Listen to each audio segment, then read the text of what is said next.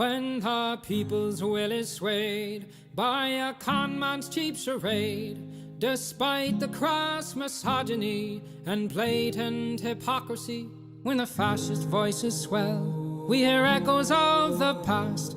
They vilify the immigrants, the leftists and outcasts. When the opposition croaks and the people just don't vote for the same old tired rhetoric of neoliberal politics, we must organize the fight for our universal rights, for democracy and empathy to permeate this life. For it's not the immigrant who labors for some bread, who's making us toil till we drop dead. No, it's not minorities or peer-reviewed authorities, or queer folks and trans folks, or a multitude of deities. I say, all are your comrades and none are your enemies, in the momentous fight against all bourgeois priorities. Freedom is not those traditional values crafted from bigotry and classist realities. Freedom is freedom to move and disobey, to rely on one another to keep would-be kings at bay. Say none of us can stand alone against their power. We must stand together and make them cower. For the laws of this land have us used and abused, owned and subordinate to our patriarchal roots. I say it's high time we reinvent this whole operation to make mutual benefit our sole occupation. Because freedom is freedom to move and disobey, to rely on one another to keep would-be kings at bay. Say none of us can stand alone against their power. We must stand together and make them cower. Here we go. Yes, freedom is freedom to move and disobey, to rely on one another to keep would-be kings at bay. Say none of us can stand alone against their power. Rise, proletariat, and make them cower. This is why I love streaming. Every day, you can.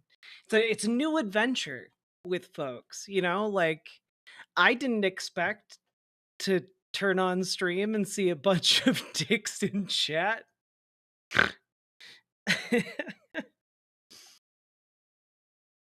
No villain fit today? No, sometimes I just wear a cute sweatshirt. Sometimes I'm really, really busy and, have a book I need to read before stream goes live.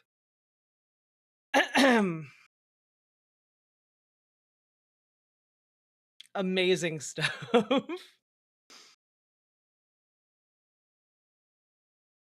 Hello, Sunshine Miner. Hello, the all-powerful Kagan. Hello, Rosie. Hello, Walking Neon Carpet. Hello, Banana Brains. Hello, Michael Reich. Hello, Carly. Hello, Mithril. Hello, Underhill. Hello, Banana Brains. Hello, Roxanne Epstein. Hello, Cute Dark Arts. Hello, Makuda Luroka. Hello, Paladin Lost. Hello, Kraken Pill 2, the sequel to Kraken Pill 1, The Krakening. Hello, I'm Idaho. Hello, Twitchy Tism. Hello, Sorry You're Blue. Hello, hello, hello. Hello, Axolotls with Cream. Hello, Very Knifey Duck. Thank you for the $5 dono. I thought I heard somebody calling me, but it turns out they were not saying ducks after all. Hello, Jenko. Hello, Gransom. Hello, PC Schwarz. Hello, Two Dad Smoochin. Hello, Mr. Miyagi. Hello, Story the Bard. Hello, Low Clarity. Hello, Twin Tails. Hello, Failsafe. I'm gonna get some water, and then we'll grab Nathan. We'll talk about his book.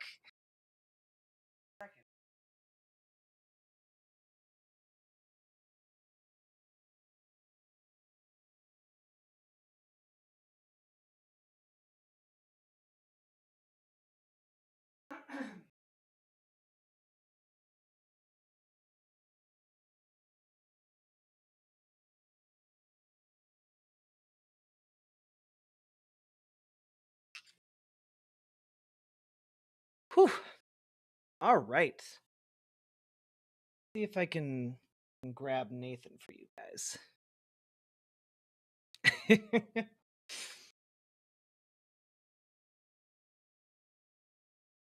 Also, apologies, chat. My voice still a little miffed. And I'm gonna turn off alerts so that we can talk uninterrupted.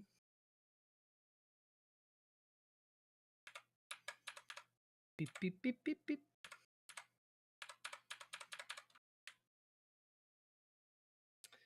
Alert box. Alerts. Alerts.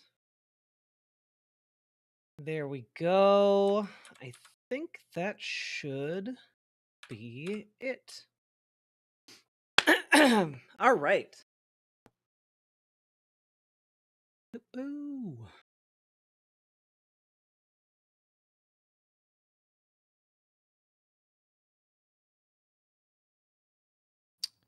Hello. Hello. How's it going? It is going all right.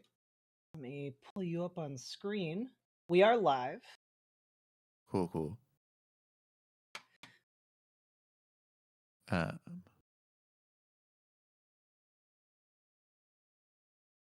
There you are.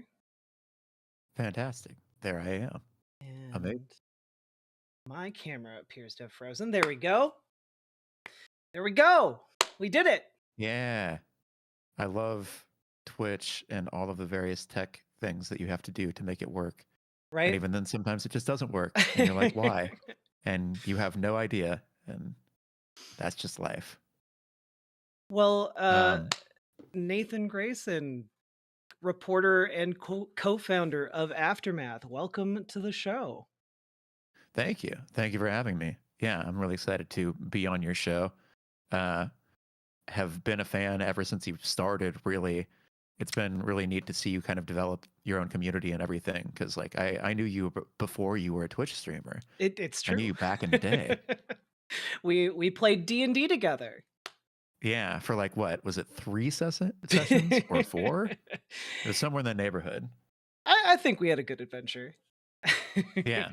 I mean, I enjoyed it tremendously. It was just one of those classic D&D circumstances where people were like, we got to reschedule this session. Oh, let's reschedule that one. And then it was like, well, I guess we're going to play in like a month. And then eventually it was like, I think this is kind of Yeah, over. it just kind of fell apart. But I think you played a druid who was raised by sand gators. Yeah. I think I really enjoyed your character. But also you wrote a book. I did. You wrote a book. In the time. Yeah. Actually, as soon as we quit playing D&D, I was like, now I finally have time to write a book. Thank God.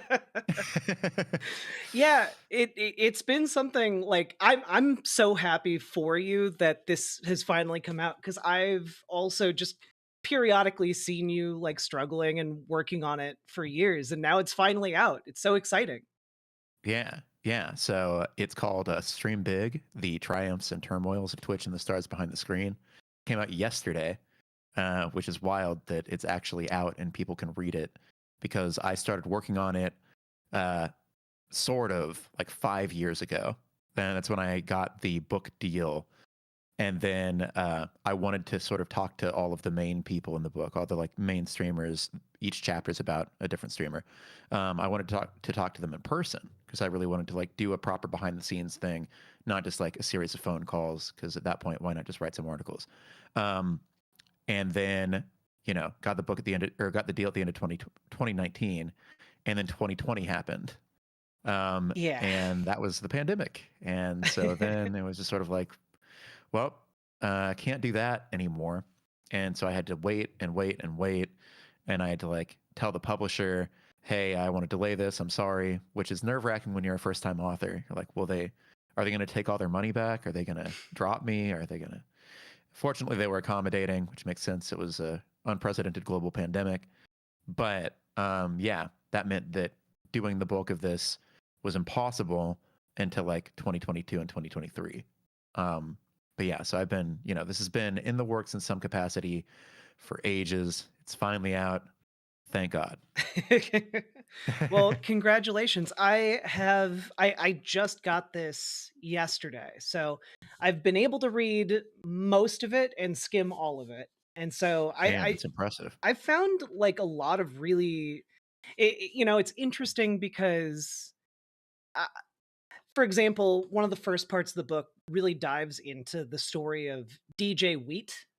Mhm. And I'm not sure that many people outside of the niche of like esports necessarily know who he is. And like I remember back 15 years ago doing like an email interview with him.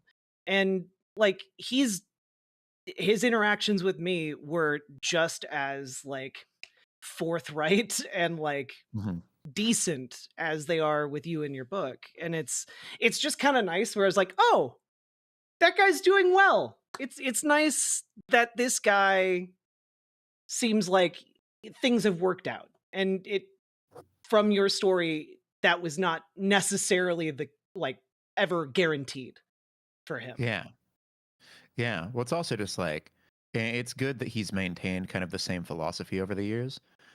He was a very early Twitch employee. Basically, he started out as somebody in kind of, as you were saying, the esports scene, and was one of the first advocates for really, like, at least in North America, for like getting it on TV and treating it seriously as, you know, an actual potential sport. And so he was like on early broadcast television around esports and things like that.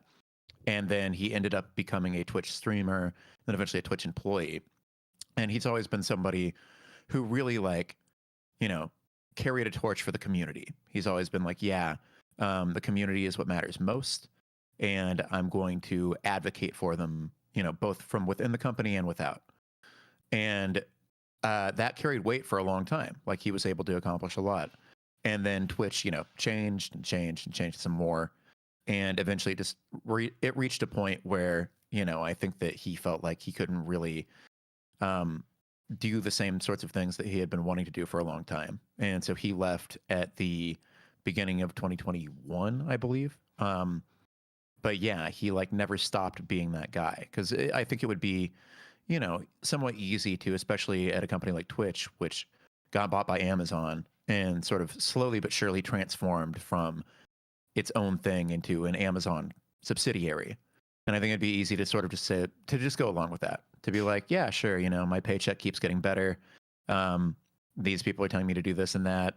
You know, maybe I had all this energy for being a community advocate back then, but I'm older and kind of tired now, so, you know, whatever. But he never sold out on his ideals. He was always like the guy who was banging that drum, and so now he's off doing something similar for another company. It's cool to see. He's a good dude. Yeah, and one of the things that I found fascinating about that part of the book in particular, and it it's hard being somebody who covers politics and is just absolutely inundated in like the day-to-day of what's happening right now. Mhm. Um there are a lot of attacks on like DEI, diversity, equity, and inclusion, and there was one part that really jumped out at me, and I'm just going to quote it here. Um and it's this idea, well, why aren't you hiring experienced people? And the reality of what came before us was most of the experienced people were male and white. And like Mhm. that's a really interesting quote because it has like this default. And I wanted to ask you, just from like your time digging into this, what was that true of the time? Because it doesn't like you immediately follow that up with like a paragraph of kind of like doesn't seem like it's true based on like data from contemporary times. Yeah. I mean, in the early days of Twitch, you know, a lot of the people that they were hiring were kind of coming out of the community. And, you know, it was a very nerd, geek, gamer heavy crowd. And so, yeah, it was pretty self selecting for like a lot of people who were white and male, or in some cases for Twitch, like Asian and male. But regardless, it was a very male culture. You know, it I think there's a lot of parallels to be made here between Twitch and video game companies, where it like kind of developed a fratty vibe, admittedly a nerdy fratty vibe, but you know, a lot of dudes hanging out together, and as a result, talking about women and people of other backgrounds in ways that were maybe not or that were perhaps ill-advised. And you know, that ended up kind of leading to a situation down the line where Twitch had like its own Me Too moment, essentially. Where like in 2020, a lot of people came out and said, yeah, you know, behind the scenes, all of these things happened to various women that were not great. And some of those involved Twitch employees who wielded their power inappropriately and took advantage of streamers and things of that nature. And, you know, you can definitely trace a line between that moment and the early days of Twitch where there just weren't many people who were not men as part of that company. And like it's interesting because you also get some access to some of the original founders of Twitch, and they kind of brush off the idea that they could have they say we could have done better, but also we really couldn't have done better. Maybe technology can help us one day to do even better, but it's just the nature of the beast. From what Yeah. you saw in your investigations and in your pursuing of this story, is that kind of an accurate thing where it's just like they couldn't have really talked with more employees or gotten better perspectives, or is it more like the system of capitalism kind of nudging them away from doing that? Yeah, I mean, I think they definitely could have, you know, done more on that front. I think every company can. They just don't prioritize it. It's also the double-edged sword of again hiring from this community that on one hand is very engaged, knows the platform really well, and like I think that Twitch wouldn't be what it is today if not for how community-oriented Twitch was in the early days and how often they listened to creators and they just hired creators outright, you know, to help them build tools and come up with ideas to grow Twitch into something that would cater to those creators. But again, they were also selecting from this pool that was pretty white and pretty male. And that's going to lead to problems down the line. They definitely could have prioritized hiring outside of that kind of demographic, but they didn't. But it was also, you know, a bunch of dudes in like their 20s making a company in Silicon Valley and in and around Silicon Valley. Like, that was the culture. That's what you were going to get. It's not good. It doesn't excuse it, but it does explain it. Yeah, and one of the things you mentioned about Twitch's growth is like this period where they went from kind of that 20 something and then suddenly they started bringing in older money, like 40, 50-year olds who didn't really understand what the technology was, why anyone would spend their time watching it. And is that part of the shift? Is that has that kind of been completed by now? Is there kind of like this ongoing thing where a lot of the people who currently work there just don't fundamentally get the value of the platform? Yeah, I mean that's pretty much exactly what has happened. So basically, the start of it was, you know, around the time that Amazon bought Twitch.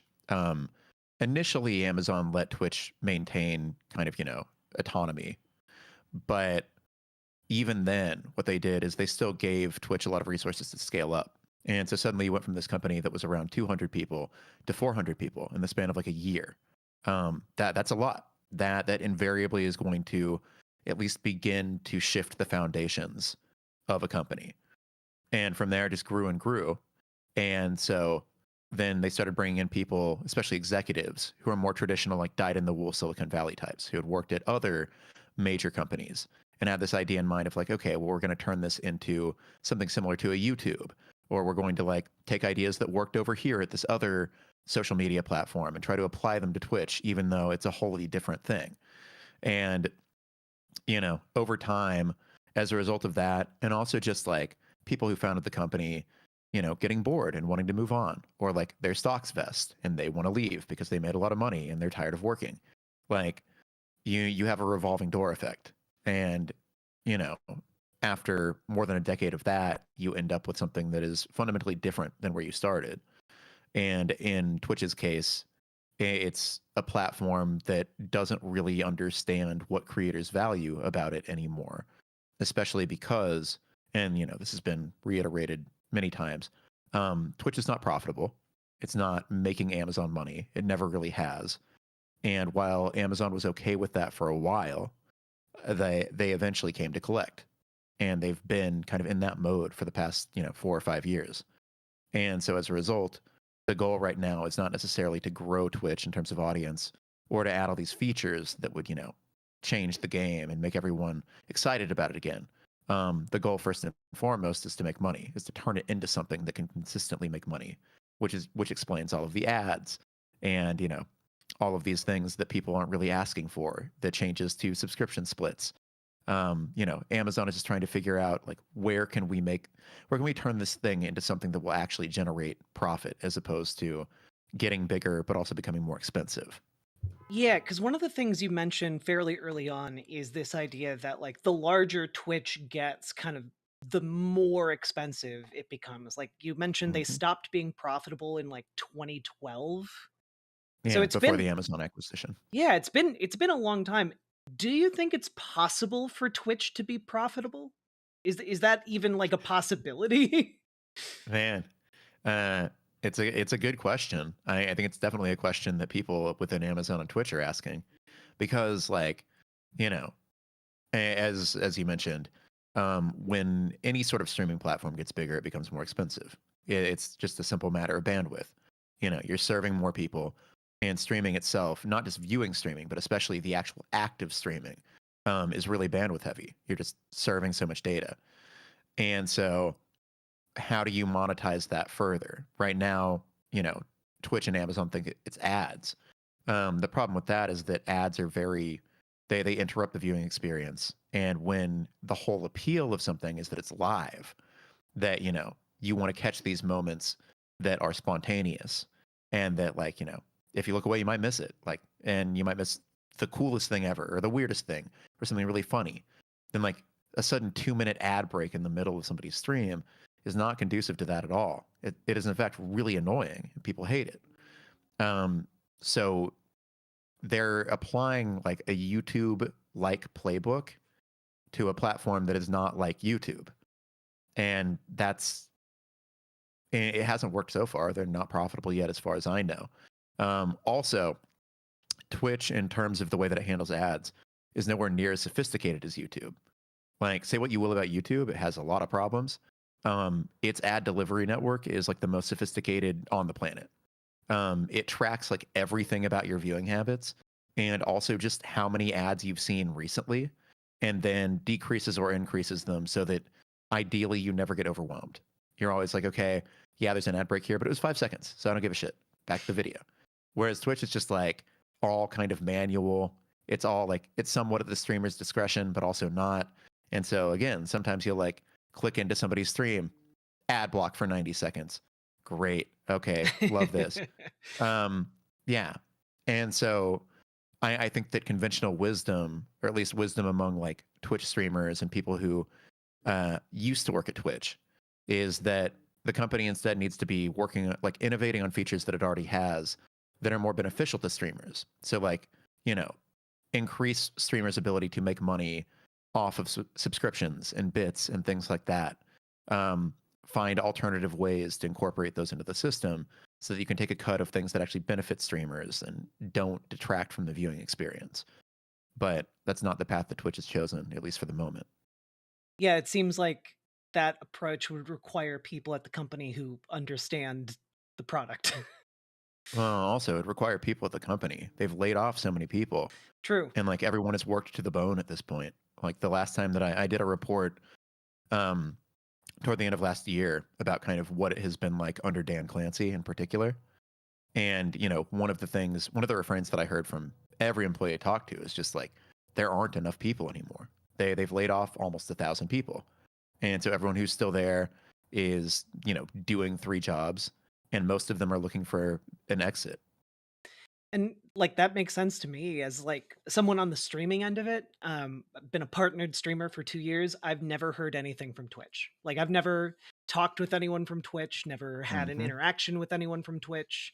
It's very strange. especially considering some of the stories in this book where, it's talking about like the past relationships people at the company had with individual streamers, and it's like Uh-huh. I have I not even friendship wise, just like even cold calculating like person who's talking to me because it's their job. Like I've never had that interaction. It's fascinating.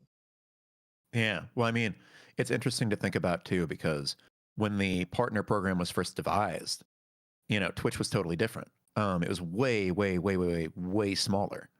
And so the idea behind the partner program at that time was to have these kind of one-on-one interactions, was to facilitate, streamers having partner managers who they could talk to if they had issues, or if they had ideas, or if they had, to make it so that Twitch could maintain a connection to its community that was beneficial for both sides. But as Twitch grew and incorporated more and more partners, went from having a couple hundred to thousands and then tens of thousands, that just became unsustainable. Like you would have to hire so many people to individually service every partner on the platform. And so I feel like partnership became kind of vestigial after a while. And it's still technically part of Twitch, but like, what is a partner really? Like, what do they do? What special access or programs do they get? What are the benefits? They don't really exist anymore. Yeah, you talk about a number of these vestigial programs too. Like you talk about like this karaoke game that I've never heard of that apparently Twitch poured an Oh man. absurd amount of money into. I remember so when they were rolling that out, it was like, in God, what was it, like 2016, 2017? It was like their big TwitchCon thing for that year. And so they had like a booth where you could go try it out. And I remember like going into, because they had erected just like the walls were made of office cubicle or something, like that kind of material. So you went into this tiny little claustrophobic room and sang Twitch karaoke to no one. It was so awkward. And like I love karaoke, and even I was like, oh my God, I feel so weird about this. But yeah, it was this weird initiative on their part. They decided to make a game where they had all this licensed music and you could sing on stream.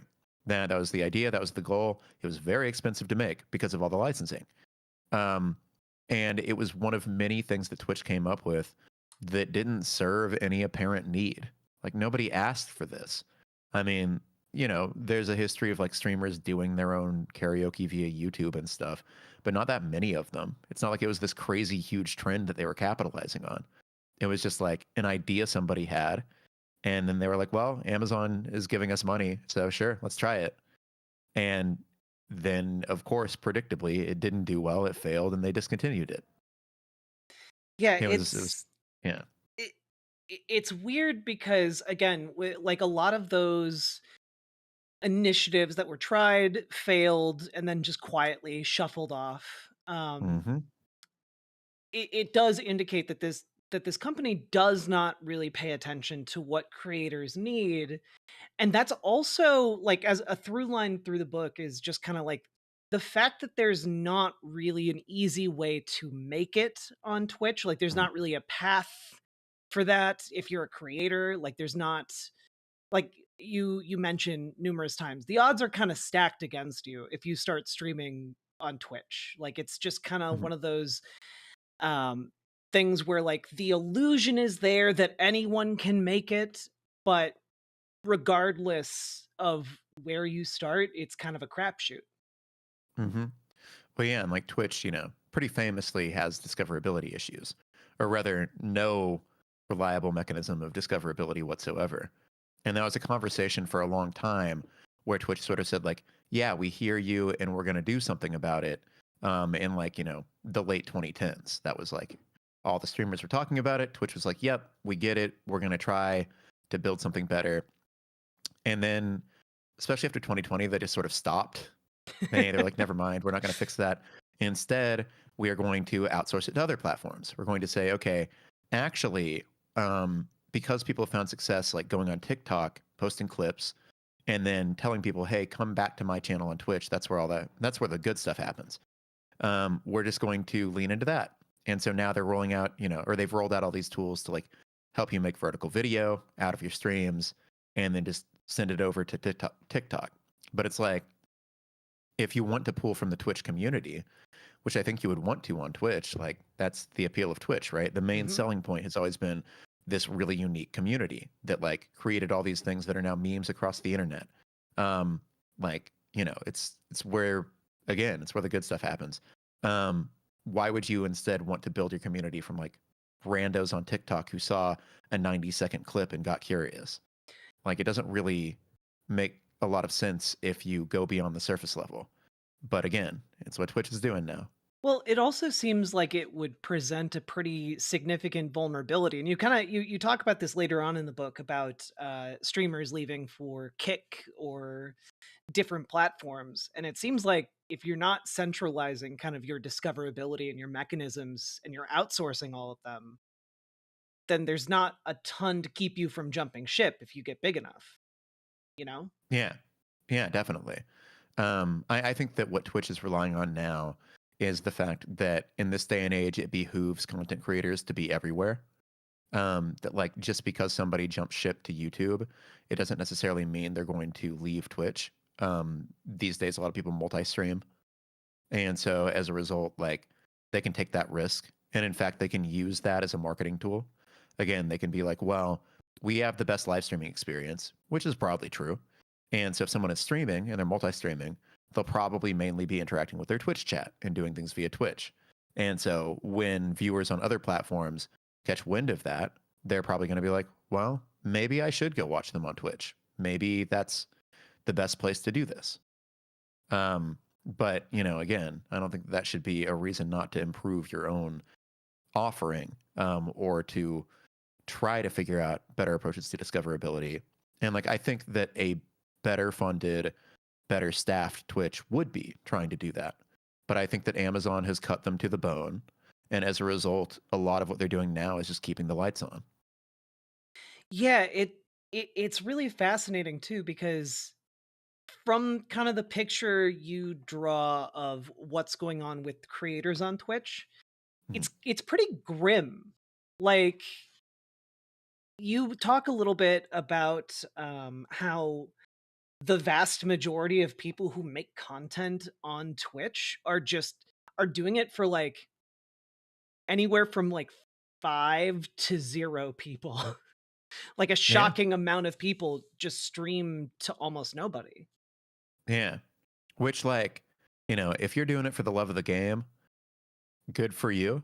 Like, you know, you gotta applaud those people to some degree. Like, especially because there are so many people out there who've been doing it for years for like 5 viewers.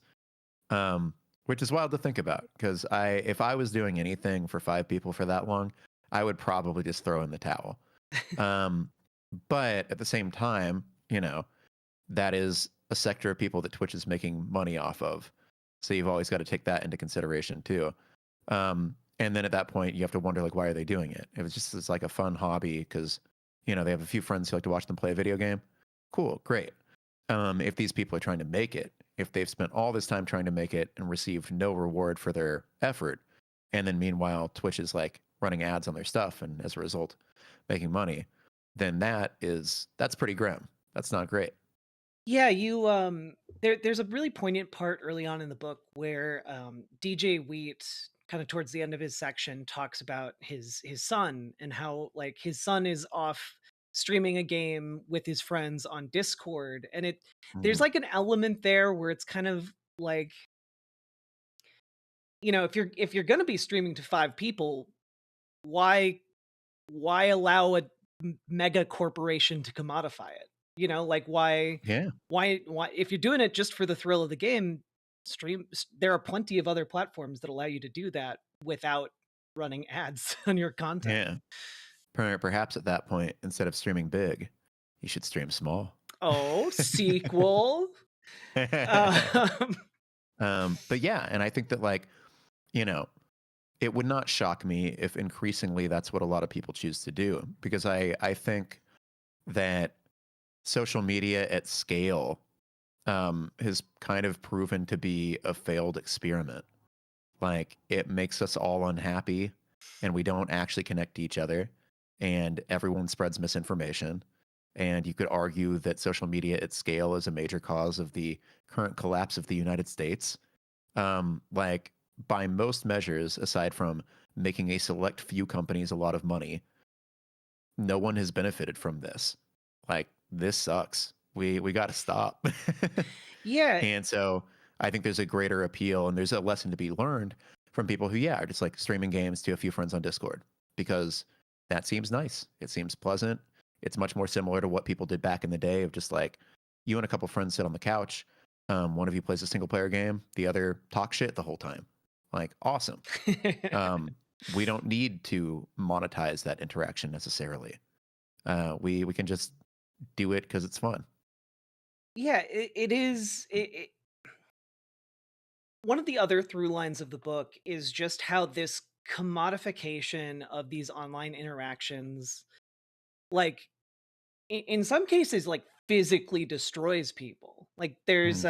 an entire section where you go into, and I'm probably going to pronounce her username wrong, Nego Oryx. Yeah, you got it. That's Um, correct.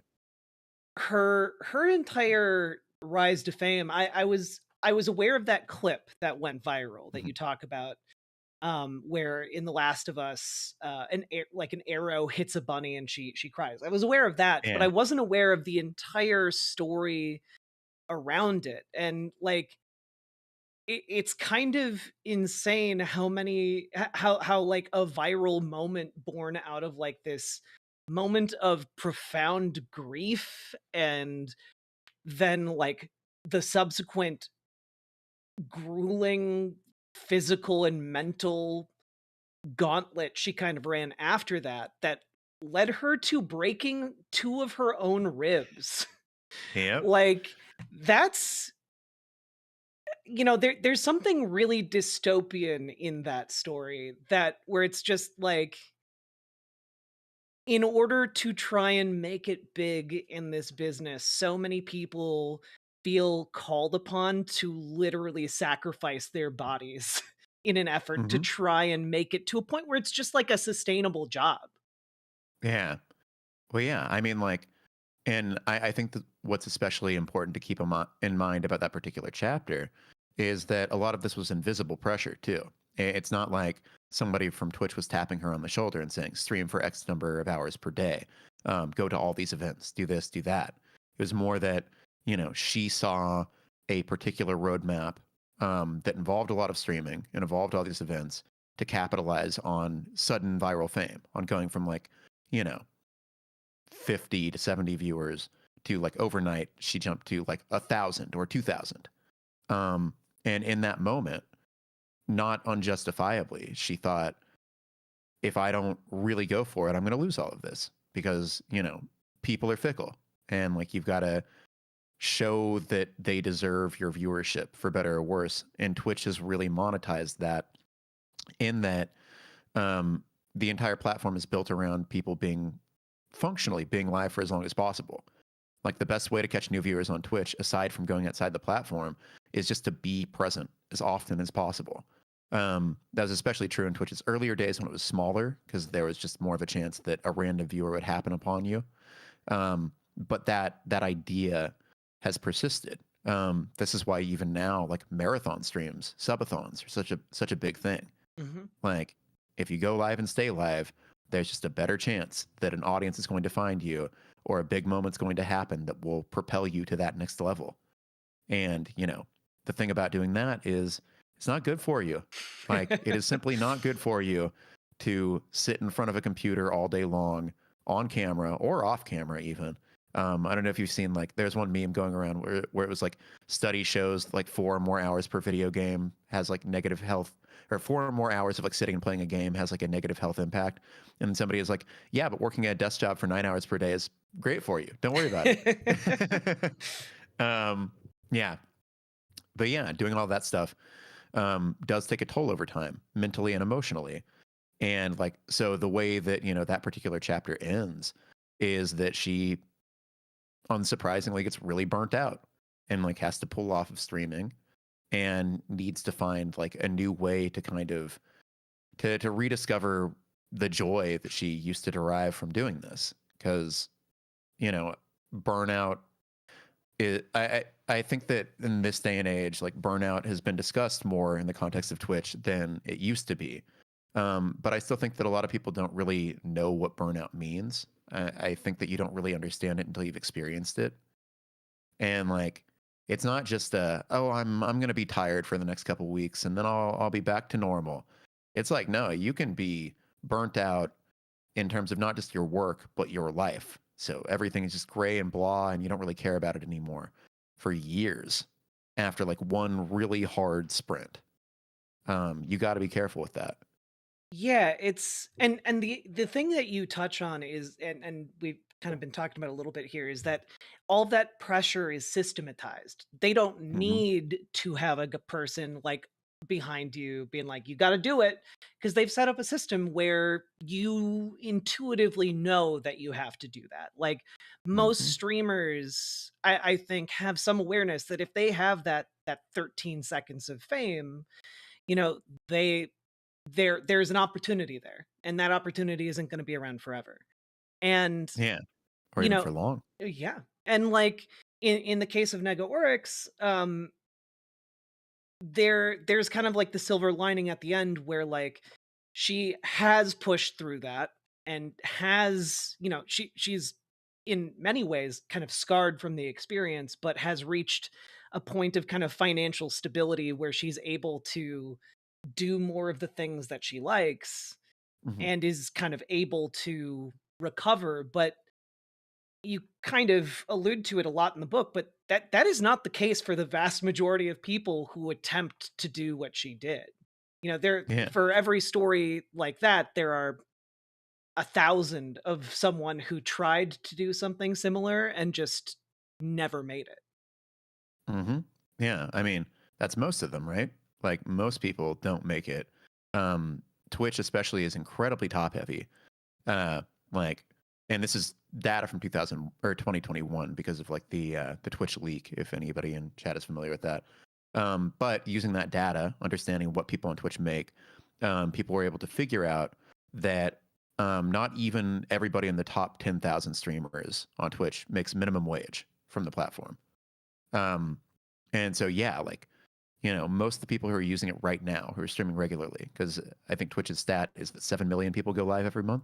Yep. Um, yeah, a vanishingly small portion of those people is able to turn this into a living. Like a tiny, tiny, less than 0.01% or less than 0.1%. Um, and so, you know, I think that again, if expectations are set clearly, if Twitch as a company was marketing itself as like, hey, come do this for fun, maybe you'll make some money, but probably not. Like, keep in mind that, you know, if you're going to grind hard at this, it is unlikely that you're going to see any measure of real success. But they don't do that. Again, they sort of let these like implications, these systematized implications, carry the story of their platform. It's like, look at this. You can come here and play video games for a living. Amazing career. Best job you'll ever have. You'll never work a day in your life. And it's like, yeah, but no, that's simply not true. Yeah, and I I don't know, like another aspect that I really appreciate is in the part of the book where you talk about Amaranth. Um, Hmm. and you talk about kind of the history of cam girls. Yeah. There's like a portion in that section, and much like the DJ Wheat section from earlier, I just appreciate kind of this attention to overlooked portions of like the history of streaming because they're I have like a certain baseline knowledge of streaming history just because I was into those niches at the time. Hmm. But I've never read anyone actually write about those times and like these individuals who kind of push streaming ahead and like laid the foundation for what ultimately became like this $1 billion industry. Yeah. Um, yep. Sorry. Yeah, I mean, I was very deliberate about that too, and just in terms of writing this book overall, because I think that especially a medium like live streaming, where everything happens in the moment, in the present, it's very easy for people to lose track of history. In part because, like, they're just on to the next thing the day after anything went down. Um, and on one hand, like, I get it, the appeal is the moment, is spontaneity. But on the other hand, like, that's not healthy, because when people forget where they came from, then they tend to repeat mistakes. That's kind of the whole cycle of things. Um, and so I wanted to both give people context for where live streaming as a medium and where elements of it came from. In the case of the Amaranth chapter, a lot of what we consider live streaming now did start with like sex workers and with people adjacent to that. The first person to ever do something that we kind of now consider live streaming or akin to live streaming was a young woman in college who like had a webcam that it wasn't video because it wasn't sophisticated enough back then. This was like the late 90s. But it would take pictures of her like every 15 seconds, and like that included her like being in her dorm having sex with people. It's been there since the very, very, very beginning. And so that's important to note, because now you have a platform like Twitch that's benefiting from live streaming and everything that came before. And it's also like has historically been very kind of prone to cracking down on anything that even looks like sex work, or that even like, just involves like, especially women or, people who are not men showing skin. It doesn't even have to be sexual in nature. And in fact, often it isn't. That's been a topic of conversation a lot of times. It's like, if someone is not doing something in a sexual way, then why are we still calling this sexual content? But yeah, I think it's important to keep that in mind. Like, sex workers built this shit. And then a company like Amazon is saying, no, go away. We don't like you. We don't want you. Like, that sucks. That's terrible. That's capitalism. Yeah. Well, and I wanted to ask how much do you think is that at all related to kind of that tech broy culture that Twitch kind of came from like the Silicon Valley background? Is that kind of the root of where this anti anything that could even look like sex work thing comes from, or is it a capitalistic interest just wanting to make it all the content as palatable as possible? Because if it's the latter, if it's the second thing, like, it's interesting how much, and you touch on this multiple times throughout the book, but like how much edge lord stuff is tolerated, like how much Hmm. different figures who just get on to say racist things or try and toe the line get away with, if it is in fact Yeah. the second Even part. now. Yeah, Even now, Asmongold. he's been doing Holocaust revisionism. It's Ah, insane. great. Yeah, he really just keeps on pushing the limits. Um, but yeah, I think that it's both things, right? I think that definitely, to your point, like, you can definitely trace a line between Twitch's early history and it being male dominated, and a lot of the early stars were kind of like edge lords, or like, as DJ Wheat called them, like shock jocks or whatever, of that kind of lineage.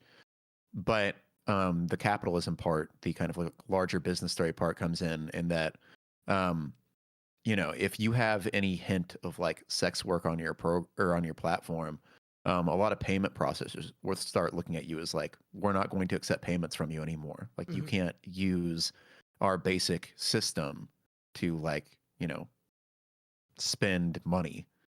So there's that element as well. There's definitely like the way that leads to trying to make everything palatable or PG or whatever, but only in particular ways.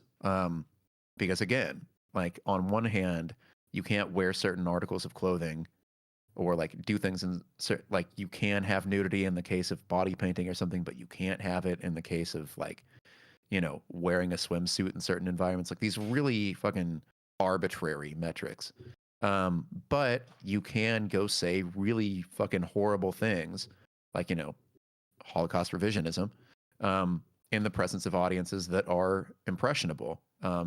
You know, uh, Twitch's demographics have shifted up over the years. Like, it is majority adults, right? But there are still a non-zero number of kids on the platform, and hearing that the Holocaust isn't real is not doing them any favors. Uh, so it remains like very arbitrary and at the discretion of Twitch in particular.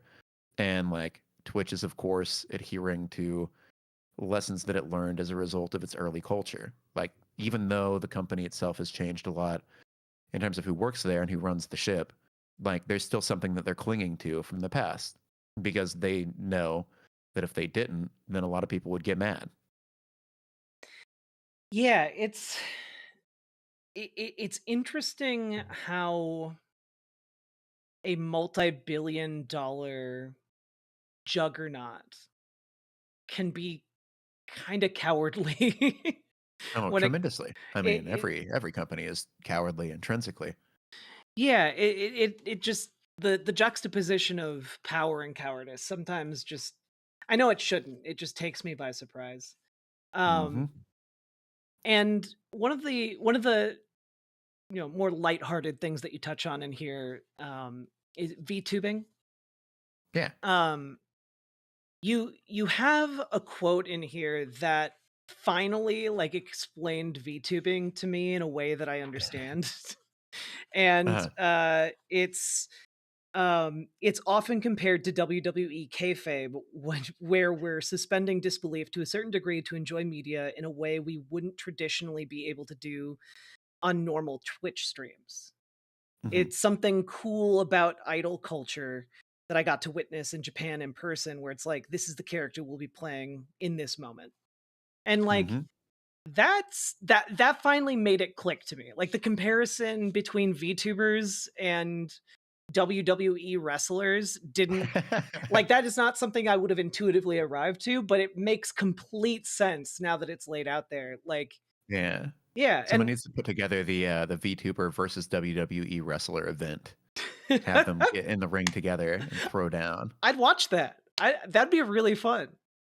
Hmm. Um, but yeah, it's interesting. You provide so many different viewpoints into different types of streaming life that are absolutely fascinating. Like in the VTube section, you talk about a VTuber house and like the insane amount of equipment that they require, and Hmm. it's just interesting insofar as I've never outside of like game journalism circles, I haven't read a book like this that kind of focuses on this this corner of the culture that I think a lot of people have historically viewed as very disposable, streams and stream content. And there's a point later on in the book where I can't remember who you quote, but is talking about how like so many of these moments just kind of are expected to wash away. Like, Hmm. without like someone making it big, like you just have countless people having all of these incredibly human moments on their streams constantly. But so much of it just kind of flows away in time. Yeah. And Yeah. oh, And even like, I was talking to somebody about this the other day. Um, but you'll have like somebody, for example, or people will like post VODs of their best moments to YouTube and things like that. And Twitch to an extent preserves clips. But even then, like what just today they announced a limit on the number of like or the amount of storage that you can use for VODs and older clips. Um, and then let's say that somebody has uploaded their entire stream history to YouTube. Well, if they didn't have their stream or if they didn't have their chat on their stream like you do, but some people don't, if they didn't have it as part of their actual broadcast, then the chat is still lost. And so you mhm. have all of these completely decontextualized interactions. You have the streamer, referring to something or talking to somebody, and you have no idea what's happening. And if nobody preserved that, and then those clips are deleted from Twitch, it's just gone forever. And there's no way to access it. Like somebody asked me about this at the in-person launch event that I did over the weekend about the kind of dilemma of needing to be able to reference a lot of this material and then searching for it and being like, oh, it just doesn't exist. It's just gone. Nobody uploaded it, or the person who did upload it, like it was a tiny no-name YouTube channel, and they just decided to delete it, so that's gone now. Or like there's this Wikipedia that's full of, or this wiki that's full of holes, And yeah, it's really hard. It's really hard to like do any sort of historical project in this space, because so much of what has happened, even though it's only happened over the course of like 15 years, uh, is already gone. Yeah, like I was into esports back in the day, right? And Mhm. you talk a little about this with DJ Wheat, but like you get into this period of history where, you know, you're talking about like shoutcasting Quake 3 matches. And like it's like so much of that just doesn't exist anymore. Like Mhm. not only like did most of it never even make it onto YouTube, but like in some cases it kind of predated YouTube in for some of these things, or at least predated when these people even connected the idea that people on YouTube would want to watch it. Mhm. Um, and it's it's sad, but it also makes stuff like this even more important. These oral histories, and I know that a lot of people kind of think, well, everything's online these days, but websites, come and go. You mentioned like I think like 3 or 4 different, streaming platforms that no longer exist anymore Uh-huh. in this book, and, like, all of the things that were streamed on them just gone. There's no way to Yeah. get them. Yeah. And I mean, the internet, I think now especially, is in a state of degradation. Like, websites disappear every day, and like so much has been cannibalized by the several major platforms, which themselves just like they are not good stewards of the content on them. They delete shit all the time. They maintain no record of any of sort of the context around those things. Uh, they're mostly centered on the present, and like they can change their algorithms whenever they want to, such that certain things get deprioritized and effectively disappear. They're difficult to search by design. Like all of this stuff that is even happening right now is disappearing as quickly as it appeared. So It it's it's not, yeah, it's weird to think about. It's weird, but I think that's what makes, Stream Big so important, because it is yeah, something that it will not easily just disappear. yeah. I Um mean, I hope not. We got to see, we got to wait and see first what books the U.S. government chooses to burn. that's true. Just Aside from books coincidentally, about small freckled girls. coincidentally, yesterday I learned that Amazon, parent company of Twitch, Uh-huh. is removing the ability to download books to your Kindle. Like you'll no longer be able to download any of the digital books that you've bought through like their Oh store. yeah, this is like to stop you from using them on other services, right? It's just Yeah, like or it's to lock devices. you in. Yep. Yeah, So this is your warning, folks. Go download your books, I guess. yeah, yep. But yeah, because that's the thing is like, you know, it's so weird to think about, but there was a time when these major platforms like Facebook and Instagram and whatever else tried to be or tried to at least pretend to be interoperable with each other and with other platforms.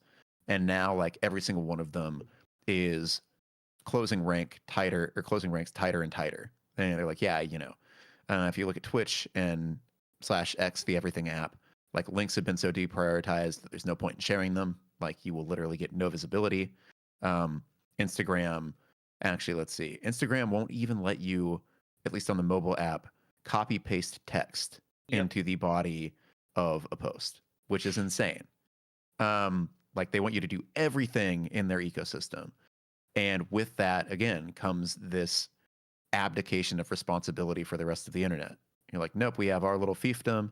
And if you don't like it, then too bad. There's nowhere else to go. Well, and of course, in the midst of all of that, they're attacking Internet Archive and trying to remove its ability to document anything. Uh huh. And like things aren't looking good in court. I think they're going to probably succeed. Yeah. Yeah. It's going to be so hard to research the period of time we're in the future, maybe even 5 years from now. But again, that's why I really appreciate this. Um, Yeah. one thing I wanted to talk about is kind of in line with Nega Oryx's story and like the kind of the risks that streamers take at two different points in this book. You talk you tell through the point of view of Cypher of Tyr Mhm. and Keffels about kind of this risk, personal risk that streamers take by making this content, by putting themselves out there, and by getting visibility. And it's kind of one of those things where, like, in the midst of just trying to make it, there is also like this other external factor of malicious actors trying to either ruin your reputation online or physically endanger you, whether it's by Mhm. stalking or um, violent threats or swatting. You talk about swatting at several different points through the book, Mhm. and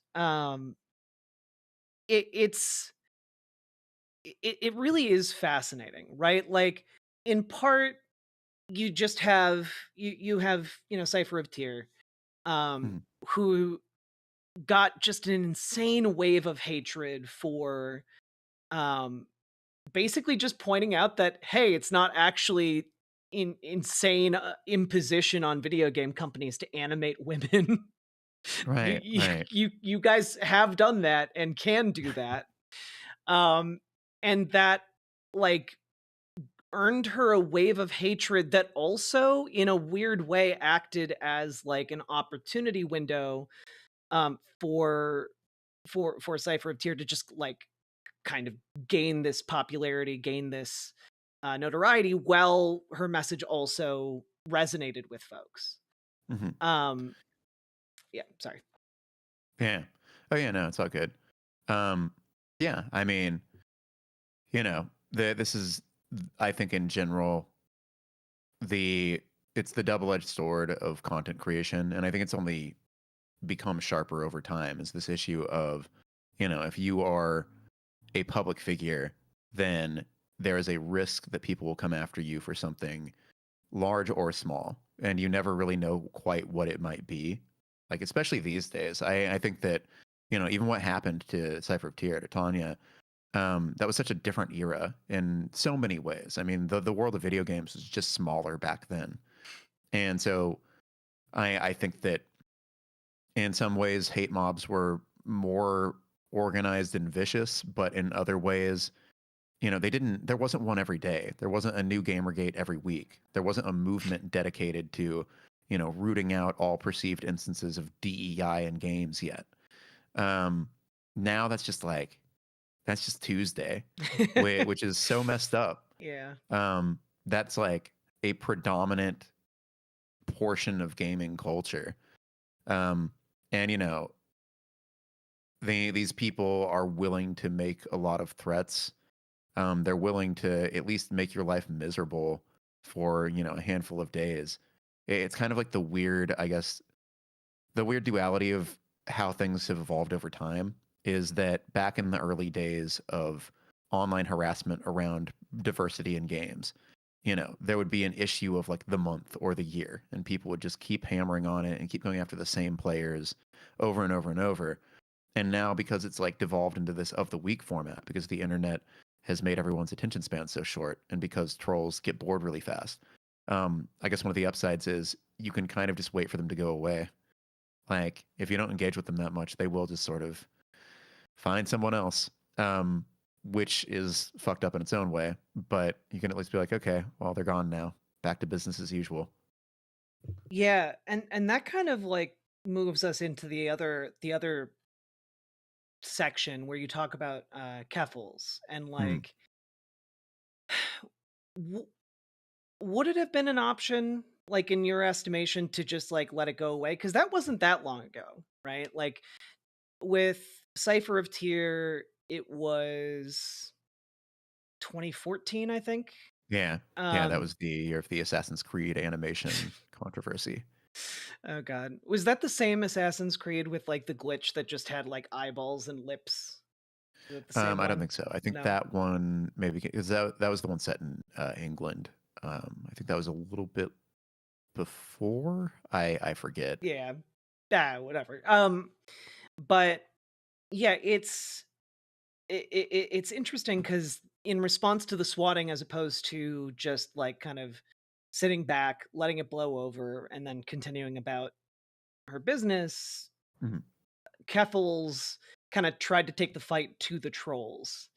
And you Yeah. kind of you kind of it gets labeled as like a victory, but then the story continues beyond that where it's Mhm. a victory, but then they continue finding hosting and it continues to pop back up. And like, do you see there being an actual solution to when we're talking about not just like a lone actor or like 10 people working together, but instead it's an entire website who's making it their job to ruin your life? Yeah, I mean, the only real victory condition there, the only real way to dismantle something like that is, kind of to do what the like drop Kiwi Farms movement has tried to do, which is just to get everyone on every step of the path to kind of not do business with them anymore, to have all these providers refuse to host them and all these things, to essentially remove them from any sort of mainstream portion of the internet. Um, the real way to solve this problem would be for these various like hosts and web service providers uh, to just rigorously enforce terms of service that are dedicated to, avoiding harassment and other forms of terrible behavior. But they don't do that, and they wait until the last possible second to enforce their terms in a lot of cases, and even then only because of outside pressure. But that would be the real thing. Is just to say like, look here, these are clear instances of a platform being weaponized against people. This platform should probably not be allowed to exist on any sane portion of the web. But what we have right now also is like we live in a world where we have this extreme far right element that's been facilitated not just culturally but especially by capital. And so anytime that somebody gets pushed off or into the fringes or out of the mainstream, then there's this entire sector waiting to embrace them with open arms. Say, okay, well, you can go cater to us. We've got your back. We like that you're horrible. We want to facilitate your cruelty. And so, like, I'm sure that even the if what the part of the internet that most people use mobilized against Kiwi Farms tomorrow and was like, yeah, you're done for, then there'd just be some new form of internet that people would make to ensure that it gets to continue doing its thing. It has already managed to stay on these like these sketchier kind of web hosting platforms. Um, that's just how it works, and it sucks. But like, I'm not sure that there's anything regular people can do. And like the book sort of points to this after a certain point, it becomes a matter of things like policy. Like those in power are supposed to be, regulating these platforms and protecting us, but they've abdicated that responsibility.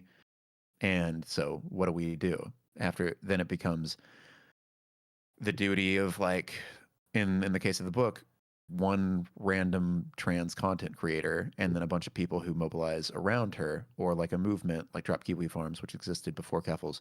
Um, but it shouldn't be those people's responsibility. And they probably, in the long run, can't win that battle. They can just sort of make progress in it or make life difficult for the people on Kiwi Farms. And there's an interesting element and portion of that interaction. You describe an interaction with Keffels in the book, and I just wanted to ask you more about it, where um, you approach her with like screenshots that show kind of some inconsistencies with Hmm. her story, and I just kind of wanted to ask you more about that because I know that there are people watching who are curious and like what Yeah. your perspective is on all this. Yeah. I mean, there ended up being like a lot of inconsistencies with, kind of some of the things that like Keffel said and did. Um, and that's not to take away from, what she went through, because Yeah. it's verifiably true that Kiwi Farms came after her, stalked her between multiple different countries, made her life hell for at least a few months. And that her activism resulted in Kiwi Farms like being taken off of the mainstream internet, at least for a little bit. Like those are important wins. That's good. There was a lot of there was a lot of like speculation about kind of her GoFundMe. That was the big thing. Is like she collected all this money near when she was incarcerated, or when she was taken in by she was swatted and taken by the police for a little bit. They took some of her streaming equipment and the things that she needed to do her job, and so the GoFundMe was in part to counteract that, basically to say like, okay, well, I might need to buy new stuff, and during the time that I don't have my stuff, I'm losing out on potential income, which I need. Understandable, except for that she got a lot of that equipment back pretty immediately. And so then she said, okay, well, I'm going to put this toward a legal defense fund for the future, and also to seek kind of justice against the London Police Service, which had, treated her poorly, basically, is what she was contending. And then there was this just very long period of time where nothing really came of that. And like she didn't really mount any sort of offense against the London Police Service. And people started to get antsy, and they're like, where did this money go? What was the purpose of it? I did end up talking to like her lawyer, the person representing her in all of this. And like they did end up filing, a complaint against the London Police Service. So things happened. But there were also various other points where like she made different claims about what people did to her, and then kind of like walked them back, or said, well, actually it unfolded more like this. And some of those cases, some of that involved the moment she was swatted. First she said like that somebody held a gun to her head immediately. That's what she was greeted by. Then later she was like, well, actually they were at the door and my partner answered the door, it wasn't me.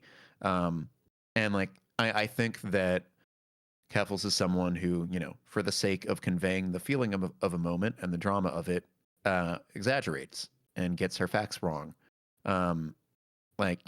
She's definitely someone who, for better and worse, is like a natural content creator, in that like she's very good at playing up the drama of something or leaning into the moment, or, she's very confrontational. And this is sort of what the chapter ends up kind of concluding on, is that you can be this sort of person who's perfect in some ways for like activism and content creation, and like you're ready to just throw down with people. But that same instinct can, in this scene, also lead to your downfall or destroy you, because it can convince you to become this incendiary personality who like starts shit with everybody, and who is willing to sort of be a little bit dishonest for the sake of your larger argument. And then over time, that stops working and people start noticing, and it detracts credibility from you as a person and takes away from the things that you accomplished previously. And like, Keffels, I think, still is not really online anymore. I don't think she's making content, because people came after her in droves. It got really nasty. People were making all these videos about her. Some of them were justified. Others were just super not. They were way out of pocket. Yeah, I mean, it was a really difficult situation. She also, ended up like going into rehab as a result of the pressure, or at least she said, the pressure from the Kiwi Farm stuff. So there was a drug usage component. She claims that she did not spend kind of the money from the GoFundMe on drugs. There was a quote in there where she's like, what do I look like, Pablo Escobar? Like the amount of cocaine that you would be able to buy with all that money is absurd. But yeah, I think that, she was not a perfect, or she's not a perfect person. She was a troubled person in a lot of ways. And those qualities were exacerbated by content creation and the way that it incentivizes you to behave, and the way the platforms like Twitch incentivize you to behave. It's not to say that she's blameless. It's to say that the kind of person who's drawn to this can bring out their worst impulses. Okay. Yeah, I was genuinely curious about your entire take from that. I think I'm more sympathetic than most, while acknowledging that she fucked up in a lot of ways. And that, especially early on when people started coming after her, I was like, I don't know, this feels kind of bad faith. And then as I looked into it myself more, and as I talked to her more, because I talked to her a bunch, of the people in the book that I talked to, like I probably talked to her close to the most, both in terms of our first like sit down interview at TwitchCon, and then just in texts and messages and calls over the course of years. And yeah, like I think that despite everything, she's someone who largely had good intentions, but really went astray toward the end there. Yeah. I appreciate your insight. That was it's a fascinating portion of the book, to be sure, and that attention to the your interactions with her definitely come through and make that part of the book particularly engaging and interesting. So I'm thank you for sharing your insight there. Yeah. Um, I mean, with anything like this, so I think that on the internet, there's a tendency to be very black and white about things, to be like, yeah, this person is terrible, this person is the best, and so on. Which, comes from the fact that a lot of these conversations are happening in very brief messages, in drive-by arguments, all of this stuff. And I think that if nothing else, a book allows you to be a lot more nuanced and to like, you don't necessarily have to reach a tidy conclusion. You can present the information as is and be like, all right, well, prospective reader, I hope you learned something and you can digest this for a while, and whatever you think is what you think. Best of luck. well, I think at a few points you even talk about how none of these stories really have, you know, conclusions because they're all still unfolding, and that's absolutely true. A lot of these are just kind of glimpses into these very specific points of time, and um, in that way, I think it's actually more fascinating that a lot of these things are not wrapped up with a pretty bow at the end. Yeah. I mean, they can't be, right? Like, these people keep doing their jobs, they keep streaming, they keep living lives. And so I wanted to, I signpost that at the start of the book. I'm like, these are just snapshots. Snapshots of pivotal moments for sure. But I think there's a point where I say, like, by the time somebody's reading this, like, these people will have had entire other arcs of their life and of their content creation careers happen. They may be in totally different places. But I still wanted to sort of hone in on these moments that felt important, because that context is it still matters. It still helps you understand who somebody is. And especially I think that's true if, like, you're coming in and you start watching somebody like after the events in my book that you didn't watch before. For better and worse, I think a lot of content creators, especially some of the more flawed ones, try to bury elements of their past. They'll just act like nothing ever happened. You have people like Destiny, for example, who's gone through many really fucked up arcs. And then he still gains new viewers on YouTube and they have no idea. And they're like, he seems credible. And it's like, I promise you he's not. But like, there's that. It's like Dr. Disrespect now, who's back and remonetized on YouTube, because I guess the punishment for Oh, God. pedophilia is a 6-month demonetization. All of these people who they sort of are able to get away with it because the internet just keeps moving and keeps going. And so if nothing else, it's important to kind of have these moments, I think, documented in a way where people can visit them and understand them holistically, as opposed to just picking them up in bits and pieces via like lore from other viewers who say, oh, did you hear about this thing? Well, blah, blah, blah. And then you have like, 60, or like you have 1/60th of the story and you still don't really know what actually happened. You're like, okay, well, I'm going to keep watching them. Exactly. And to kind of close out your book, you have a section dedicated to politics on Twitch, kind of the rise of like more politically minded content. Yeah. And You like politics? I, That's crazy. I little bit, I dabble. But one of the fascinating things, you tell it through kind of the lens of Hassan Piker, and Mhm. how did you interview his mom? Like you have a bunch of quotes in here from his mother, and they're actually really sweet and really Yeah. insightful, and I really enjoyed them. It is simply because so I went to his house to interview him, and his mom was staying with him, just hanging out. And so I was like, "Hey, can I talk to your mom too?" And he's like, "Yeah, sure, go for it." No, it's really funny because his mom is like so similar to him, but like how Hassan is kind of, especially when his chat is annoying him, he's kind of like a little bit grumpy and standoffish. Mhm. His mom is like that same personality, but like sunny and really just like happy. At least in that moment she was. And like also just a totally open book. So I mean, like, for example, Hassan didn't want to talk, and like I understand this, but like he didn't want to talk about like swatting and stuff at all. And his mom was like, "Oh, I'll tell you everything. I was there one time, and it happened, and I answered the door, and blah blah blah." Yeah. Yeah, there's a quote that stood out to me, and it's just this part. Though Piker did the work of demonstrating all of this on Twitch, it's his mom, Sedef Piker, who puts it best. I can see there's a really smart new generation that's more aware of what's happening because it's their future that's been stolen from them. I think they need to be aware of it because political is personal. And like Hmm. that's so sweet, and it really does get at like kind of the essence of what I think resonates with political content on live streaming platforms and Twitch. Like, Hmm.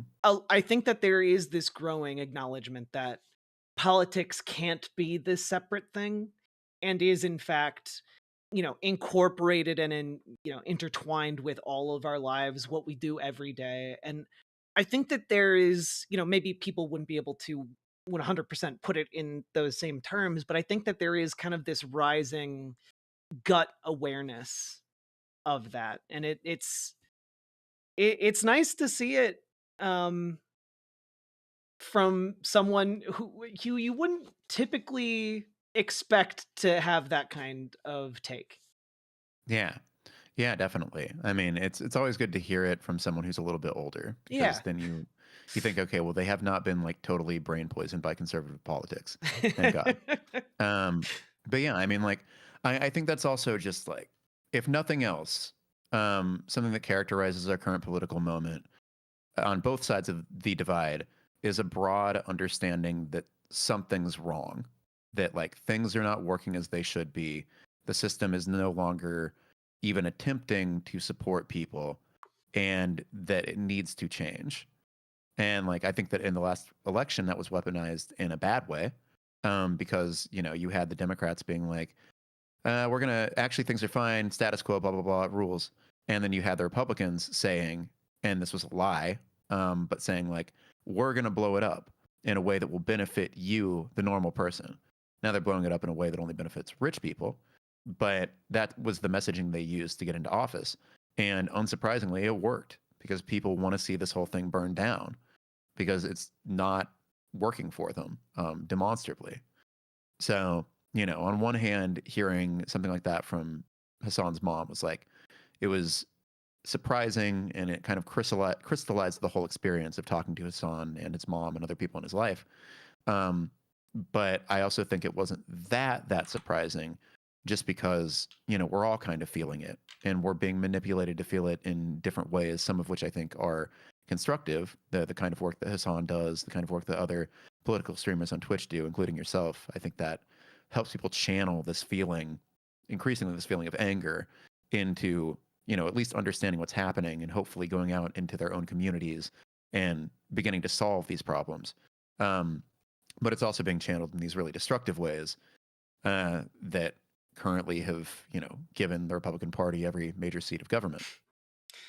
Yeah, that is, I think, one of the interesting, because like the entire book isn't necessarily about explicitly political creators, but throughout all of it there is kind of the through line of, or that tension that is Mhm.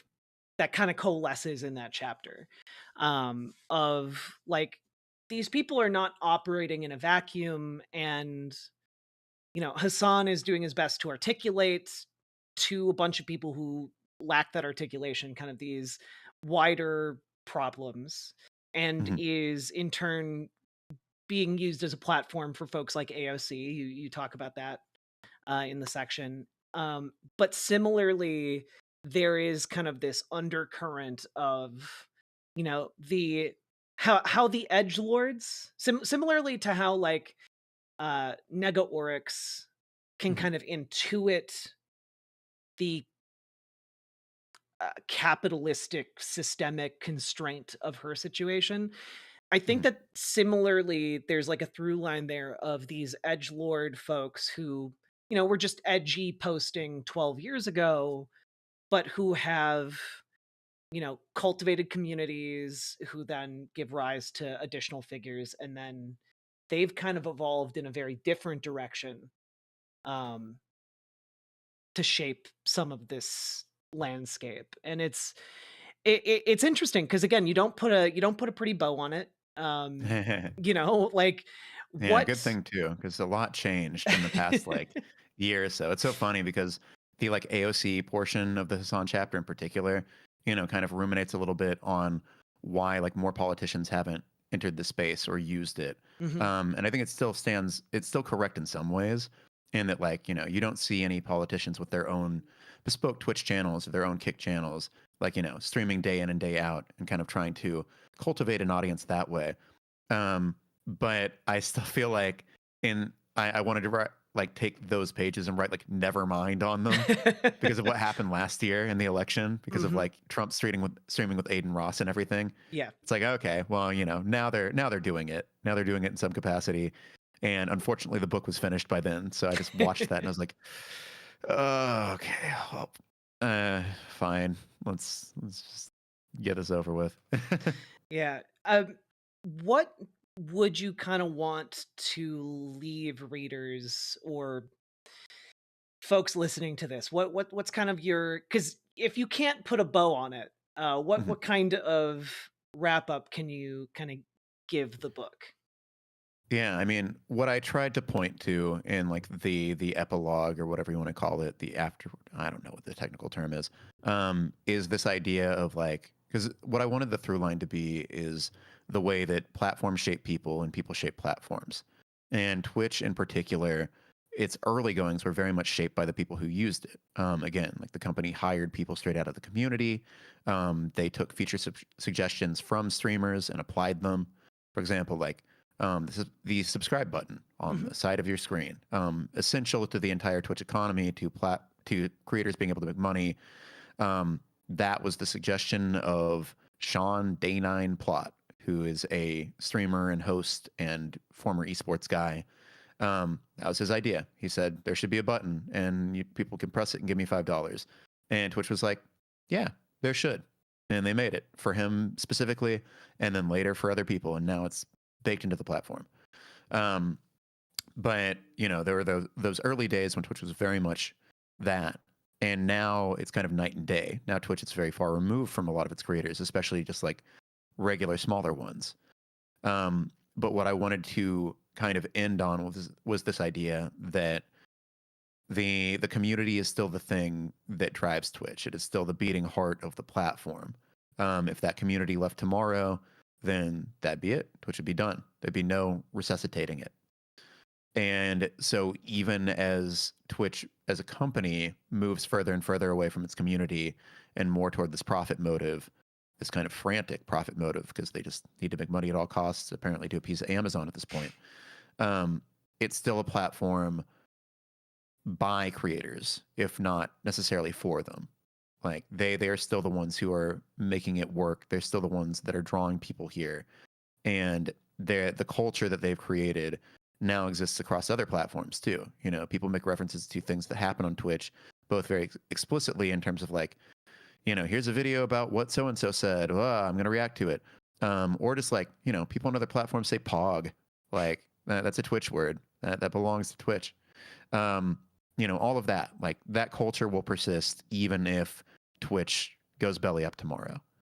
And I think that's the happy-ish ending that I wanted to give the story.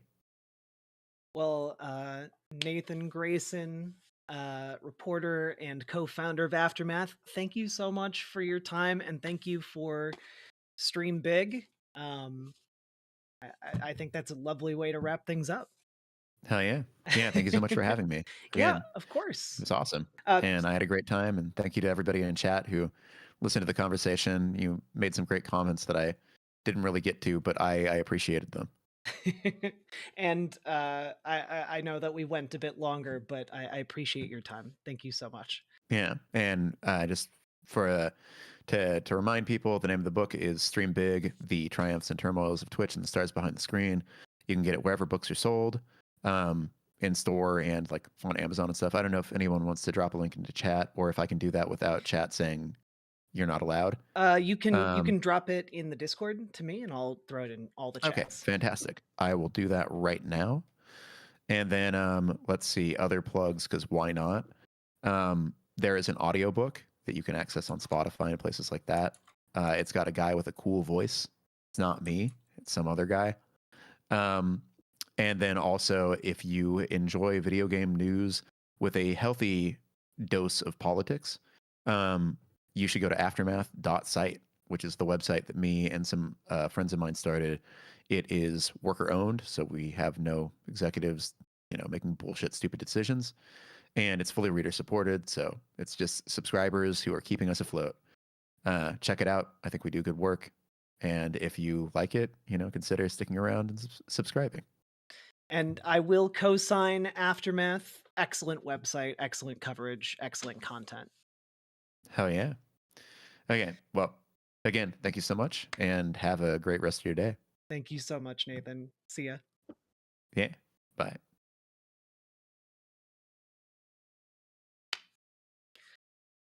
That was so fun. I'm so happy for him. I'm so happy that this book came out.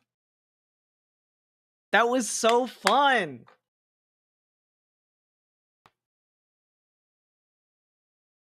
Definitely grab the book. It's really good, guys. It's not, look, okay, I don't have a ton of time to read, but last night before stream I read through like the first 50 or so pages of this. I think it's a little bit shy of 300. It's like 200 280 pages. And it's great.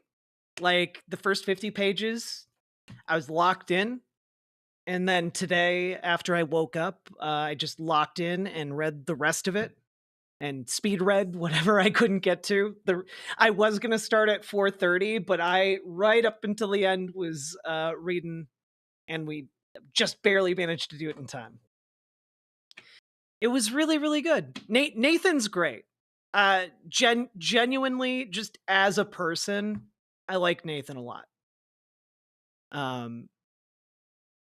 We're both very busy, so we don't get to hang out that much, but he's a good dude. Whew. Well, Banana Brains, I might have sped read over that part because I couldn't find it, but I'm going to read it more carefully when I'm not on a timeline to do an interview about it. I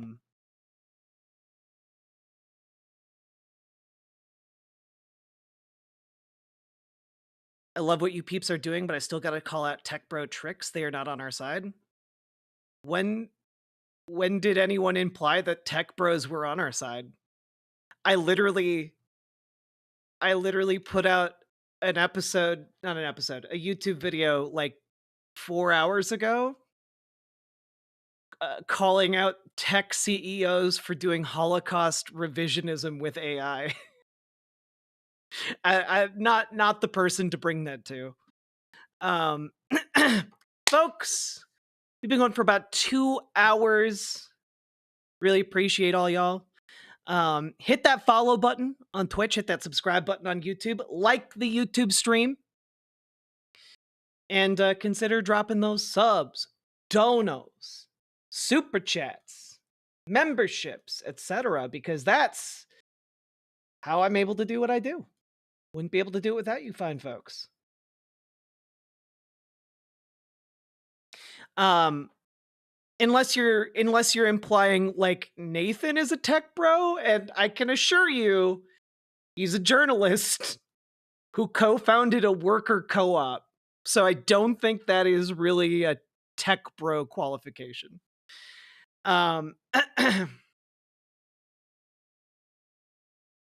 Also, let's enable the sound alerts over here. Whew.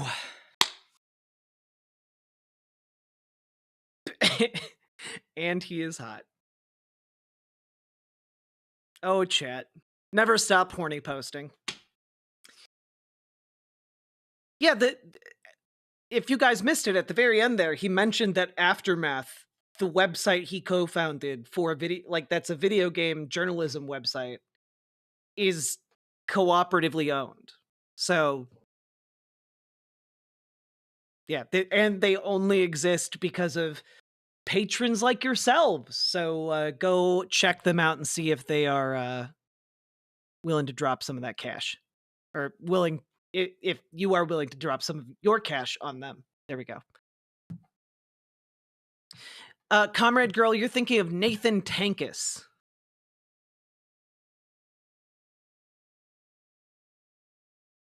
Yeah, but then Flow Snake, you got a record with the fact that you're saying that tech CEOs are bad to someone who I literally just today made a video about how tech CEOs are creating systems that are revising the Holocaust with AI. So I'm not sure where your fire or ire is directed here.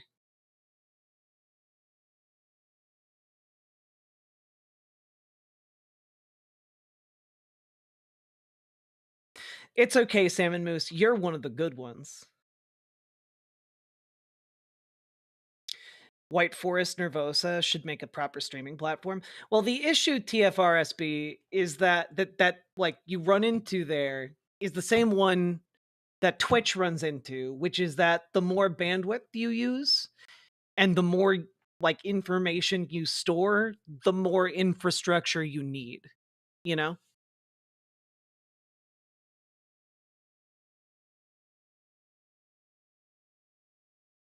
Hey Jack, I missed most of the stream. Is RFK literally rounding up people on meds? Not yet. He's talked about wanting to put people on wellness farms to reparent them.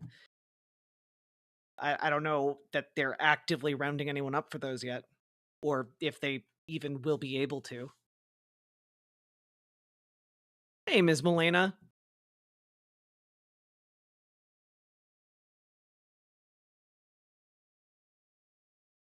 Housing is more expensive largely because of them. Because of who?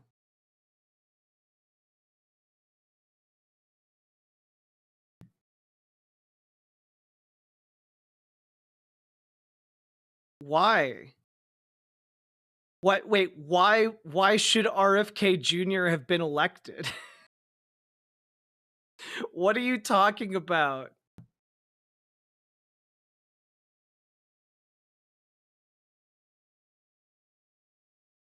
Yeah, private equity is making the cost of housing go up, but I'm not sure why.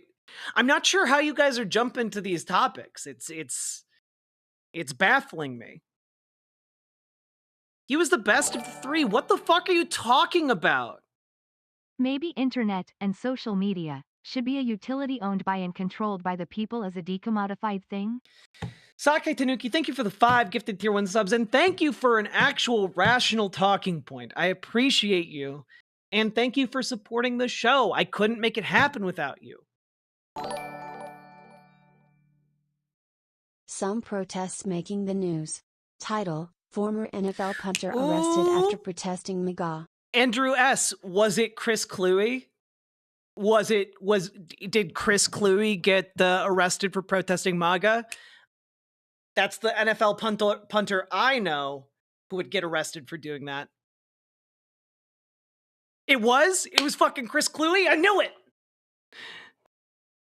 Cluey is cool. I've played one of the board games he's been developing. I don't know if he ever managed to release it, but years ago, when I was working at Game Informer, sat down and played his board game. And he's cool as hell.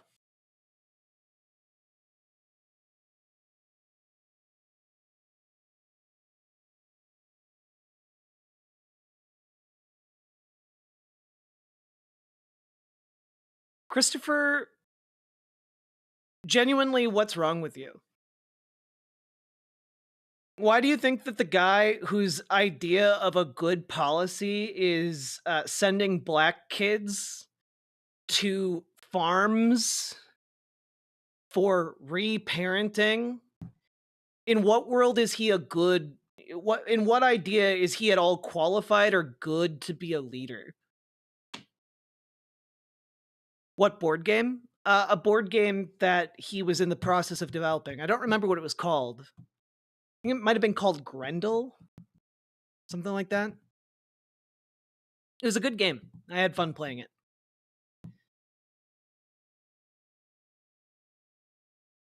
Freeze Peach. Friend sent me an article from Palo Alto local news. Joan Baez showed up at a local Tesla dealer protest there. Good. No, Grendel. Grendel, like the monster from Beowulf.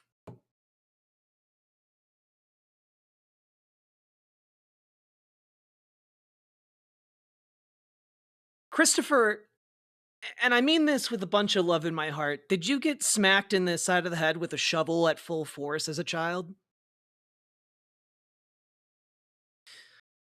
No, you don't play as Beowulf, but it involved the monster Grendel. Guys, this was like 12 years ago, and the pieces were made out of like construction paper. Like it was not a finished product.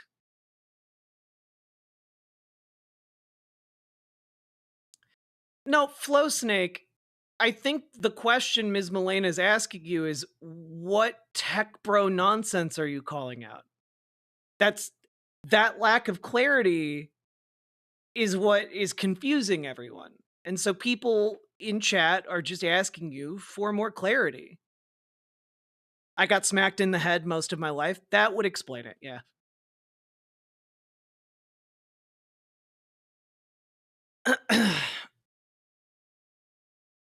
It's not an attack. I think people just want to know what the fuck you're talking about. Cuz this book is not pro Twitch. It's also not anti Twitch. It's just explaining Twitch.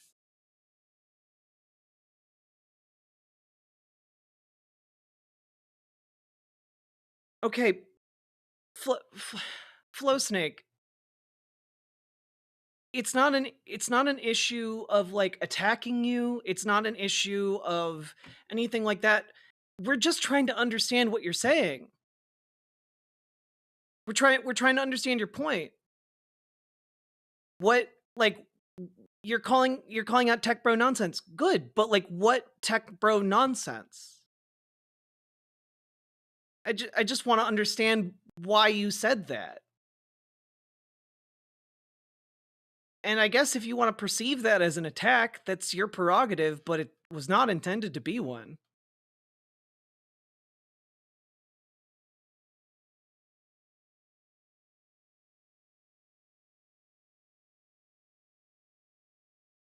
Trundle like the taint? What? What the fuck is happening, guys? We had such a good stream going. Now I feel like I'm on crazy pills. Oh, God. Try charades. A classic board game. Oh, God. Trundle, the League of Legends Troll King? Nailed it. Got it. I'm the trash man.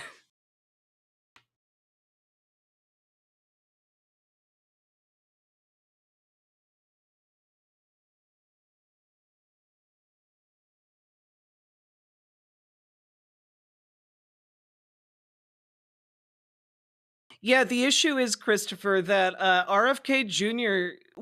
has exactly dick and shit to offer for high housing prices. So, not exactly sure why you think he'd be qualified in any way.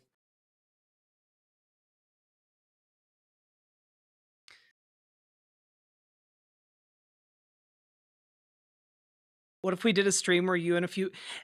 Ms. Milena, if we all played Monopoly on stream, you know someone would flame out. I don't know which one of you. I don't know which one of my mod team. would be the first to flame out over Monopoly, but I know one of you would, and I do not want to rip us all apart.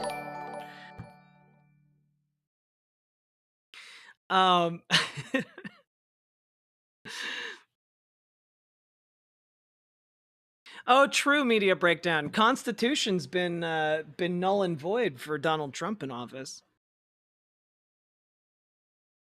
I've learned to play in the most frustrating way. Yeah, we're not playing Monopoly on stream, guys.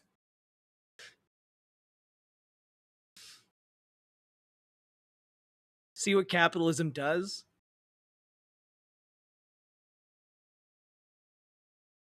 What? Flow Snake, I don't think you're attacking me. I just want to know what you meant. You just have to type what you meant. You don't have to call in. There's not even a time limit. You can just type out what you meant. That's not true. RFK Jr. offers full housing, if you're a worm. Nothing to eat, though. Oh, God.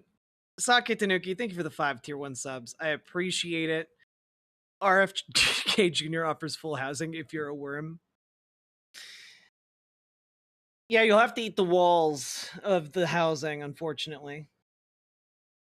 I don't know why you guys are just throwing out board game names. We're not playing board games. Oh God, the chaos. I stopped responding to you for an hour and a half while I talked with Nathan, and now you're all being silly.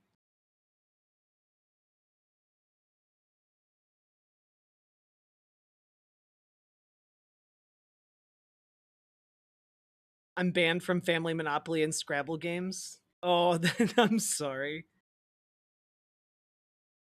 You went feral. It's true. You guys went feral, Neon Rat. You didn't receive enough head pats, and now this is the aftermath.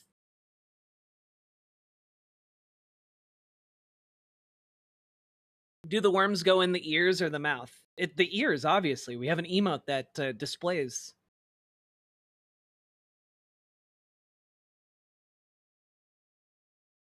Sorry for the chaos. Have some cash. I appreciate it. Sorry for the chaos. Have some cash. God. You know, I can tell it's a stressful week when multiple chatters have just like flamed out over the course of the last few days.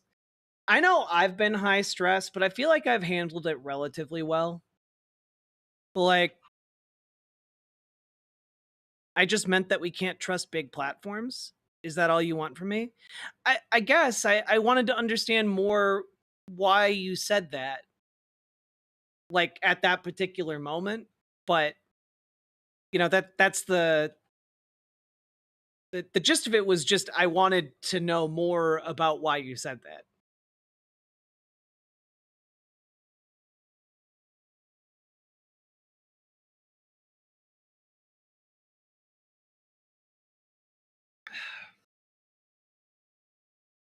Let's see.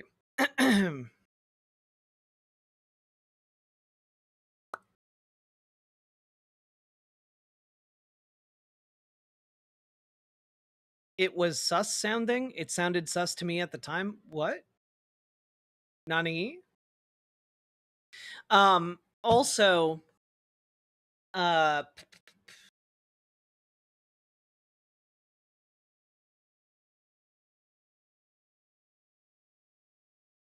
oh, Bastion. No, the discontent is rising. A new poll came out this morning that showed that Donald Trump's support has dropped by like 10% among Republicans. Like he's been in office for 1 month, chat.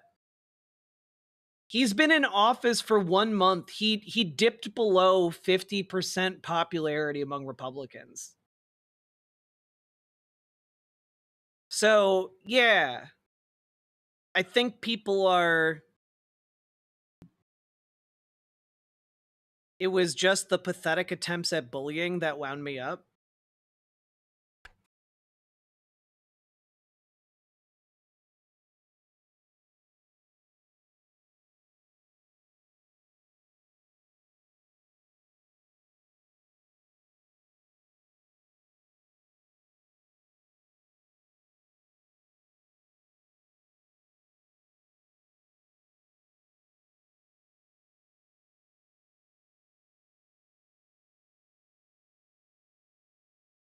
No, Lady Raincloud, you haven't missed anything. It's as confusing to most of us.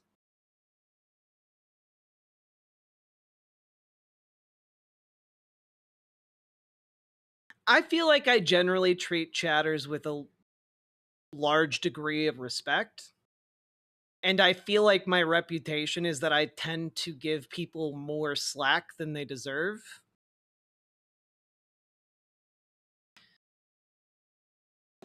But okay.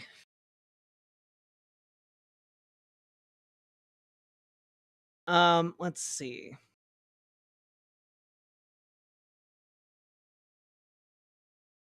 Yeah, Mithril Mist, it's only been a month. He's been in office for a month. Okay? And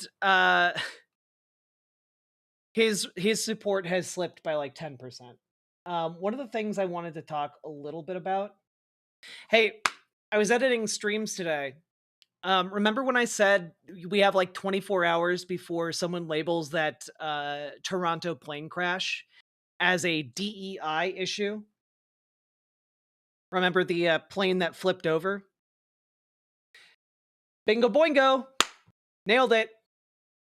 Delta's DEI stance called out after Toronto plane crash. Basically, a bunch of people on social media, just days after Delta Airlines doubled down on DEI, there's another plane crash. This time the plane was upside. No casualties have been reported so far. They literally are blaming DEI for the plane flipping. Dog.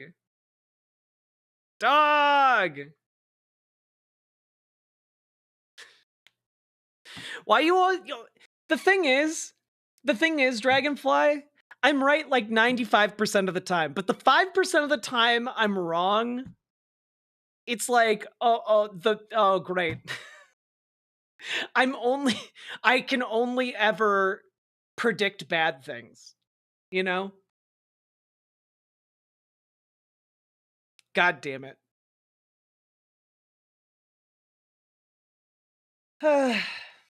But yeah, you've got different reactionary papers. Of course, Delta upside down plane crash allegedly involved all female crew. Cool. All right. Yeah, that was in Newsweek, Ms. Milena.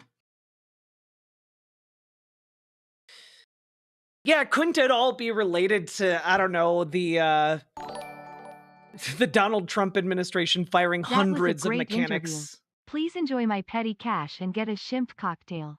Hey, 10-letter name. Thank you for the $5 dono. I appreciate it. And yeah.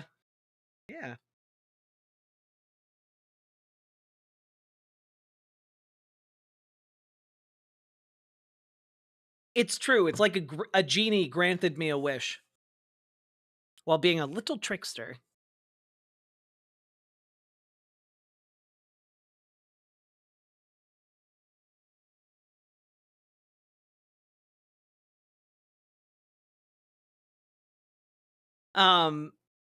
Apparently the winds were really bad too. Sorry, you're blue. I don't know. There's a lot of things that could have happened, and we just don't know enough yet. Gamer G! Congressional Dems have negative 9-point approval rating among Democrats. Congression Repubs have positive 69-point approval among Republicans. Trump has 21-point lower approval rating than Biden had at this point. Things are cooking. Keep up the pressure, chat. It's true. It's true. Additionally, folks,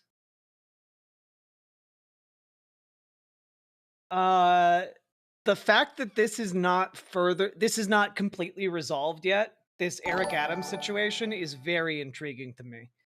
That plane crash was the result of the upside-down policies of the Biden administration.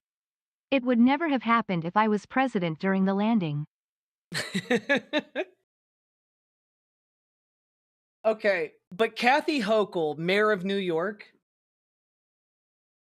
has had several meetings now about the future of Mayor Eric Adams. And yeah, what's really interesting is who she's soliciting opinions with. And that is Brad Lander, the city comptroller, and Adrian Adams, the city council speaker, both of whom want Eric Adams gone. So I think that she might fire him. That's my gut feeling.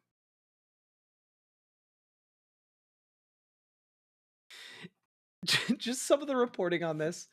She gave no indication that she would come to a quick decision on the mayor, who, by chance, was only a dozen blocks away, declining to answer questions about his future. He brushed aside reporters as he briskly explained his refusal. "'Cause you're all liars," he said. Dude, things are not going well when you just go to a press event and point at the media and go, "You're all liars," though. Incredible stuff.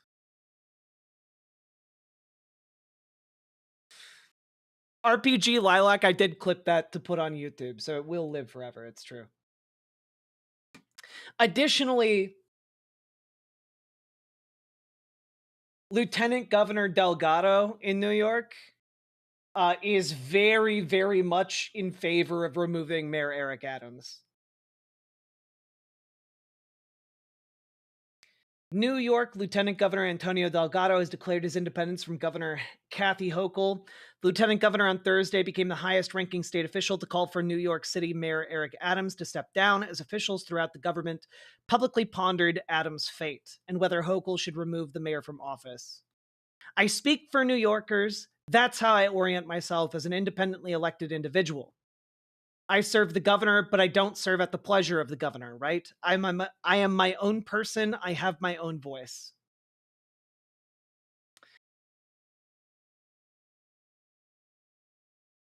So that's pretty interesting. That's pretty interesting. Would it stop him from rerunning?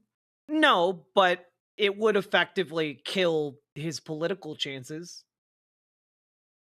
Like, if the democratic machine that put you into office is no longer available for you on a second run, it's going to be really hard for you.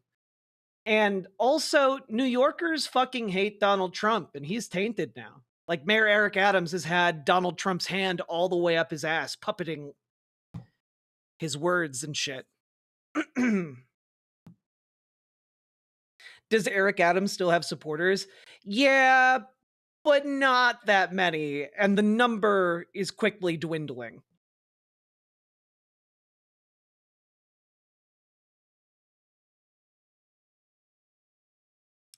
Uncle Tony, you never bother us. You're one of our favorite uncles.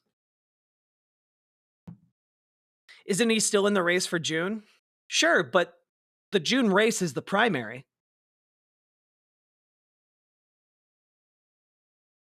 He has been deliberating running as a Republican. That's more likely, but I don't think he would win.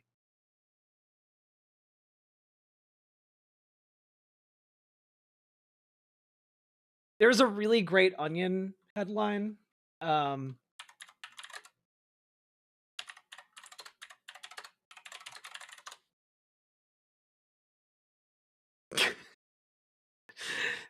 The Onion is a 10 out of 10. De Blasio. Well, well, well. Not so easy to find a mayor that doesn't suck shit, huh? This is one of my favorite Onion headlines I've ever seen in my life. Written in 2021, and it is aged like a fine wine.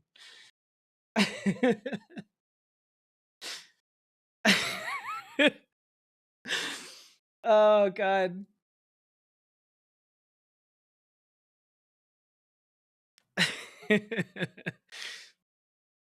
We covering foreign policy tonight? We covering foreign policy tonight. Whew.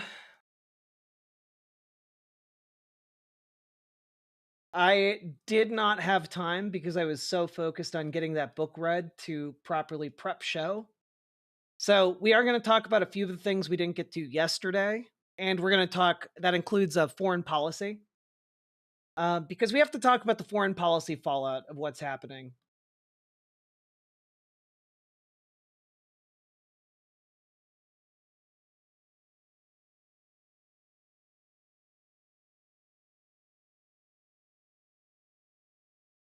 All right.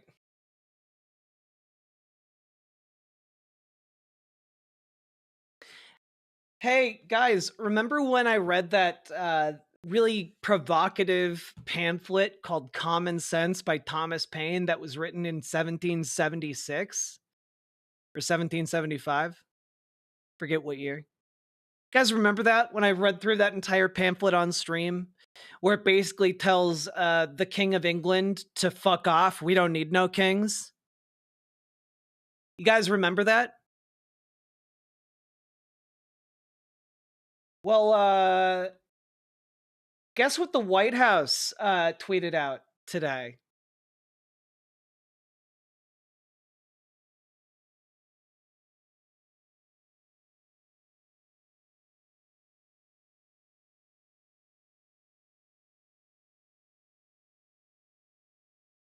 That's real.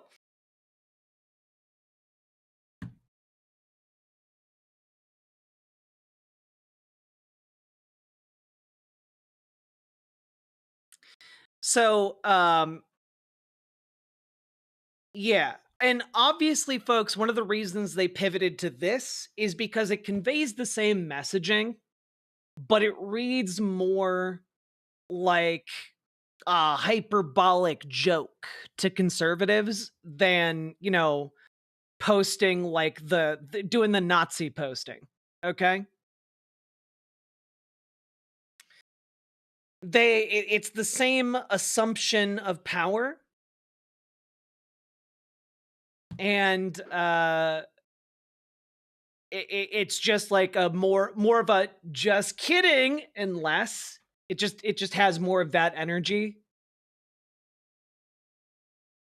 Is he trolling us? There's an element of this that is intended to like troll us specifically and rile up the libs. It's the owning the libs thing, but also they're serious about it, you know? Like it's a joke until it's not.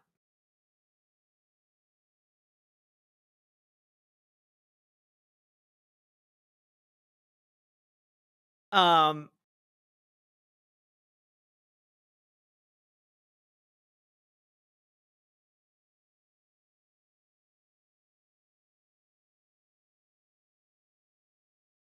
so yeah, I mean, like I don't know how much clearer I can get with this, but like we crossed the Rubicon, folks.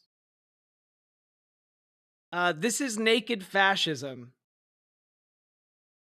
and it deserves to be treated as such.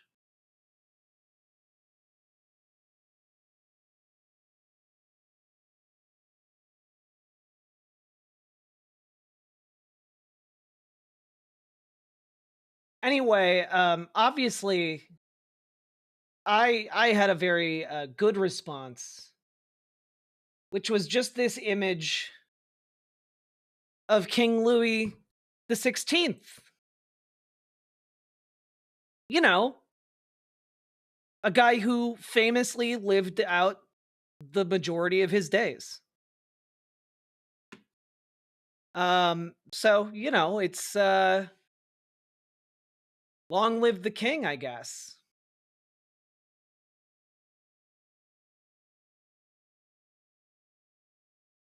I'm just I'm just a humble American patriot.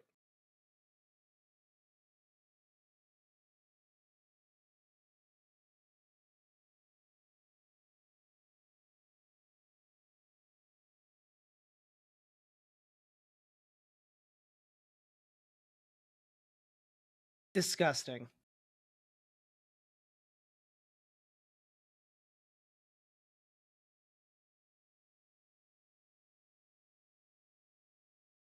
Just a humble blue jean farmer. Indeed, Kiwi TP. Thank you for bringing that back.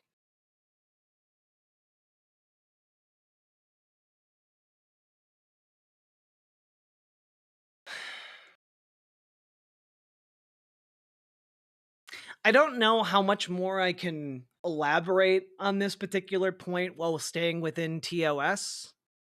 Um Wait, King Louis the 16th got beheaded? Oh man, I was just trying to post a random picture of a king. I didn't know that. Oh no. Ah, damn it. What a goof. What a goof 'em up I am.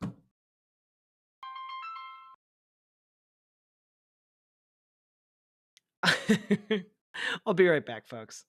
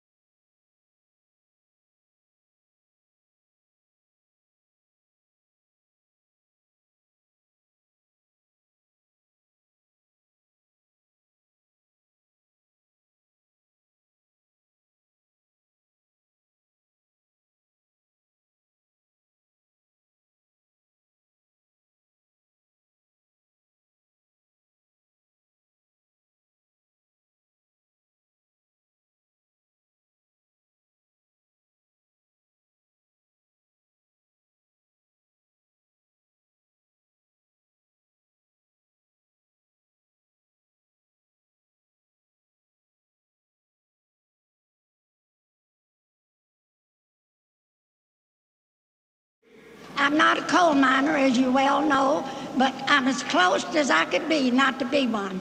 My father was a coal miner who was killed in the mines, and my husband is slowly dying with black lung. And my husband and me was in the strike in the 30s in bloody Harlan County, and I do mean it is bloody too. And they tell me, these miners say, we're going to stick it out unless Duke Power signs the contract till hell freezes over.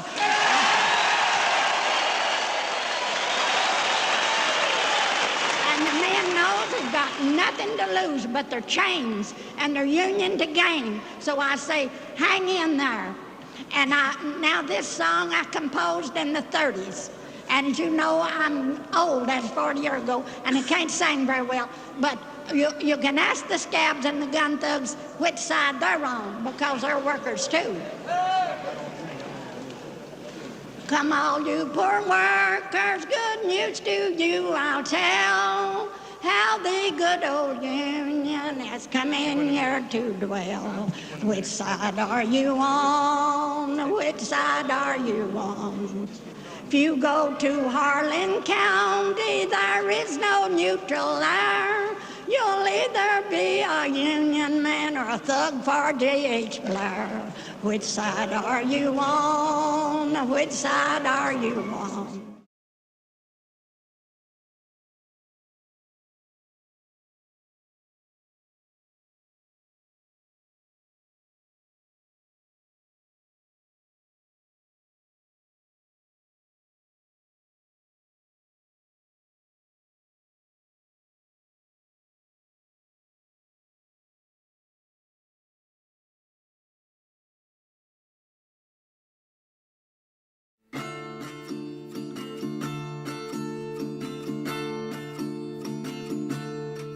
Oh, which side are you on? Which side are you on? Oh, which side are you on? Which side are you on? Come all of you good workers, good news to you I'll tell of how the good old Union has come in here to dwell. Oh, which side are you on? Which side are you on? Oh, which side are you on? Which side are you on? My daddy was a miner, and I'm a miner's son, and I'll stick with the Union till every battle's won.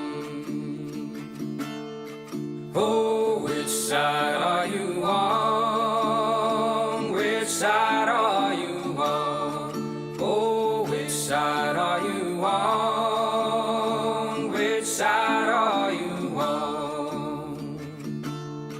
They say in LA County there are no neutrals there. You'll either be a Union man or a scab for the boss, beware. Oh, which side are you on? Which side are you on? Oh, which side are you on? Which side are you on? Oh, workers, can you stand it? Oh, tell me how you can. Will you be a lousy scab, or will you be a man? Oh, which side are you on? Which side are you on? Oh, which side are you on? Which side are you on? Don't scare for the bosses, don't listen to their lies. Us poor folks haven't got a chance unless we organize. Oh, which side are you on? Which side are you on? Oh, which side are you on?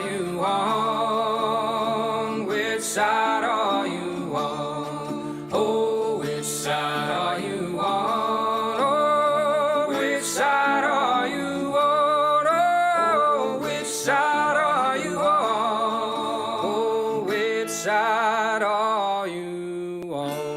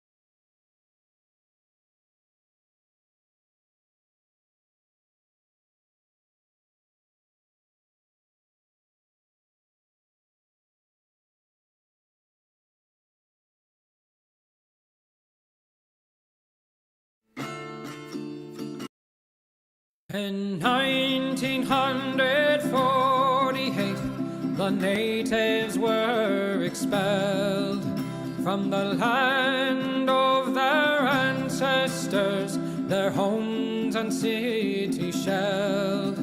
From the traitors in Transjordan to clandestine British demand by the settlers' Zionist army that rampaged.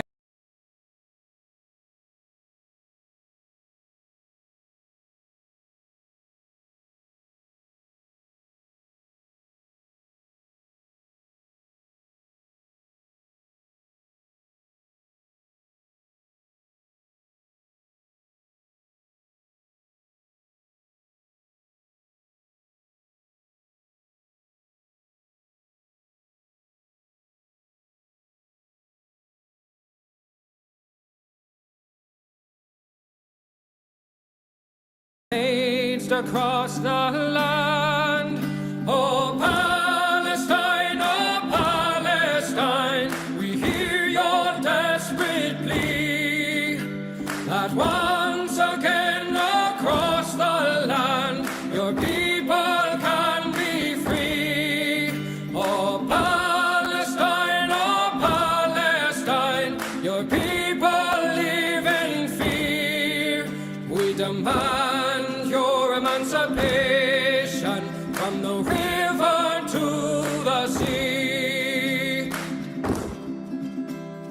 1967, Israel did invade to conquer and to colonize what little had remained. The people of old Palestine, once again their fates entwined with the Zionist occupation of their homes and weary minds. Oh Palestine, we hear your desperate plea that once again across the land your people can be free. Oh Palestine, your people live in fear. We demand your emancipation from the river to the sea. In 2023, they've come a final time to destroy your homes and families with a murderous, lethal design. The bombs overhead are falling as our leaders continue their lies. The sky does glow and the blood it flows as we hear the children's cries. Oh Palestine, we hear your desperate plea that once again across the land your people can be free. Oh Palestine, your people live in fear. We demand your emancipation from the river to the sea. We stand with your emancipation. Your people will be free. Hello, everybody. Sorry about that. Took a call from my partner and then got a weird email from Twitch. And apparently they remember how we just had a conversation about how ephemeral things are on Twitch? How a lot of things just happen on Twitch and then are lost forever because no one really cares about keeping them. And so instead of having actual audio visual stuff to preserve different moments in time, instead we have to have oral histories that then get written down by journalists.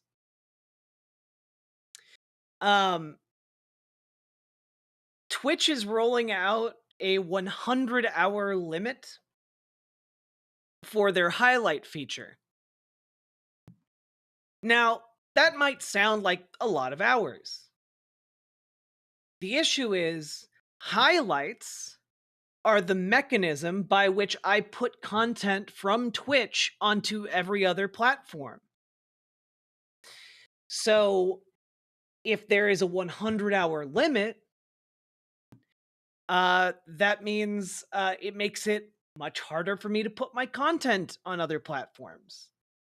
Because on Twitch, I can use the built-in editor that they have to cut up segments and then into highlights. And then I can export those highlights from Twitch to YouTube directly. So I don't have to download them and have my own video editing software to do that.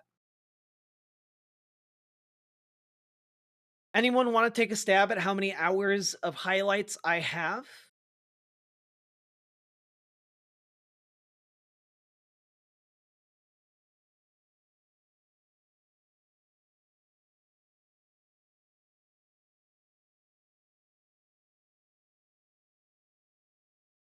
I currently have around 1,564 hours and 21 minutes. More than an hour, more than 100. So I don't know what I'm going to do about that. Literally, my day today was wake up, go to the computer to make highlights on Twitch, and then export them to YouTube. And well, no, Holly Hoops, the entire thing that they are arguing in the rollout of this feature is essentially that, oh, well, no one watches them. Hey, assholes at Twitch, the reason no one watches highlights is because there's no way to search them. There's no way to look through them. There's no way to organize them. There's not a section of the website where you can go and look at them. And they're trying to frame it as, oh, well, we're going to cut down on our storage costs so that, we can invest in other features. No, you're fucking not. Don't try and bullshit me with smoke up my ass. Should we flood their inbox? I don't think it'll do any good.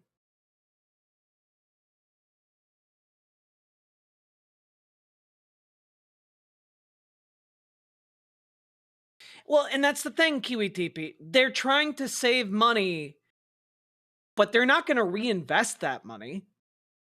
But the thing that is baffling is that amount of money they're going to save is negligible. You need more room to store ads.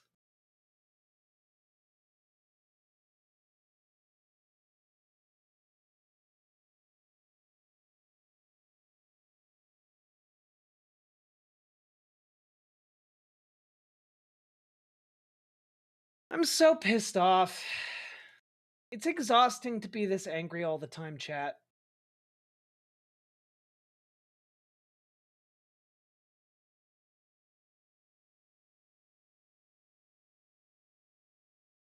Absolutely exhausting.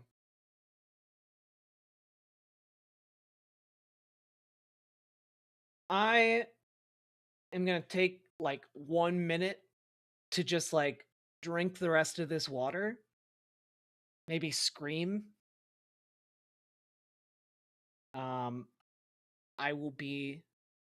This time I will be right back. I also had to restart my browser because YouTube was fucking up. That's why you guys weren't getting audio. So I'm going to test that, make sure YouTube is still working. Then we'll get into the show. And after we finish our international segment, I am going to play a video game of some kind. Don't know what. Maybe replace the water with vodka?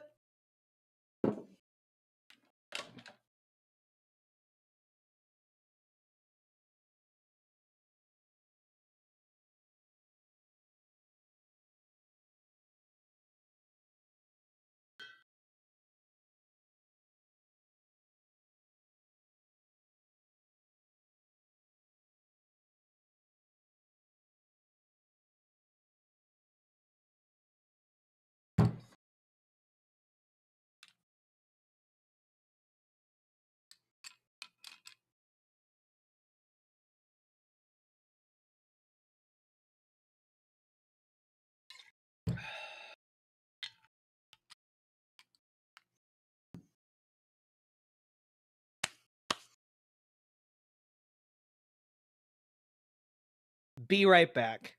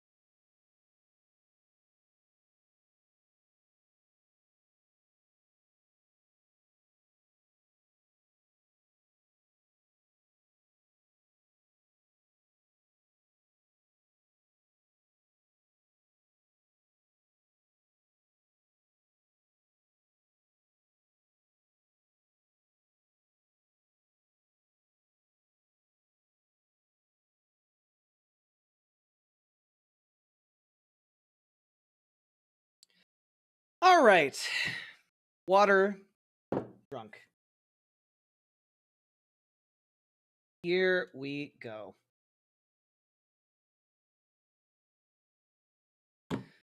Whew.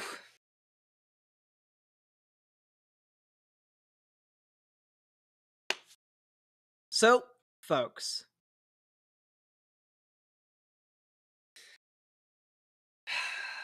yeah, we have a president who's calling himself a king, surrounded by people who are okay with him being king, who are actively aiding and abetting him being a king. It sucks.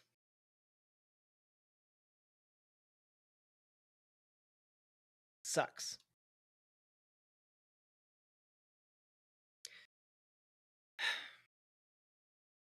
Hear me out. Maybe, just maybe, if there wasn't a profit motive to sharing your passion with others, maybe we'd enjoy better methods to do so and be less angry. That could be Sake Tanuki. It could be. Also, thank you for the 5 tier 1 subs. I definitely appreciate that. And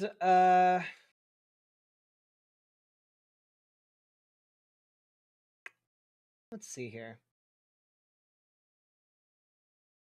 Got a handful of stories before we talk about the international fallout of where we're at as a country.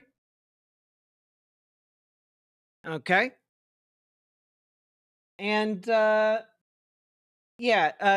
Trump declaring himself a king. Oh, fucking hell, Politico. Why? Why?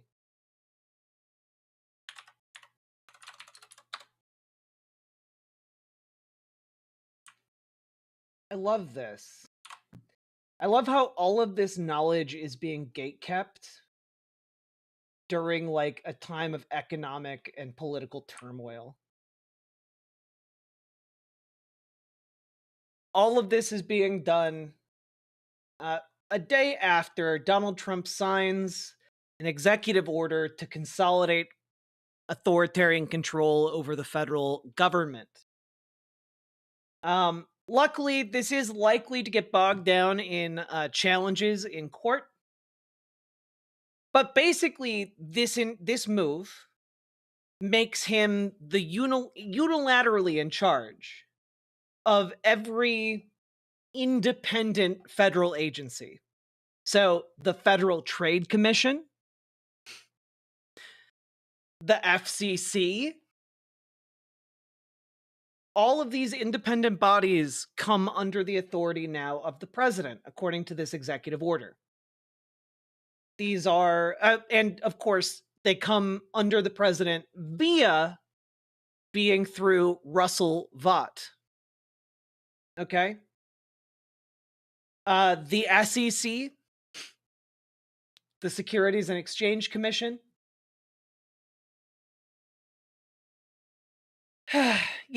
All of these, all of groups like that fall under Donald Trump now. Now, this is a fundamental reshaping of the federal branch. It does, in fact, set him up as basically an authoritarian. The executive order has a part that it says, in effect, the president and the attorney general are the final say in regards to application of law for the federal branch. Basically, trying to say, well, I mean, everything within the federal government is the prerogative of the president, which it's not. The federal government is still subject to the laws and constitution of this land. And so there's going to be a lot of court battles. But until then, until these court battles come into effect, this is effectively the law. This is effectively how it is. The law is reactive. So lawsuits are being filed as we speak, but could take a while before a court, is able to lawyers are able to demonstrate harm in court or demonstrate unconstitutionality in court. We'll see.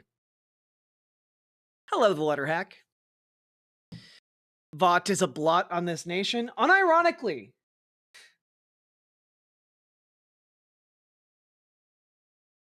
Like,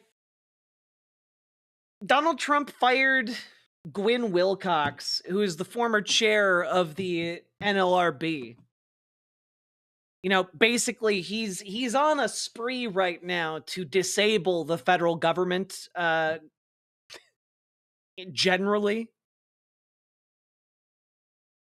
Can we officially label him a dictator? Not quite yet, but he's getting close. He's authoritarian he's authoritarian posting over on Twitter, you know. Trump could literally turn Social Security payments off to my parents? Yes. Yes. At this point, there is nothing feasibly stopping him from turning off Social Security payments, from turning off Medicaid payments, from turning off Medicare payments, from turning off, you know, any kind of payment through the Treasury payment system. There is nothing stopping him. Nothing. Other than public backlash and a handful of lawsuits.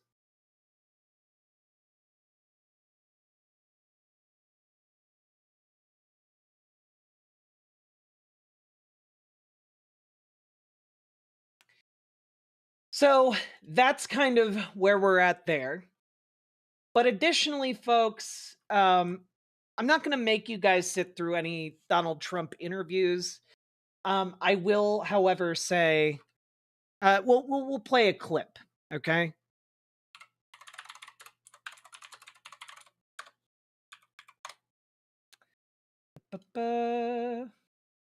Here. Let's play.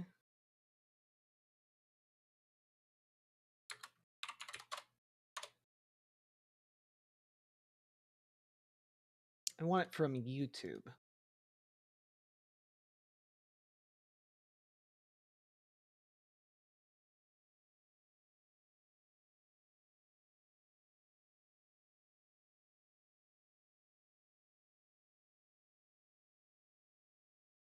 In other news, we were all up late last night. Oh my God. I just want, and I just want the actual interview, but they insist on not showing that. Look at this. Just visually, look at this. Like, I'm not going to force you guys to listen to a bunch of this, but like, look at their body language. And have you guys ever seen the President of the United States of America sit next to another man looking like a beaten dog? The visual alone is deeply weird. And I feel like it's kind of my duty to point out that just this alone is really, really fucking strange.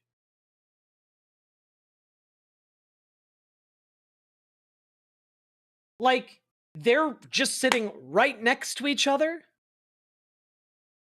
And I can't recall in all of my years talking about and covering politics another thing remotely like this. You know?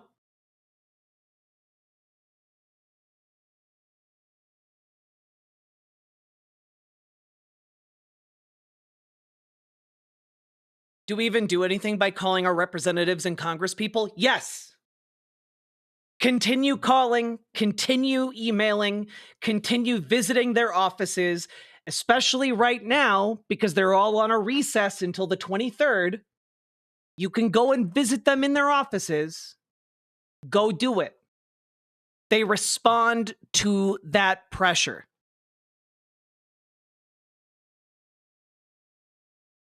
Might not seem like it because our system is old and crotchety and rickety as hell. But they are, at the end of the day, elected still, for now, and do respond to that pressure. This is insane.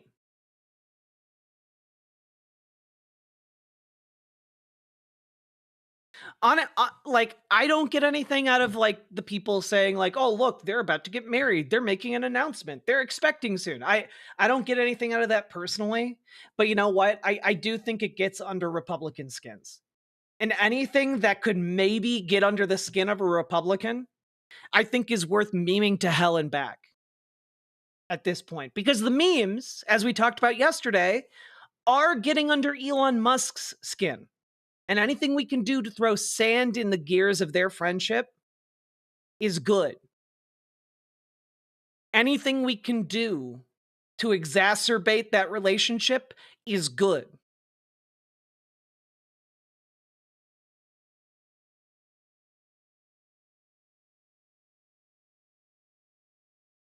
Be petty as shit when it comes to this. You know, some people are like, "Oh, do we Photoshop Donald Trump with makeup on?" Sure, go for it. Like what? Whatever. Whatever will make Republicans feel uncomfortable. Go for it. Fuck yeah! Kind of at this point, I'm like, fuck it. Yeah, go for it.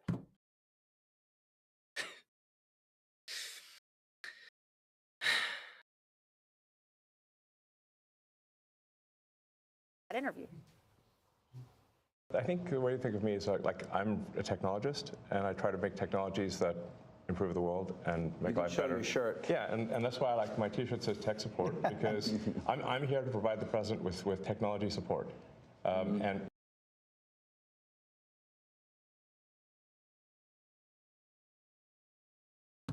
You know, they always did say that fascism would come to America draped in the American flag and wielding a cross, but I didn't expect it to be I you know, I got to be honest, I didn't expect it to be this stupid. I didn't expect it to be like this. Like, I didn't expect it to be wearing like one of the least witty shirts of all time. Something that would have been played out in 1995.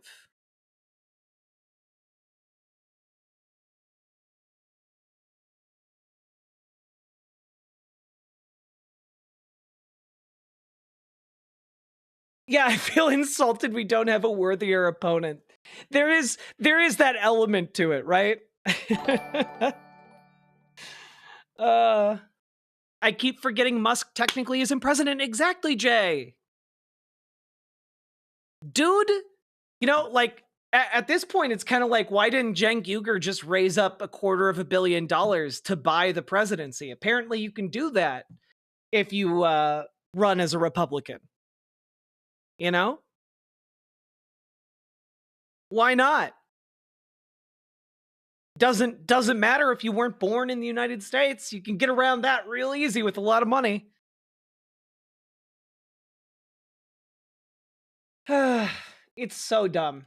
But one of the things we need to talk about from this interview specifically is that Donald Trump is making it very clear that he is going to attack Social Security, which might be very confusing because at multiple times throughout this interview and throughout questions with reporters in the executive order signing event he did yesterday, he's talked about how he's not going to cut Social Security. But if you pay very close attention to what he says we're not going to cut Social Security, but we're going to get rid of fraud.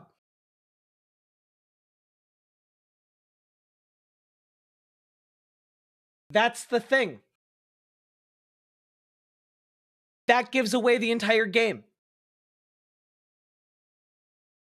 Similarly to how they are going to, similar to how they are framing, you know, hundreds of thousands of people who are being paid for Social Security who are over the age of 100 as fraudsters. They're just going to say that Social Security is riddled with fraud and cut millions of people off of it. They're going to say Medicaid is full of fraud and cut millions of people off of it. Fraud is their catch-all term. The key that will allow them to open the doors to the wonderful tax-free utopia for billionaires that they're trying to build. What is he going to call fraud? Social Security, Medicaid, and Medicare. Spending that is all mandated by law. That's what they're going to be cutting.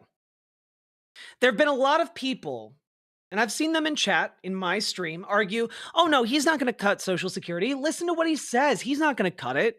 He is a liar. And he is simply going to say, hey, we're not going to cut Social Security. We're just going to get rid of all of the fraud. And that's how he's going to cut it. He's not going to rely on Congress to cut it. And there are a decent number of Republicans in Congress who will be all too happy to let him cut it because Elon Musk is coming in to operate as the fall guy. You know, any of the ire that would be directed from their constituents towards these elected Republicans can simply be redirected to Elon Musk. He is their lightning rod. And because he is unelected, because he doesn't technically head Doge, apparently, he can just kind of take it. Oh, the left tech cat, there is going to be a shitstorm of unimaginable proportions. Who runs Doge?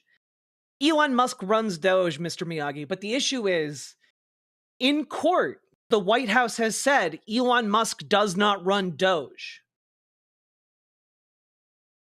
Which begs the question, who on paper does? And the answer right now is no one seems to know. Employees at Doge don't know. The White House doesn't want to say. But for all intents and purposes, it certainly appears that Elon Musk runs Doge.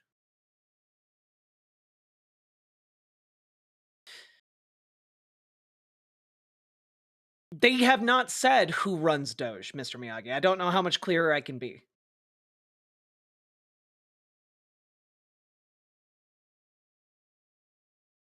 So,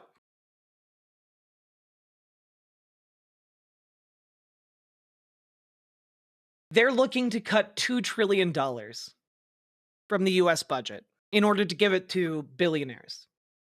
There is no way of saying, there's no way of reaching $2 trillion unless you cut Medicaid, Medicare, and Social Security.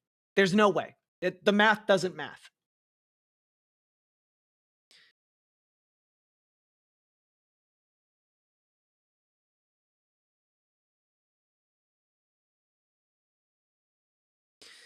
Why the fuck do you think it's a bunch of 20-year-old kids? Oh, I think that Elon thinks that those 20-year-old kids will take the heat. But I think all of the politicians know that Elon Musk will take the heat when things happen. The 20-year-olds are just stupid idiots who can be manipulated to do whatever, you know? Their role is just to be the hands and fingers of these people.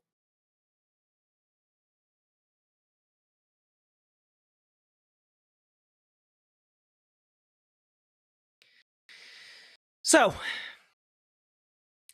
that's where we're at. In both the meeting, or the executive order signing yesterday, and in the interview alongside Musk, Donald Trump has hinted that they are going to label just anything they don't like in this mandatory spending as fraud. And if you hear the phrase mandatory spending, they're talking about Social Security, Medicare, and Medicaid. Okay?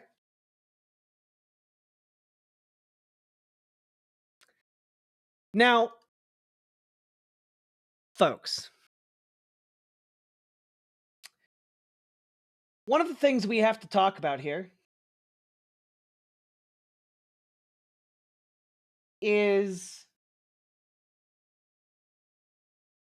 just how's the world viewing what's happening here in the United States? And very specifically, just like a simple thing, like, I don't know, I'll pick something at random. Air travel.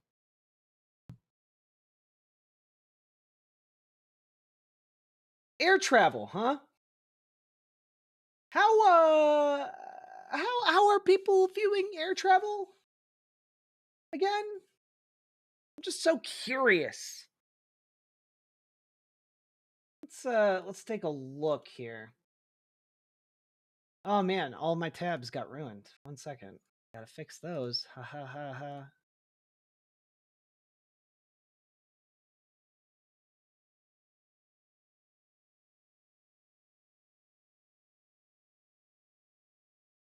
Fixing tabs, fixing tabs. I am fixing tabs. Solo operation. I'm fixing tabs.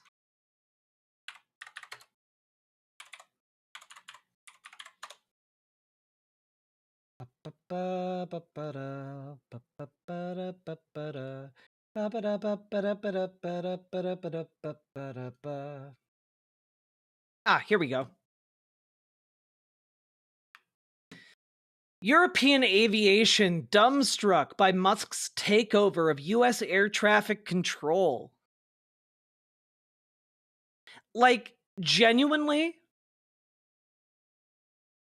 I am kind of wondering if there's going to be a time where Canada and, like, Europe shut down flights from and to the United States. That would not surprise me.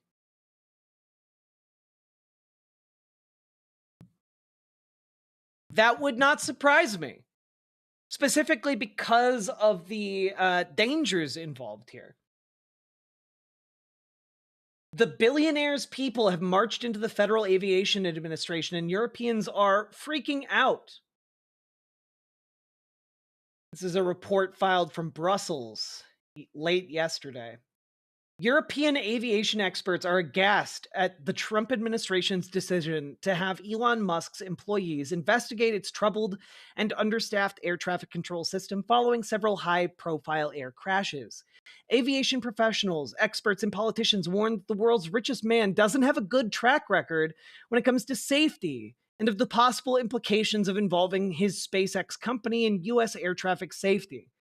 Is Mr. Musk the right person? I mean, all of the things he builds have a terrible tendency to burst into flames, said Andrew Charlton, managing director of aviation advocacy consultancy. Which, like, yeah, fair. Yeah, no, fair. That's fair. A lot of things he makes blow up. Canada's airlines are already dropping airport slots. Those things are super hard to get. You don't give them up. Yeah.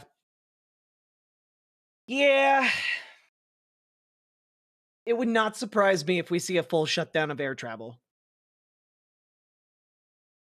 Asked if the European aviation sector was concerned about the ex-boss's new task to fix US air traffic management, Charlton said, "Yes, 100%. I think the word you're after is dumbstruck. I mean, they're freaking out. They're watching with slack-jawed amazement."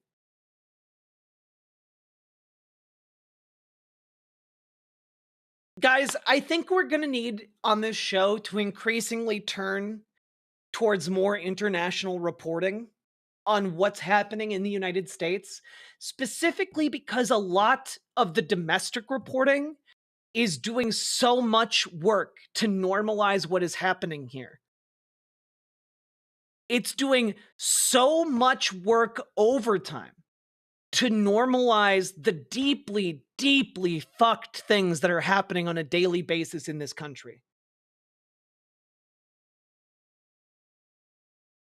And like, when you read someone saying whose job it is to look at air traffic control centers around the world, and you read them say that the entirety of Europe is looking at what the United States is doing and freaking out, absolutely dumbstruck by what we're doing. And they're watching with slack-jawed amazement.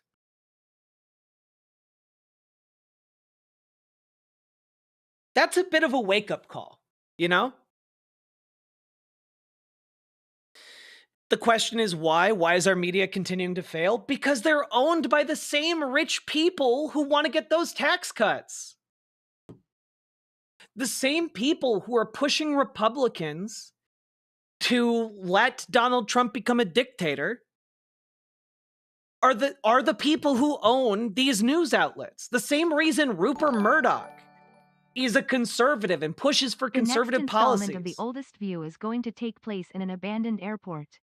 Also, is there any chance they are doing this on purpose to cut off our routes of escape from this nightmare? I don't know that I don't know that it goes that deep, very knifey duck.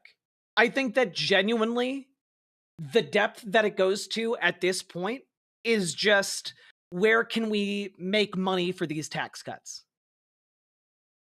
I think genuinely at this point that's about as far as it goes. But the maliciousness could grow alongside that. Like, there's room for the malice to mature.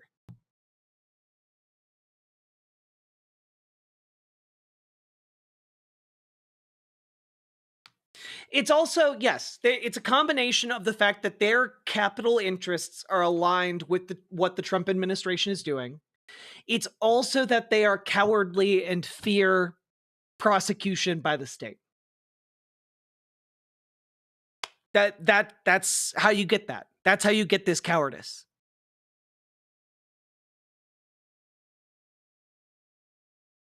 Okay?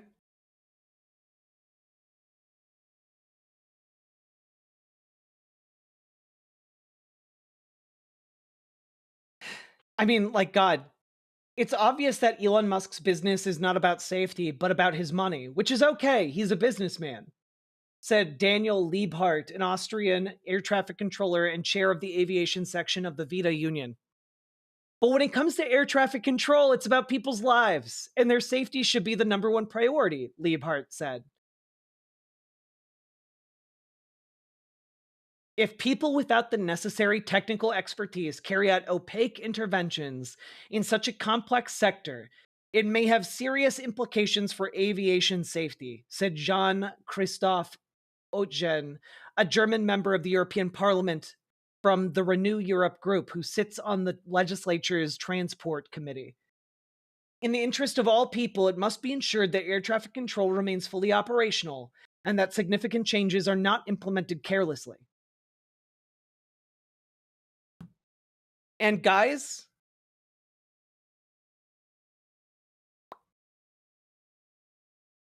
just out of curiosity here, let me, on a hunch. Yeah. The Renew Europe group is not a leftist, flaming far left group. They're a centrist conservative group, guys. Like, the people who are calling this out in Europe on like on the international stage are not even like lefties. They're conservatives. That's how far gone we are right now in America. The conservatives of Europe are looking at us and going, "You guys are fucking insane."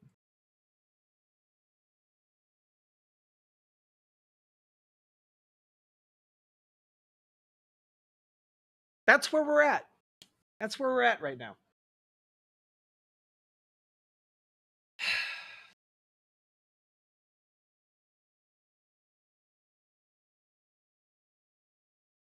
And of course,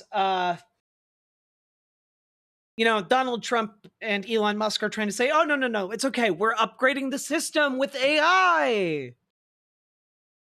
We're upgrading the aviation system with AI, with advanced technology. I'm a technologist. See, my shirt says tech support. Meanwhile, FAA employees say Trump and Musk's purge is a threat to air safety. After firing hundreds of Federal Aviation Administration employees, the Trump administration is now attempting to downplay safety concerns. They're making it less safe and actively trying to bullshit you about it.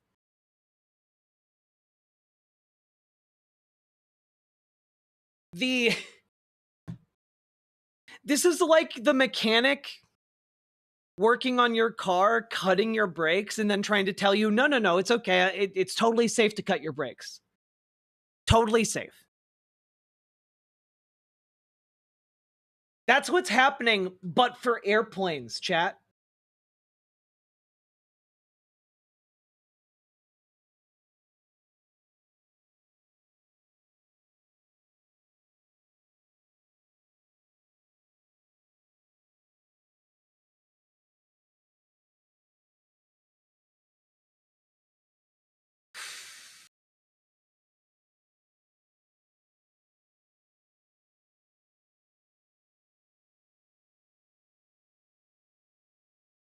Yeah, this is, by the way, just getting back to what we were talking about earlier.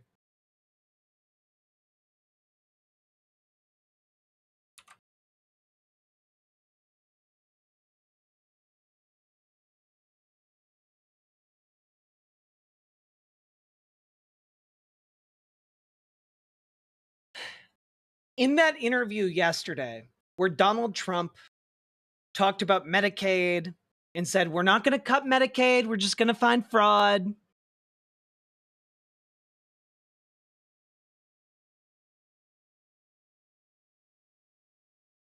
Aren't these crashes related to the current Trump administration? Okay, guys. Sometimes you guys drop a comment where I genuinely don't understand how you guys are asking it. Did I not make clear, talking about airline safety there, that Donald Trump firing hundreds of FAA employees is what actively is making things less safe? Was that not clear? Was I unable to communicate that effectively?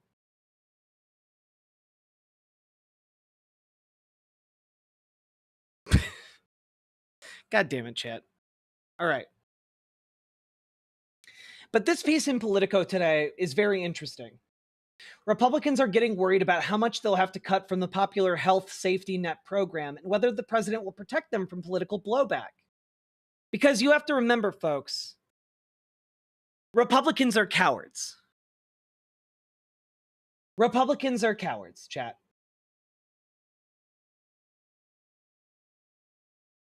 President Donald Trump surprised some of his own staff Wednesday when he endorsed a House budget that would gut Medicaid, hours after pledging the safety net program isn't going to be touched.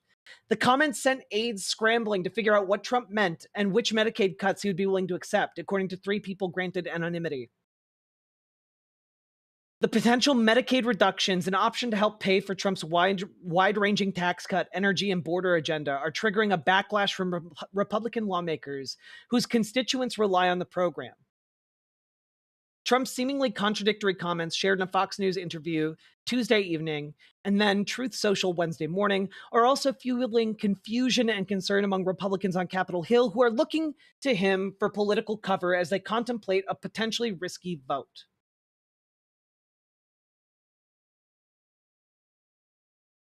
So if you guys hear Republicans talking about the tricky issue of entitlements, okay, they're talking about cutting Medicaid, Medicare, and Social Security. Those are the tricky issues of entitlements. The tricky issue for them is that if they vote to cut it, they're constituents will have their political heads. That's the issue. So they've been floating along for a while now under the impression that Donald Trump will do their dirty work for them, that they will be able to cut Social Security, Medicaid, and Medicare,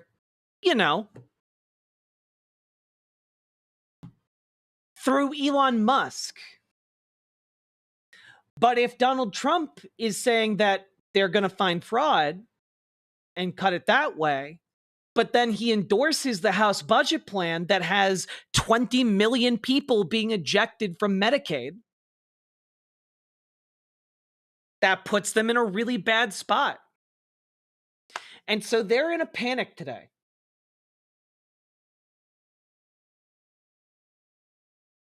And because you'll notice a lot of the panic is coming from Republican senators. And that's because Donald Trump endorsed the House's budget plan, meaning that if senators disagree with 20 million people being turned out of Medicaid, they have to go against the president in order to find that money via different avenues. So that's the issue.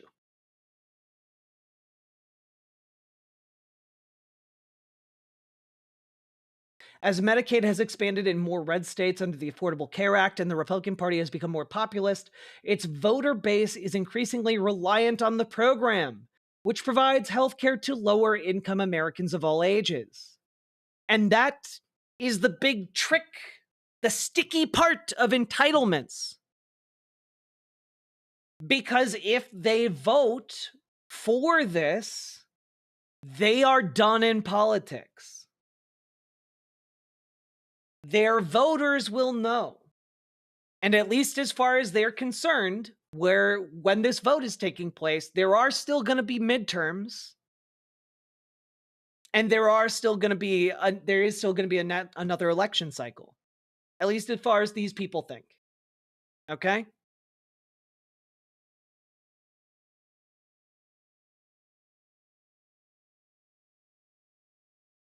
Oh, no, this is Politico Gamer G. It's okay.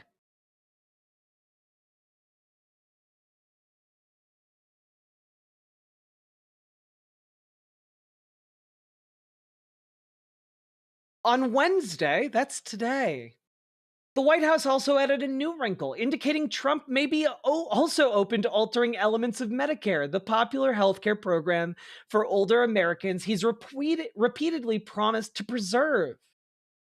The Trump administration is committed to protecting Medicare and Medicaid while slashing the waste, fraud, and abuse within those programs. Reforms that will increase efficiency and improve care for beneficiaries.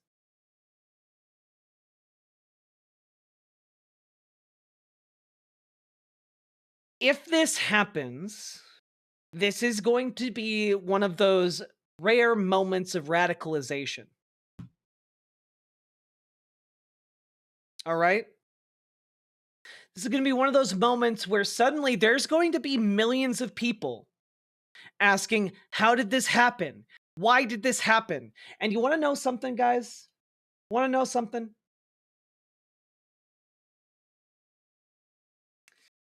There is a benefit to authoritarianism in times like that.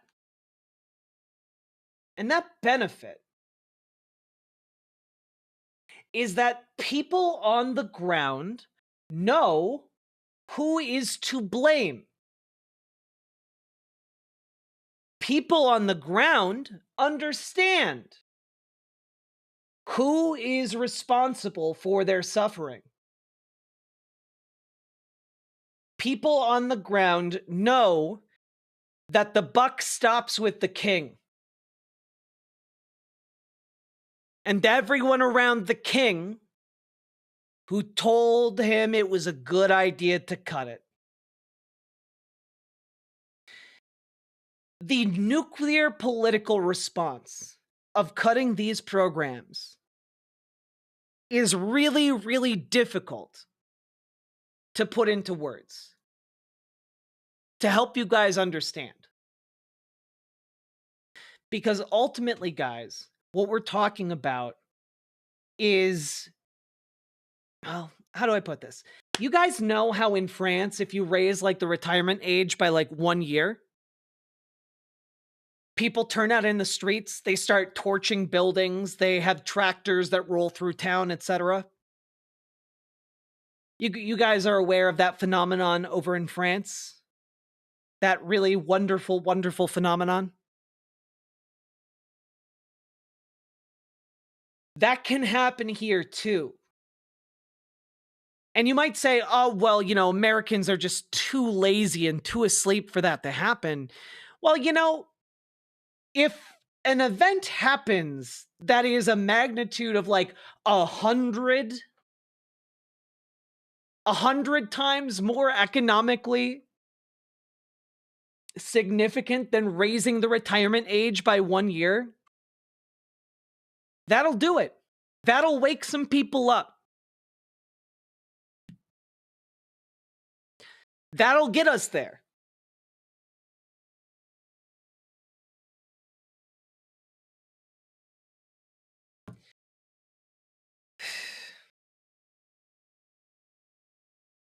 I think Jack's right, but I also think there's a whole our cops are willing to murder us en masse. That's also that, but the thing is, cops also rely on those. You know?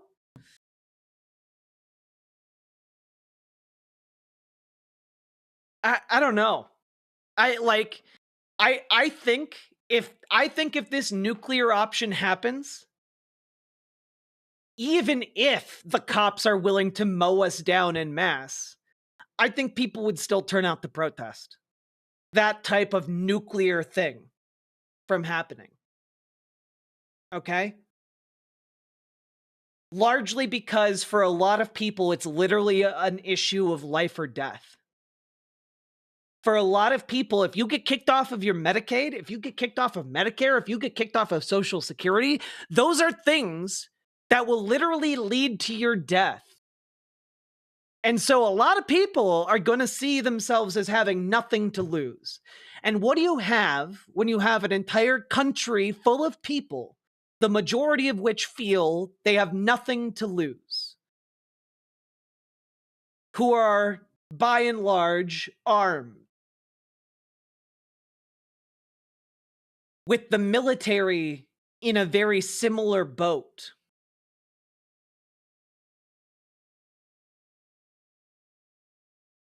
That's why they call it the cool zone, folks. A lot of bad things can happen. A lot of good things can happen.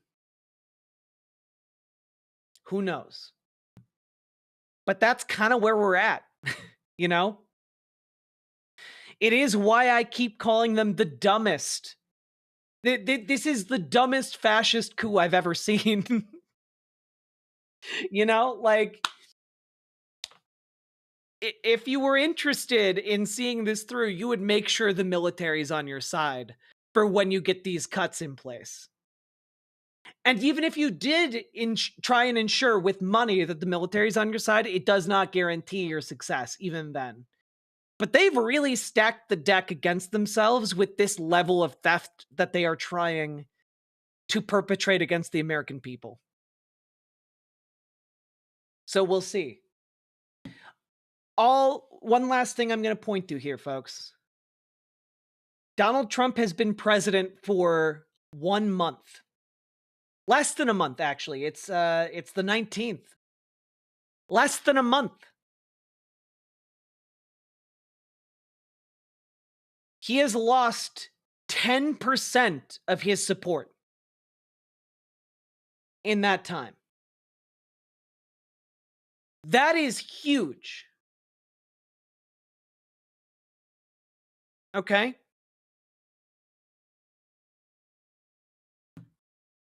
That is huge.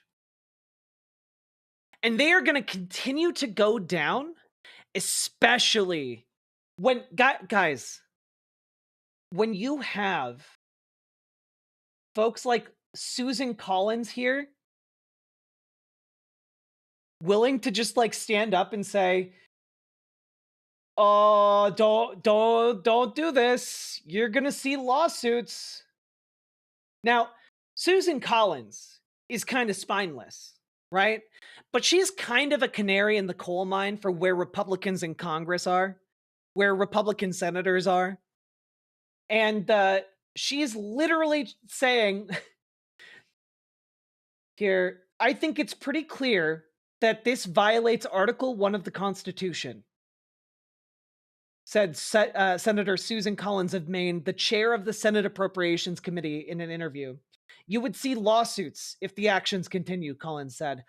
A lot of these issues are going to end up in court. And that's Elon Musk and Donald Trump blocking spending approved by Congress. She's the canary in the coal mine. And folks, it's not going well. And I do think that Democrats may actually shut down the government. Okay? No, Jess, I know. Every single one of these Republicans, fuck them.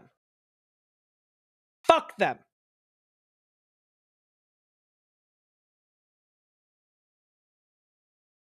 But we're kind of in a post fuck them era where we're looking at their actions and trying to determine who is going to go along with the fascist coup when the rubber hits the road.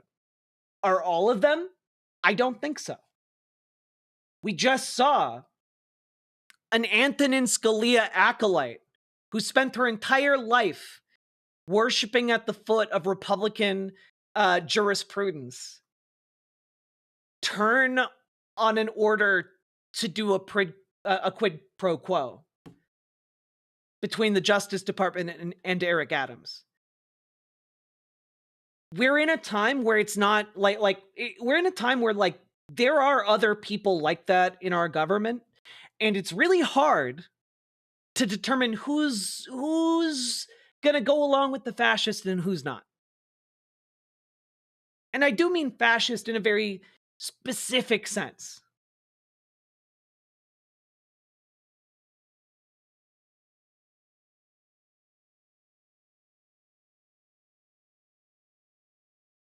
Now, I wanted to bring this up.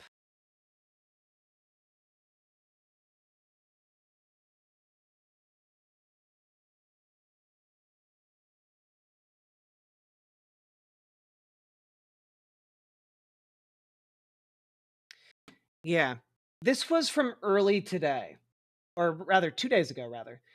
GOP starts to balk at Musk's cuts. Republicans are increasingly uncomfortable with President Donald Trump and billionaire ally Elon Musk's strategy to slash the federal government. Senator Jerry Moran warned the White House that dismantling U.S. aid could hurt Kansans who sell their crops to a government program that fights hunger abroad. Our Ben Leonard and Haley Fuchs report. Idaho Representative Mike Simpson's staff want answers about how an OMB-directed hiring freeze could affect National Park Service. Some GOP lawmakers are privately expressing alarm as they pass around a letter the administration sent to fire USDA microbiologists working to stop the bird flu and other animal diseases. Several Republican senators also voiced concerns about how NIH cuts could hurt universities back home. Because, guys, these people in the Republican Party know that if they publicly come out and say something that Donald Trump doesn't like, they are going to be torched by him and his cultish sycophants. They are afraid, right? But privately, they're still playing political games. Privately, they're still expressing pressure and trying to get better outcomes, at least for themselves, right? This is an issue we need to keep in mind. They are not a united front, no matter how much they would wish to appear so. Okay? Additionally, here, folks, we have to talk about this.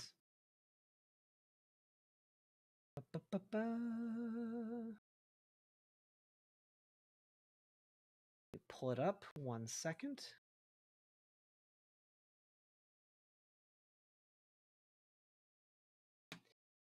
This is a piece from Vanity Fair published today. Oh, good. They are scared shitless. The threat of political violence informing Trump's grip on Congress. With the president smashing norm after norm, even lawmakers within his party have feared that their personal safety, and at least one has told confidants that it has swayed his decision-making.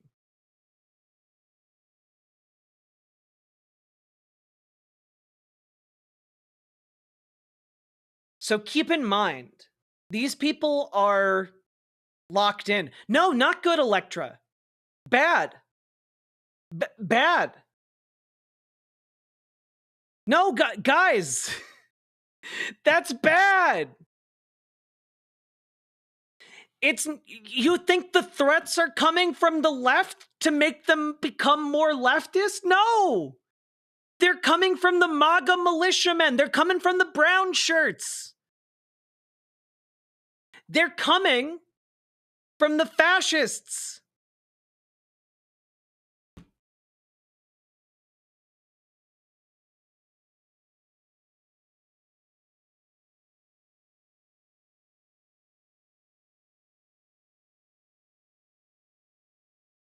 It's actually quite bad. That being said, in an environment like this, seeing people like Susan Collins speak up, seeing people like Mitch McConnell go against the grain, seeing these people come forward is good.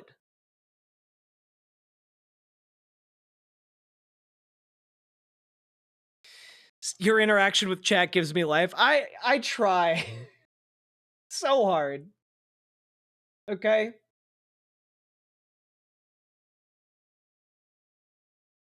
Oh, God. Democrats are in the minority in both the House and the Senate, which means federal courts and congressional Republicans are the only rail guards on Trump's second term. So far, the judicial system seems to be holding, though a Trump-packed Supreme Court is now destined to rule on all manner of alleged overreach in the coming months. And it's an open question as to whether Trump will actually abide by the rulings that are against him. Fascism may be a self-consuming ideology, but that doesn't mean it won't take you down with it. Bingo! And Sake Tanuki, thank you for being one of the biggest people keeping the stream afloat today. I really, really appreciate it. Republicans in Congress, however, have consistently folded, approving all of Trump's cabinet picks, such as Robert F. Kennedy Jr. and Tulsi Gabbard.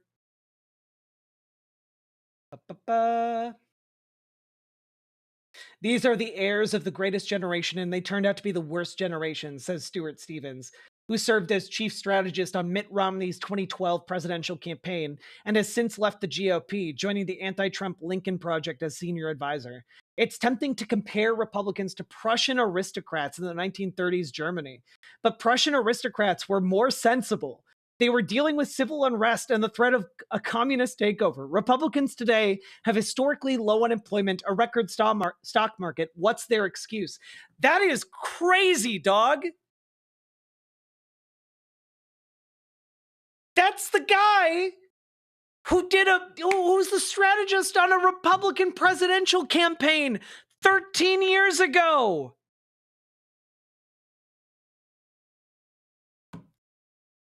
God.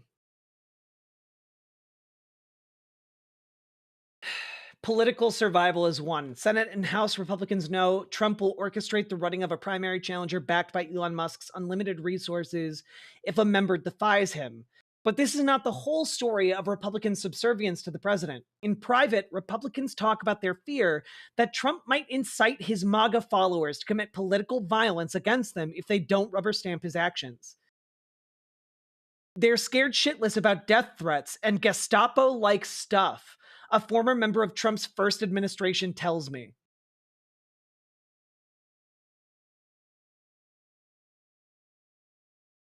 That's where we're at, folks. That's where we're at. This is why I have repeatedly been making it a habit of telling you guys, you need to familiarize yourselves with self-defense techniques, with self-defense equipment, whether it's pepper spray, knives,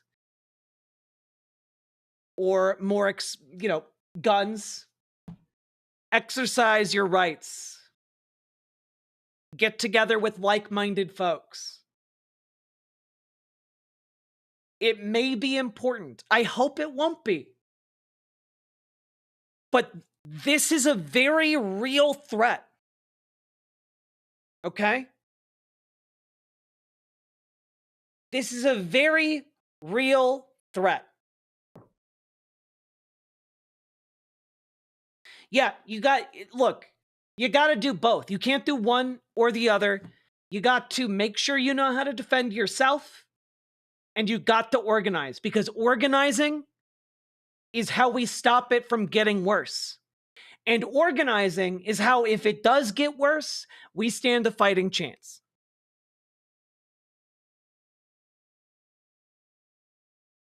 Do both if you are at all interested in self-preservation.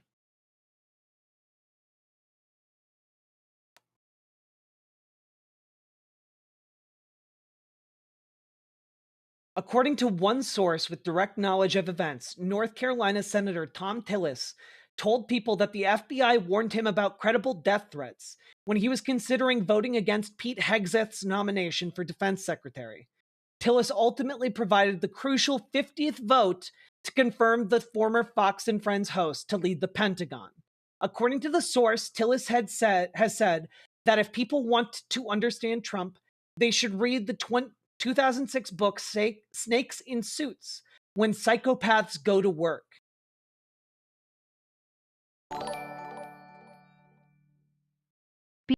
Be careful, not all self-defense is equal. What is this? Here's why Muay Thai does not work in a street fight. Look, he can't pivot his kicks if he's wearing shoes on concrete. And his guard is so high that he can't sprawl for takedowns. So now watch what happens. Here's why Muay Thai does...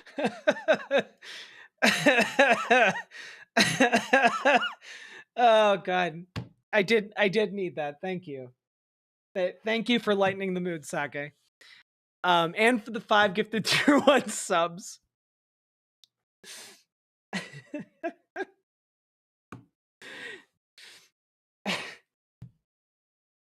A mugger approaches you. He has a gun.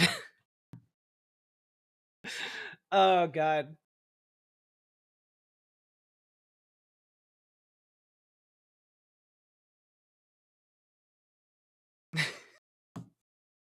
All right.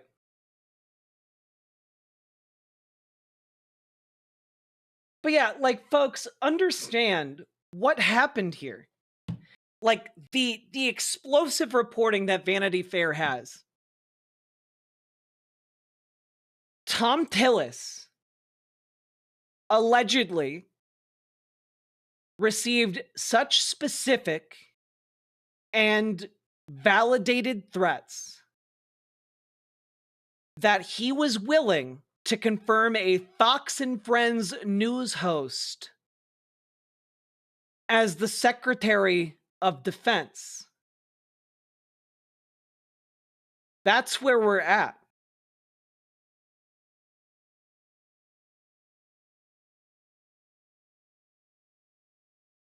The threats are real.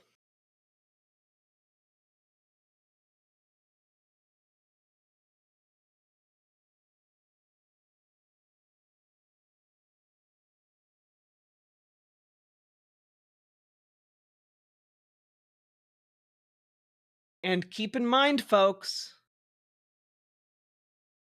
Donald Trump has issued a blanket pardon for everyone who participated in January 6th. That was a direct message to his supporters that they can commit political violence. Join your local SRA chat. Or your local John Brown Gun Club. And Simric, thank you for the $5 super chat. We're not in a game anymore. Like, I'm not LARPing to tell you guys that you should do these things. If I had my way, we would live in a world where we could collect all of the guns, melt them down, and turn them into art. What's the SRA? The Socialist Rifle Association.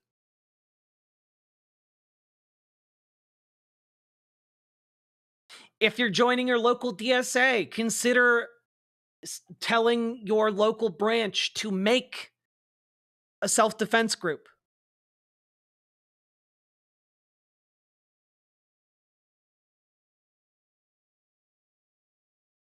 Okay? Consider doing that.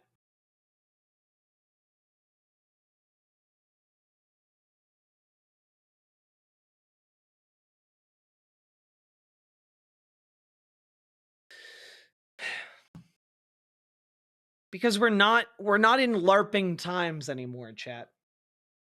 LARPing is something you can do when you're relatively safe. We're not in those times.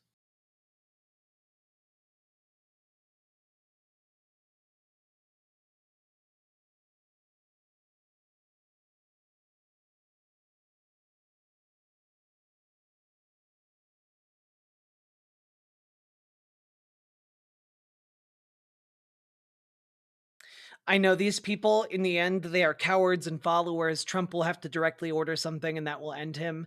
I think it might come to that. I do hope that it comes to something like that, where it's just such a blatantly direct violation of everything that America stands for.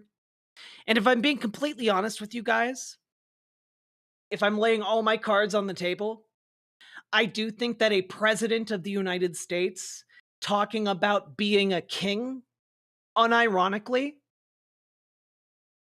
that should be the red line for most of the people in this country. Any red-blooded American who believes in the concept of democracy, of freedom, of everything that this country was, supposed to be founded for, should see that and boil with rage.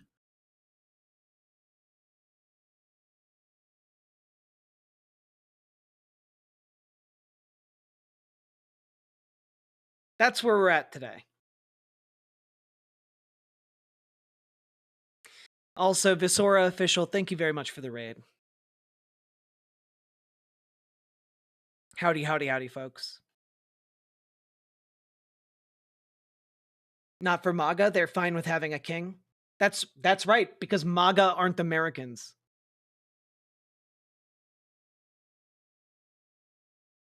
I think you give up the right to be an American the second you embrace fascism.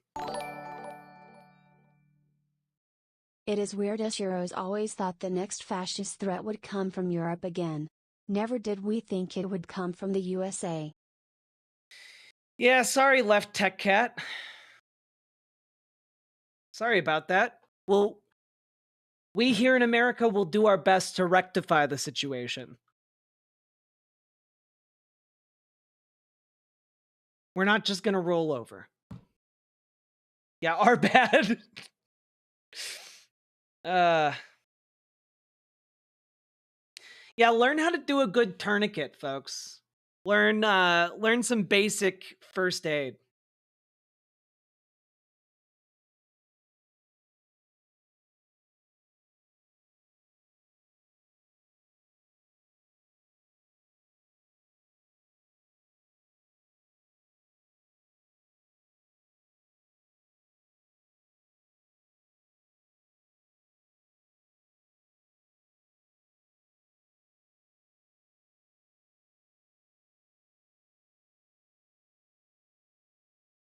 Yeah, Two Dad Smoochin', I have been I've been inching towards the idea that like we need to fulfill the promise of the Reconstruction.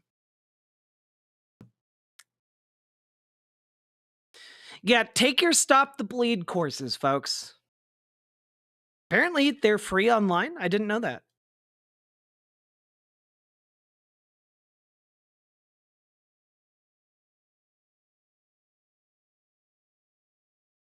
Here you go. I'll link it in chat.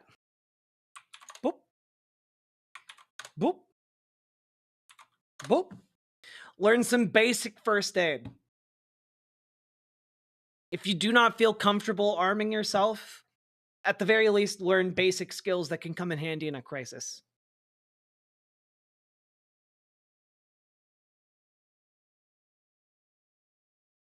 We need both.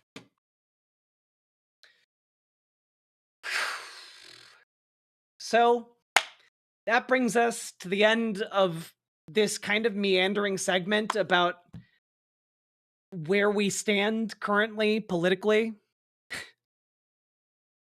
That's where we're at. I'm not able to tie it up with a neat bow. I'm sorry. Everything's bad.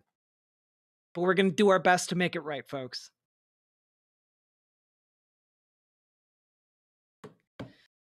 Whew. The promise of the Reconstruction, Jay.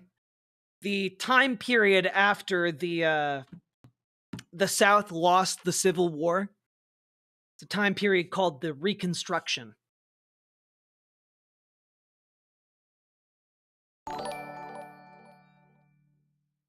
I want to dispel any delusions for people who think this is a joke. I hang out still in these spaces. I work at one. I know someone who rabbit fed posted because a Democrat was teaching how to avoid ICE. Yeah, a lot of folks are going after Alexandria Ocasio-Cortez for talking about the civil rights of undocumented immigrants. She's become a lightning rod for this kind of stuff. And yet, she persists, and so shall we. Media Breakdown, thank you for the $10 super chat. I very much appreciate that.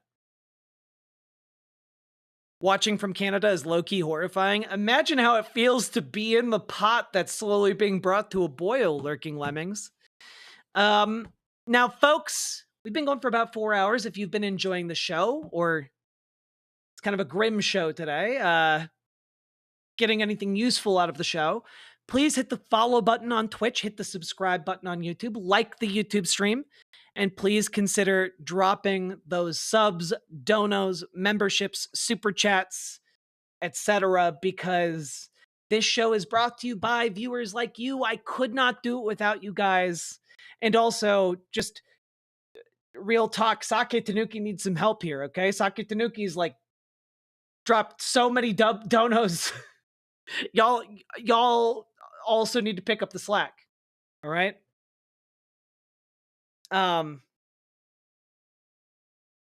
God. Whew. All right. Made it through our top stories. Finally did it. Up next, we will be talking about international relations. But I will get there soon.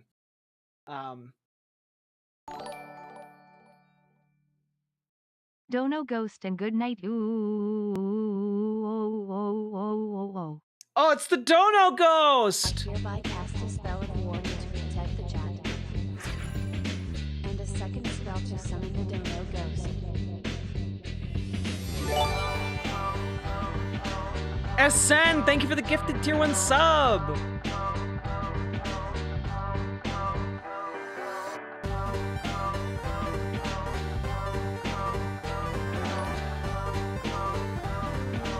I agree. Sake Tanuki needs help. So have some of my button stash. Penny NT, thank you for the 5 tier 1 subs!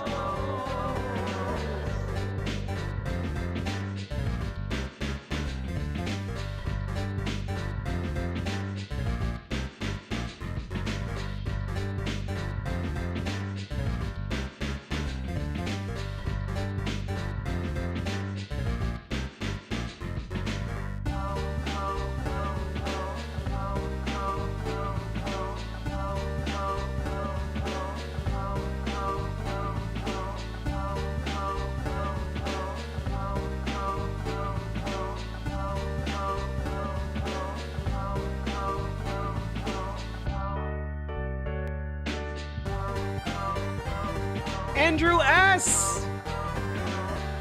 Thank you for the 10 gifted memberships over on YouTube. Making an army of green names. I felt disrespected. I'm sorry.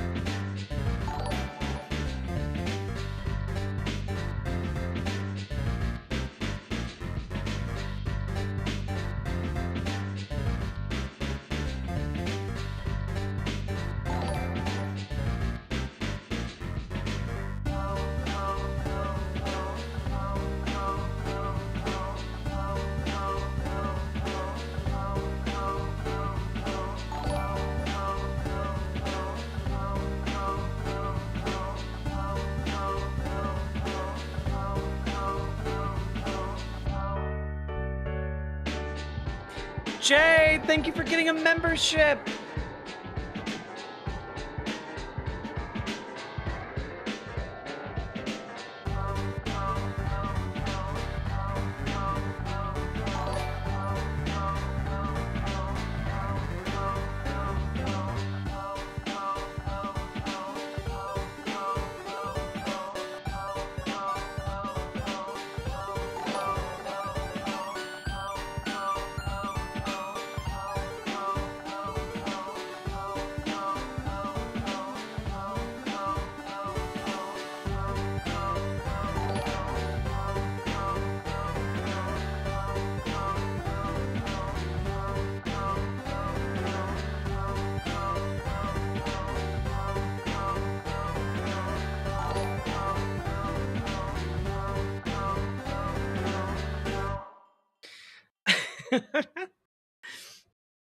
What is this? It's the Dono Ghost song by Jazz Dog, the jazziest dog I know.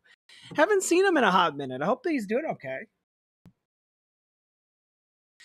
Whoo! Paladin Lost, thank you for the 20 tier 1 subs. Did somebody call for some BWA energy? God damn! Thank you so much for supporting the stream. I appreciate you so fucking much. Coming out here doing some heavy lifting. You gotta lift and separate them. He was around the other day being jazzy? Hell yeah. Failsafe, thank you for the $10 super chat. Payday for me today, so I'm spreading the good fortune to our favorite riverboat captain. Thank you very much, soldier. Or seaman? Thank you very much, seaman. It feels weird when I say want to do seaman. so much to help in all the ways you keep harping on about, but I feel like I can't even keep my personal life straight right now. That's okay. Sad face. Baron, thank you for the $5 dono. I very much appreciate it. And I'm I'll begging answer Chat your question. and Jack to not get into prepper culture.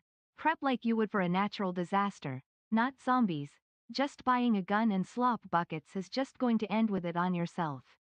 BWA. I think that I'm not saying everyone needs to go out and get a gun. I'm not saying everyone needs to go out and buy your slop buckets. What I'm saying is people need to familiarize themselves with how to use those things. I think that building up a skill set is good. I think that working together to do community defense is good, especially when we have evidence now that there are brown shirts here threatening actual elected officials. And if they're willing to threaten an actual elected official, they're willing to hurt you. That's my only point. And I want people to know that so that they can prepare and be safe. That's my main goal. I want you guys to be safe and to be able to continue being effective. If you can't have a gun, make sure you have all the other ways of defending yourself. When I hear seaman, I think of going to the Naval Academy as an 8th grader. Oh, the giggles we had talking to all those seamen. You know, it'd be really fun if I could get my hands on a Sega Dreamcast and that weird ass game Seaman. I bet you guys would really like watching me play that on stream. And Baron, to your point, The important part about resisting or doing any of these things is that you figure out how to do it within the confines of your life. Because not everyone has the time or the energy or the spoons to be able to I've do been those in things. bed most of the day. The King Donald Musk news keeps getting worse by the minute. I'm so wore out. It's true, one-eyed heathen. I understand. Same. The issue is we need to recognize when we're at our limit and pull back until we can make ourselves functional. You know? But to Baron, if you are struggling to fit it in, figure out how you can fit it into your life in smaller ways. There are other small ways you can do, other small things you can do to support folks. Whether it's $5 dono to your streamer, or better yet, taking a few minutes to call your elected representatives. That does not take a long time. I promise it doesn't. If you are very low on spoons, it can seem really daunting to go to your local DSA meeting. But keep in mind, you don't have to physically go if you are low on mental energy. Because most DSA meetings, you can go to them digitally. You can attend via Zoom. And if you want to do something else while you're attending digitally, you absolutely can. There have been days where I've gone to a DSA meeting, I've put on some Bluetooth headphones, and I've washed dishes while attending the meetings. There are ways. I promise you there are ways. I can't list all of them off because, but I promise there are ways. Well, on the left tech cat, if you're low on financial energy, you can share the stream. You can like the stream. That's also very important, liking the stream. But you can also share information. If not my YouTube segments, the best information of all, you can share things like the articles I talk about. Going to ask me for links to the articles and use yourself as kind of a conduit to other folks. If you are feeling isolated and lonely, you can go to social events in DSA.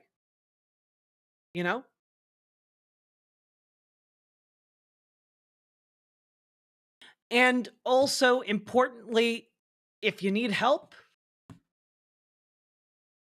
maybe ask for some in our Discord. I know that our community is small, but we have a lot of good people. And those people together might be enough to help each other out of a bind. It's the entire point of us putting together transportation channels, of us putting together different locations to build up a knowledge base of safe places people can go. It's the entire point of us putting together a mutual aid skills list so that people can talk about what they are capable of doing and making themselves available to others. It's why we have a part of the Discord set up to request mutual aid. And I can't guarantee you that, you're going to be able to make ends meet, but we have a bunch of people here who want to help each other. And that's really, really important.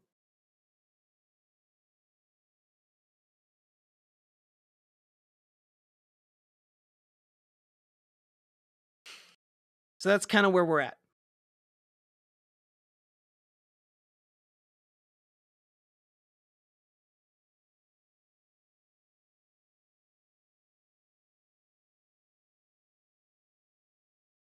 Been posting flyers around about the economic blackout for February 28th. Hell yeah. If you want to post additional flyers, there's a really great website right now. See if I can pull it up.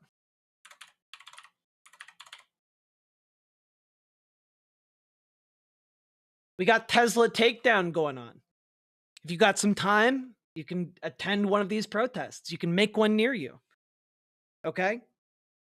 Show up, protest against Tesla. Yeah, there's an economic blackout February 28th, Basically, the idea being don't buy anything you don't absolutely need.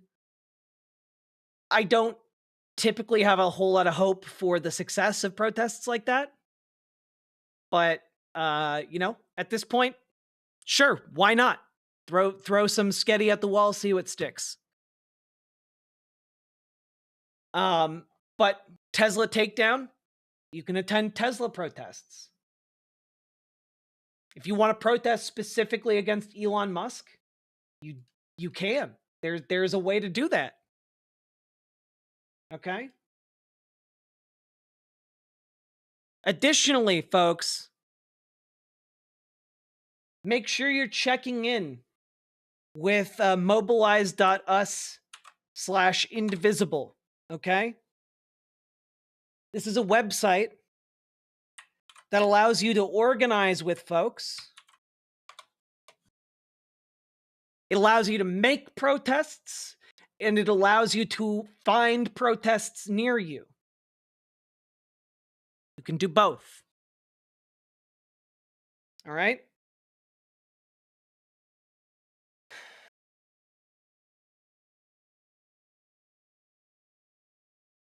Lot going on here. But at the bare minimum, folks, use 5 calls. 5 calls is an excellent tool that will easily connect you with your elected representatives and allow you to call them every single day about a new issue. And it's important that it's a new issue because if you call them about the same thing every day, it only counts as 1 call when they tally them up and talk to your elected representative, okay? So call them about a new related issue every day of the week, okay? That's the bare minimum. It does not take you a long time, and it absolutely does work, okay?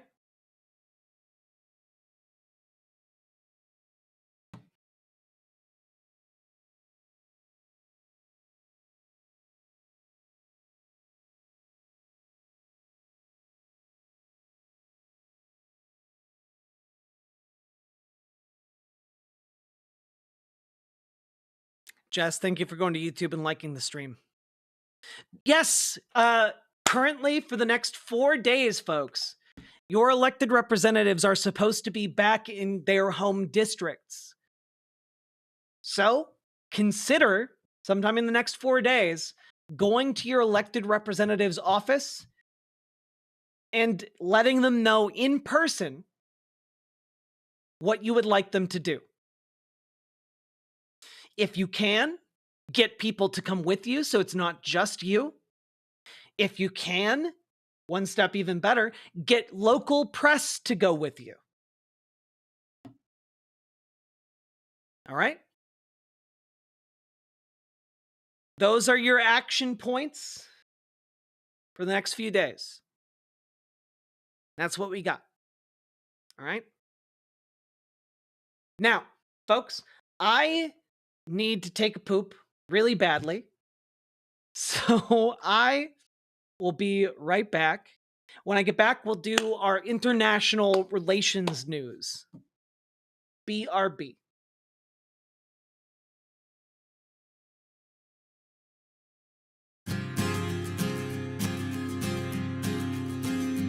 In a pleasant wooded valley lived a huntsman tall and able. He relied on skill and cunning for the food upon his table. He would walk the forest shadows with his little son in tow, teaching him the archer's art and all that he should know. Keep your eye clear and keen like a falcon on the wing. Keep your heart strong and steady like your hand upon the string. Never bow to a tyrant while your people are laid low, for the highest head may fall to the man who wields a bow. In the valley there was freedom and a man was left to living, but as year gave way to year the ruling men grew less forgiving.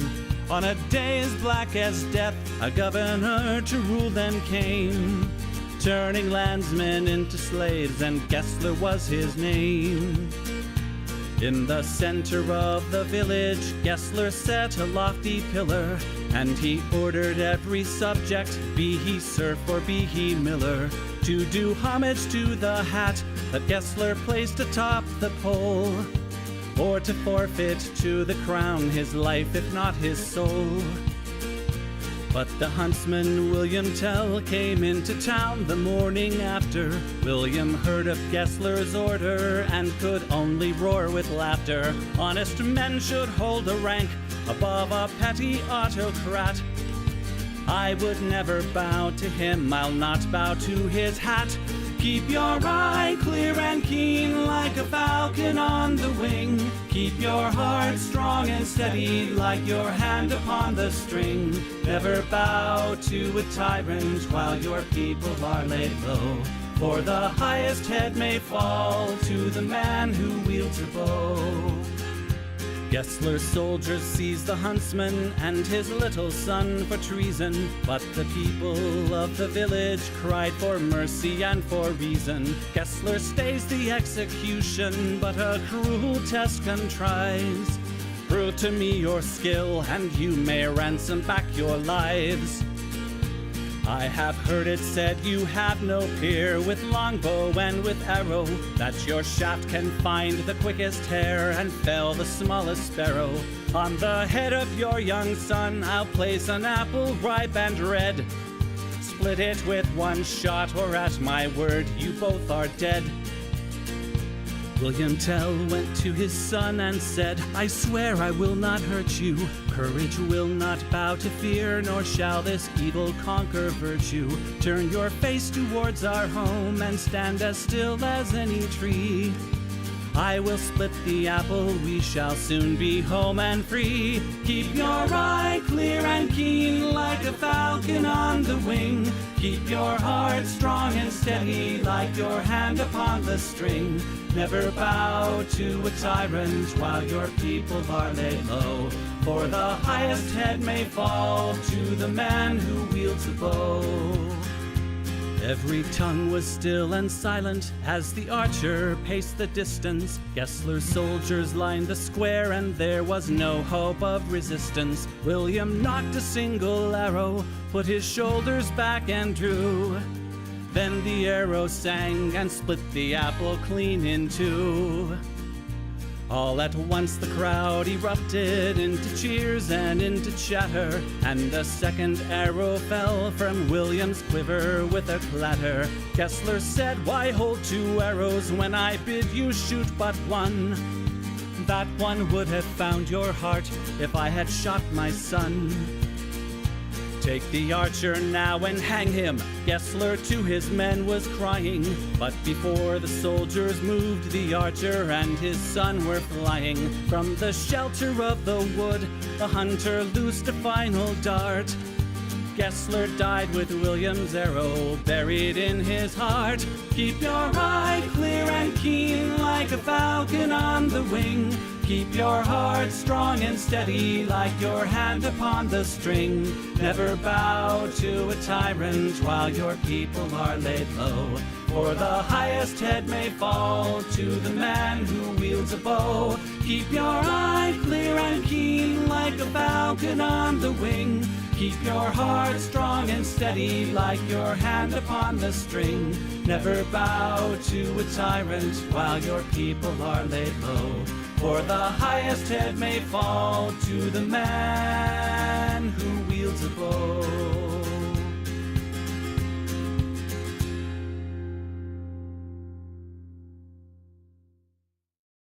Those who make peaceful revolution impossible will make violent revolution inevitable.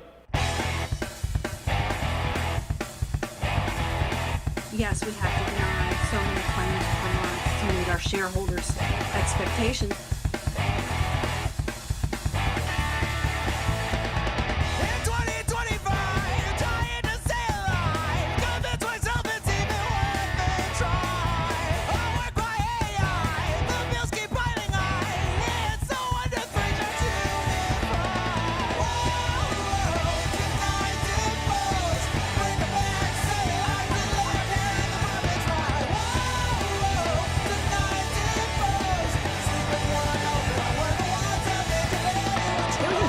Americans, including children, have lost their health insurance. What's so frustrating is that politicians have spent decades, saying they recognize the problem, and they make promises to do something about it, and then almost nothing happens. You know what they say to themselves in the dark. It's only a crime if you don't wear a tie. We keep them all busy paying their fines. Hear the epiphany, light up the spark. You know what they say to themselves in the dark. It's only a crime if you don't wear a tie. Seniors are the fastest growing segment of the homeless population.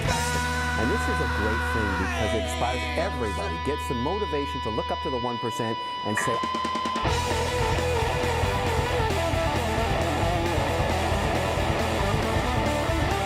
Now they're looking at your post, they're looking at your anger, and they're moving to apprehend those who say something in anger.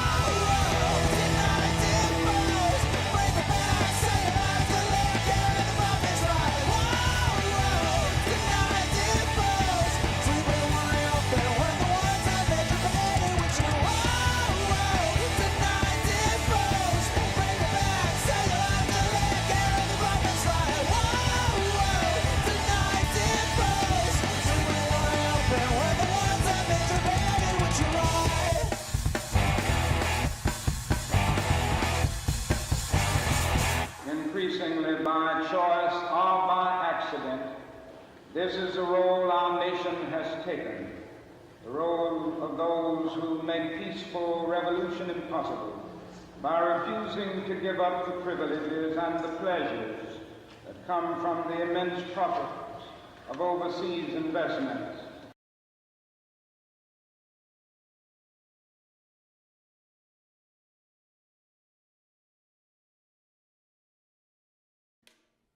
This is a brand new song. This is the first time. You are the first audience to hear this song. It's a world premiere. This is the first time we've ever played it together. I'm writing it right now. I mean, basically. Recently, I was reminded of this lyric that floats around in several gospel songs, including "Oh Mary, Don't You Weep," which is, God gave Noah the rainbow sign, no more water, fire next time. And I was thinking about this summer and our yellow skies, and I thought, fire next time.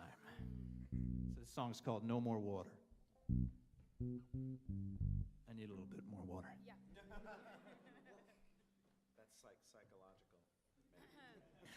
I'm feeling the smoke. Here we go.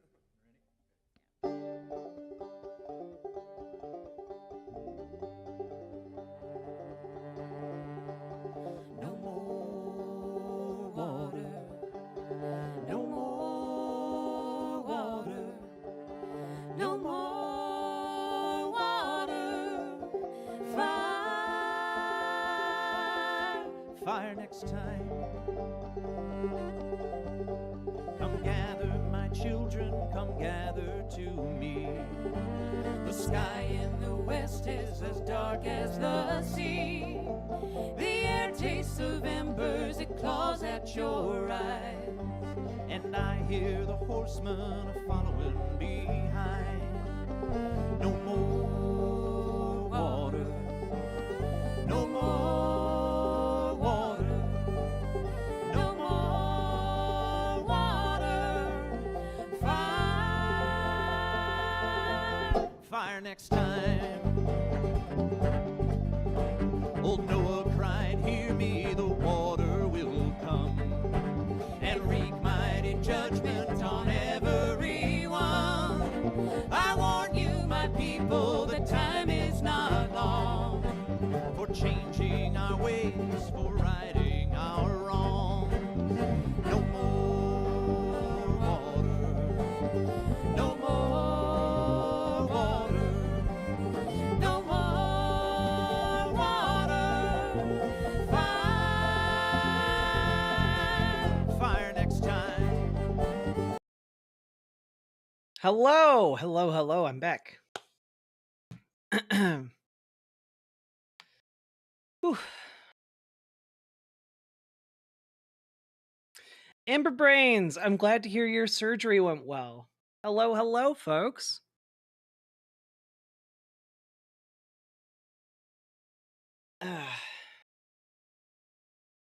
Well, Mr. Miyagi, if you have some good non-DMCA-able worker rights songs in different genres, I'd love to find them. Open to suggestions. Hello, hello.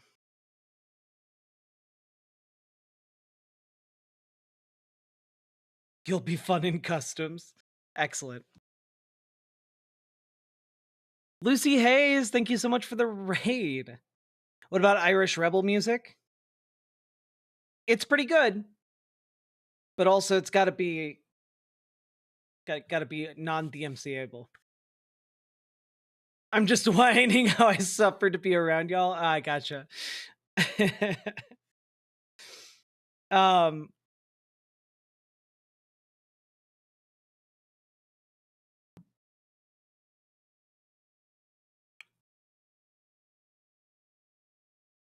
Welcome, welcome, Lucy Raiders. Oh boy. Good timing too. We're about to talk about international issues.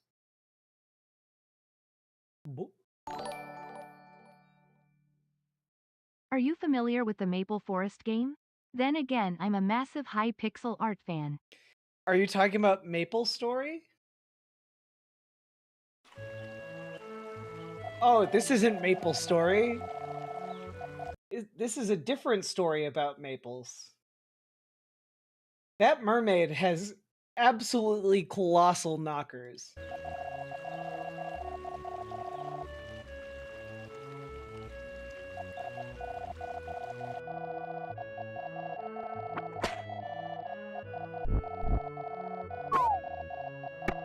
This looks cute.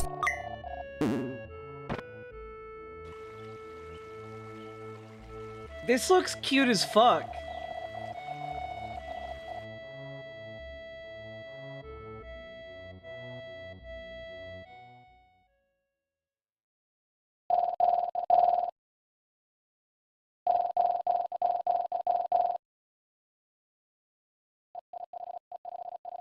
Damn it, even this world has climate change.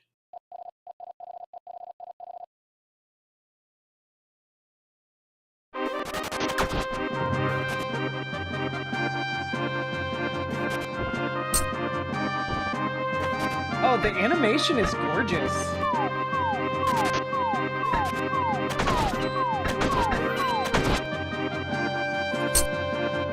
This looks cool as fuck.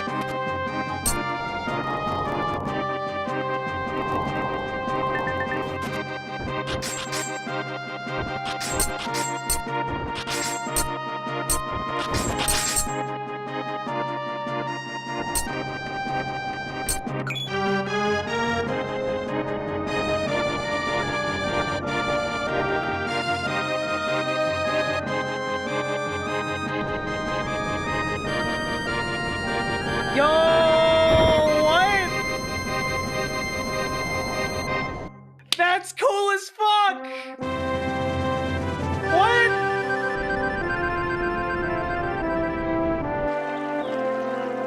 She has even bigger tits.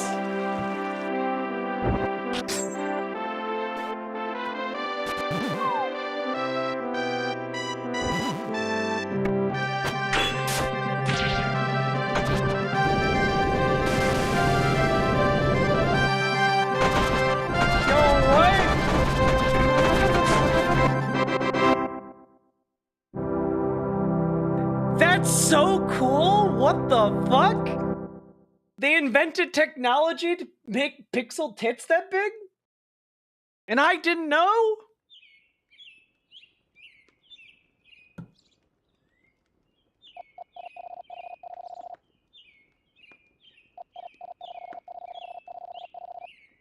Hey, that's this year!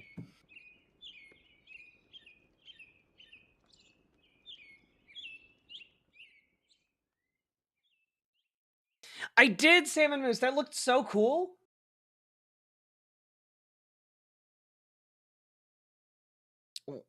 Ooh. I am a massive, massive pixel art fan, so let me just pull this up.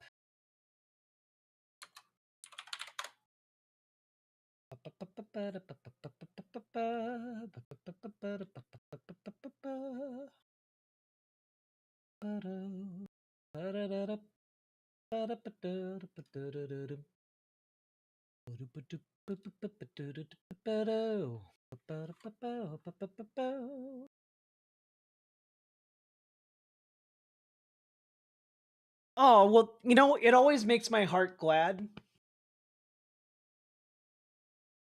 They kickstarted this game with a goal of $36,000 and they got 165. That's great. Love that for them. Love that for them.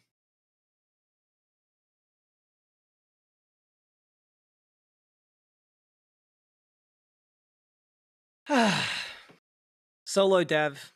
I need to put that into my indie game list to play. I still want to play Sea of Stars. That game looked banging. Looks like Tunic. This looks okay. Can I be real? This looks a bit better than Tunic.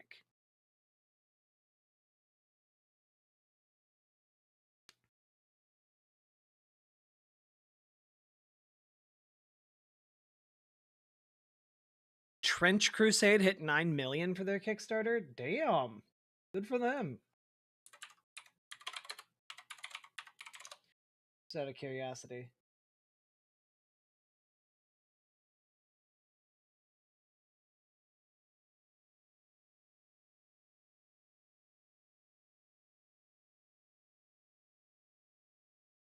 Cool.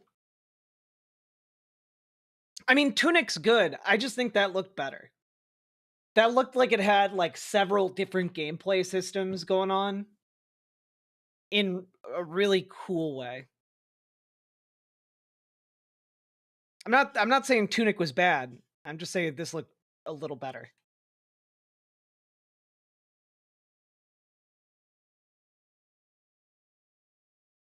I have played The Messenger. Messenger is very, very good.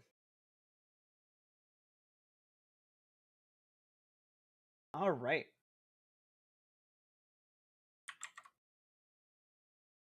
Of the United Yeah.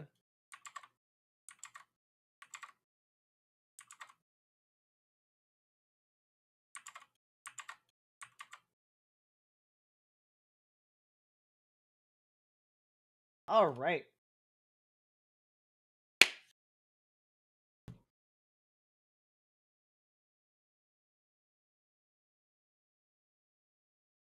That was Game Boy / SNES. The Super Nintendo was my jam.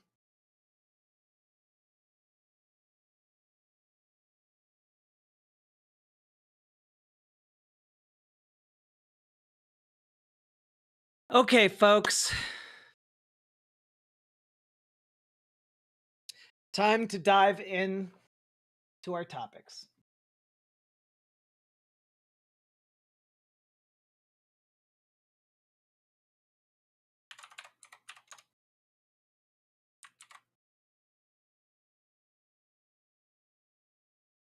Almost time to do that, I guess.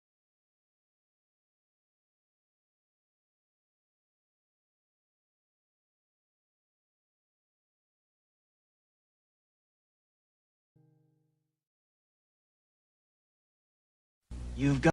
Yeah. Jump scare.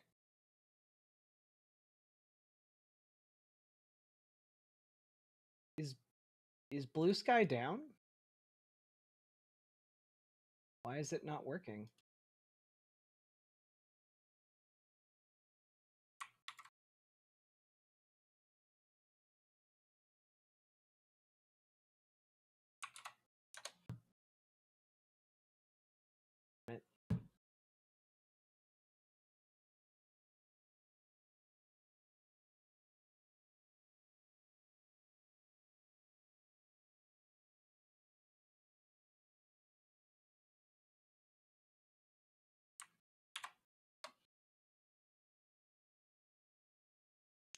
Does anyone know what goes on when you just get this from Blue Sky?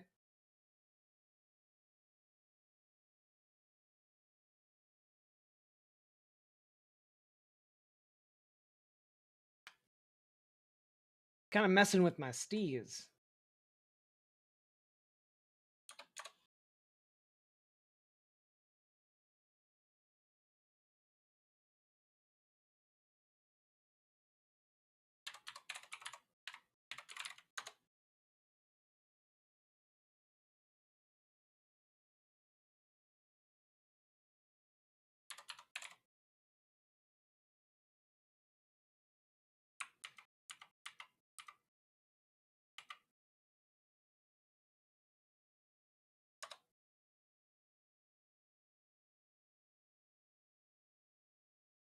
Wait, same thing for me right now? Okay.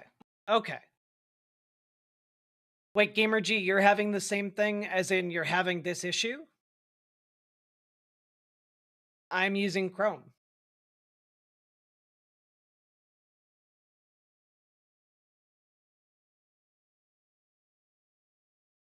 Not working for me? Okay.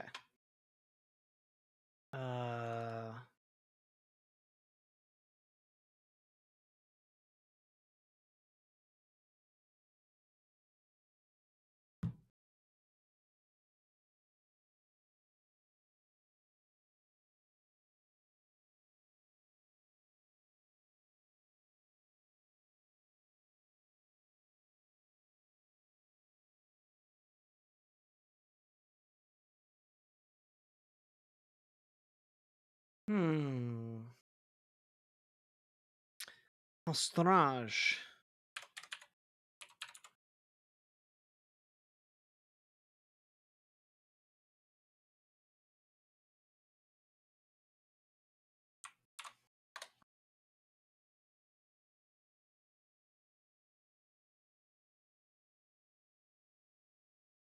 Weird. Okay.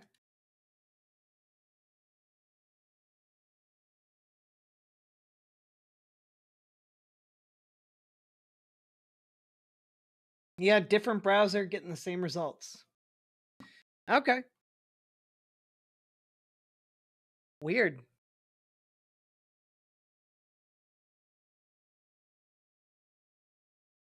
I'm not doing a flush DNS. I'm not doing that right now. I've done that on live stream before. It's not fun. I guess I don't need these. I guess I can do the segment without them.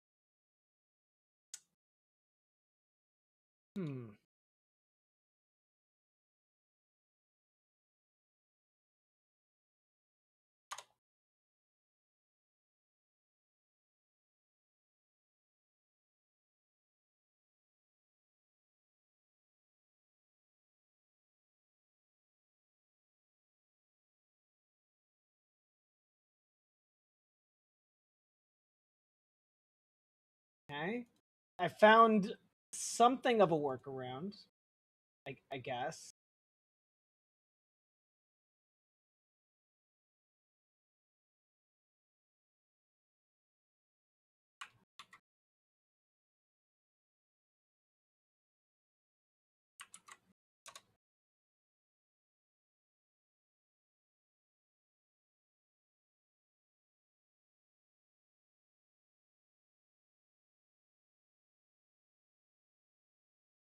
Do do do do do do. Do do do do do do do do do do do.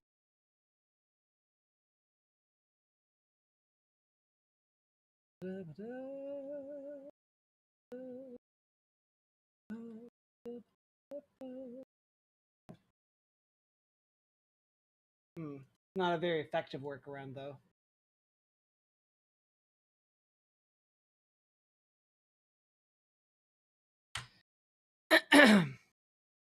See, I would connect to a VPN. However, the issue is that if I connect to a VPN, it's going to disconnect me from the stream.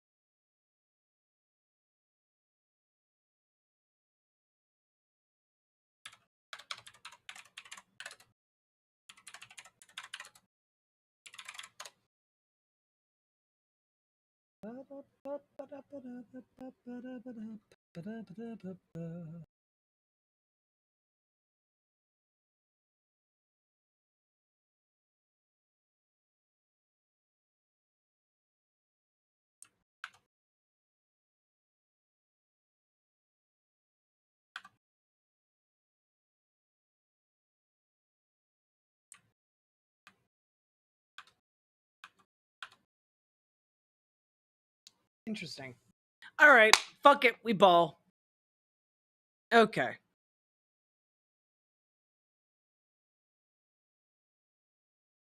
Well, no, Rob Adler, because they're videos.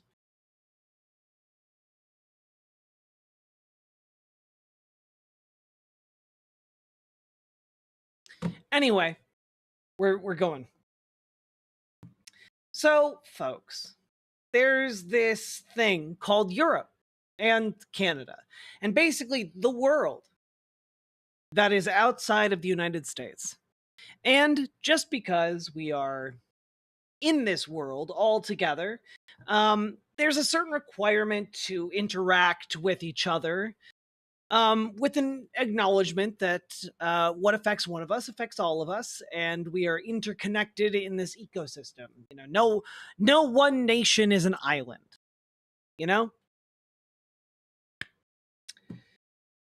Anyway, Donald Trump has decided to attack Vladimir Zelensky and torch U.S. relations with the entire globe. And, yeah. Basically, Donald Trump is trying to claim that President Zelensky is a dictator and is, in fact, to blame for the Russian invasion of Ukraine. And,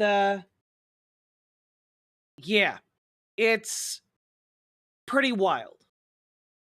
After saying Donald Trump said he was not going to cut President Zelensky out of negotiations with Russia, but then went to Saudi Arabia with Vladimir Putin to have negotiations without Vladimir Zelensky. So it's really weird that he emerged from that meeting parroting Russian talking points. So bizarre. But I think one of the things we really need to do here is that we need to actually take a look at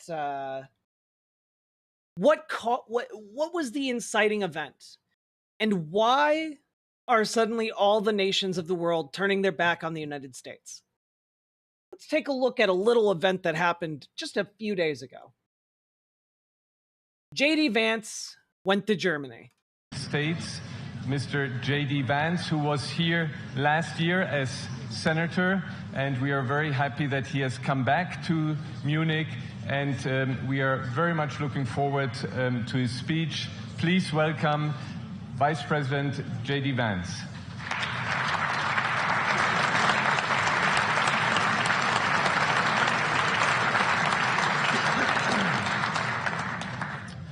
Well, thank you, and thanks to all the gathered delegates and luminaries and media professionals, and thanks especially to the host of the Munich Security Conference for being able to put on such an incredible event. We're, of course, thrilled to be here. We're happy to be here. And, you know, one of the things that I wanted to talk about today is, of course, our shared values. And, you know, it's great to be back in Germany. As you heard earlier, I was here last year as United States Senator. I saw Foreign Secretary David Lammy and joked that both of us last year had different jobs than we have now. But now it's time for all of our countries, for all of us who have been fortunate enough to be given political power by our respective peoples, to use it wisely to improve their lives. And I want to say that, you know, I was fortunate in my time here to spend some time outside the walls of this conference over the last 24 hours. And I've been so impressed by the hospitality of the people, even as, of course, as they're reeling from yesterday's horrendous attack. And the first time I was ever in Munich was with my wife, actually, who's here with me today, on a personal trip. And I've always loved the city of Munich, and I've always loved its people. And I just want to say that we're very moved, and our thoughts and prayers are with Munich and everybody affected by the evil inflicted on this beautiful community. We're thinking about you, we're praying for you, and we will certainly be rooting for you in the days and weeks to come. Now,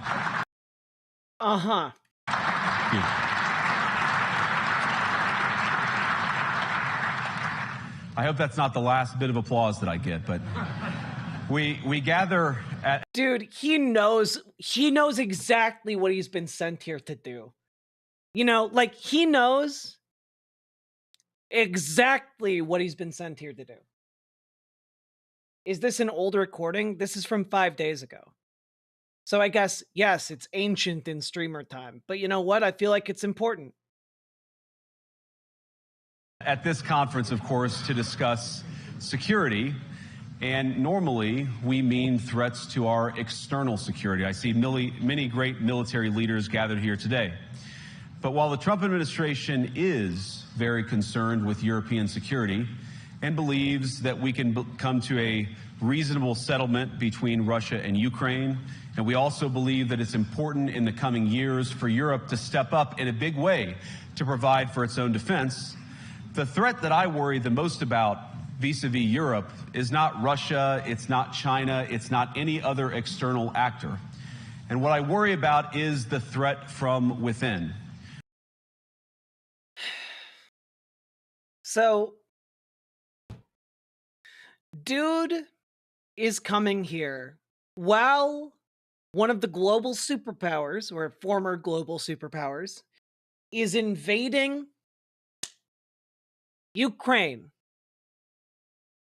to tell a bunch of German generals that he is not worried about the nuclear power invading another European country just a little bit away.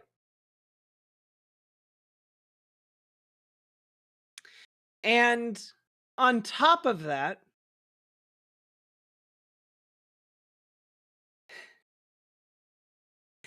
he knows what he's been sent here to do, and he knows that it's going to be very unpopular, which is why he opens it up by saying, "Oh, I hope it's not the last time you applaud for me, haha," because he knows what he's been sent here to do. And he has been sent here bearing a torch with which to burn the relationship between the United States and all of Europe. Because he's saying the biggest threat isn't China, the biggest threat isn't Russia, the active invader, but it's all of you people. All of you Europeans, you're untrustworthy. You have dangerous elements within you.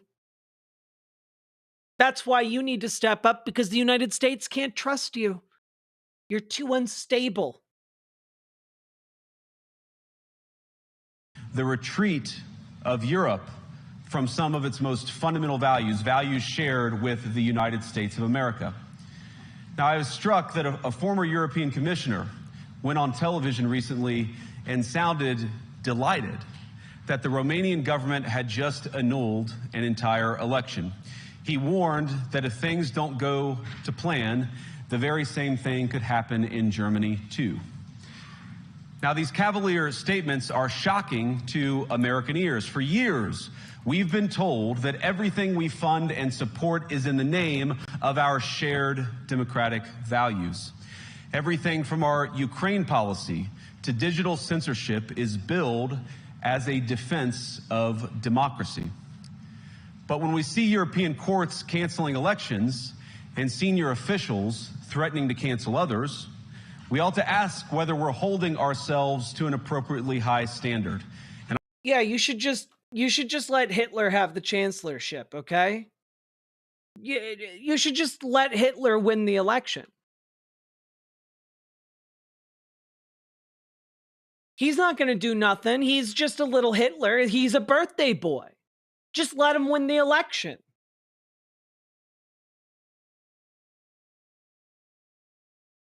That's the equivalent of what he's saying here, by the way.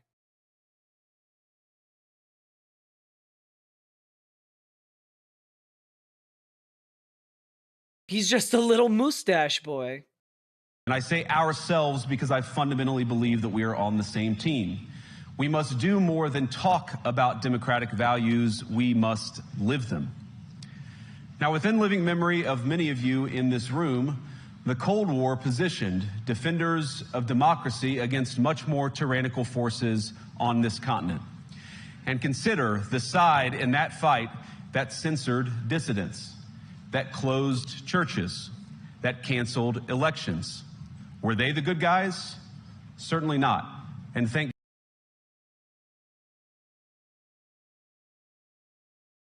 He's drawing a parallel here between Ukraine and the Soviet Union.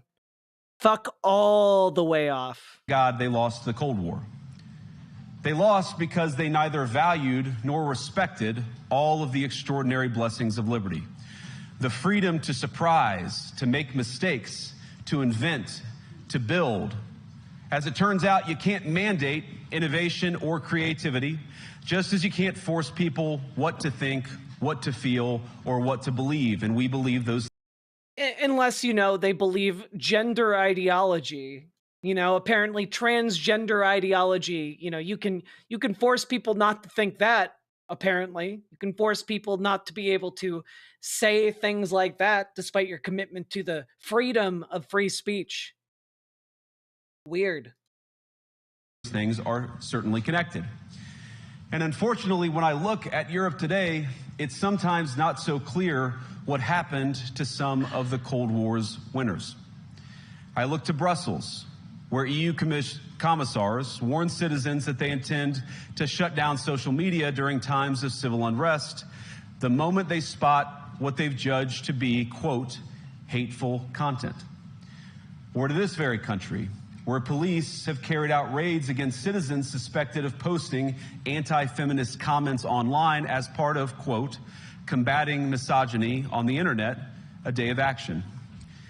I look to Sweden, where 2 weeks ago the government convicted a Christian activist for participating in Koran burnings that resulted in his friend's murder.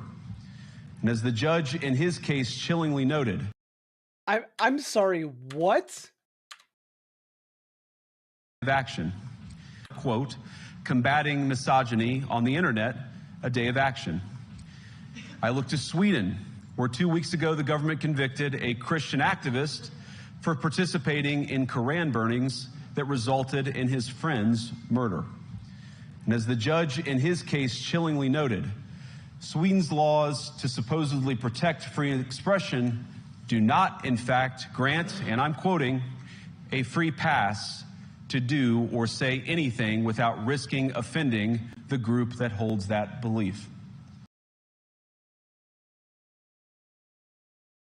All of these people know exactly what's happening right now. Okay? All of these people know exactly what he's communicating. Which is exactly two things. 1 and 2. That's it.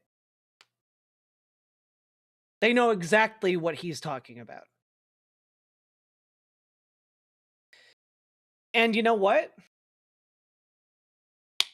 Sweden has its own free speech laws. America also has free speech laws. Weirdly enough, J.D. Vance doesn't follow the constitutional free speech provisions in the United States. Weirdly enough, the politics he supports are perfectly comfortable banning mentions of transgender people.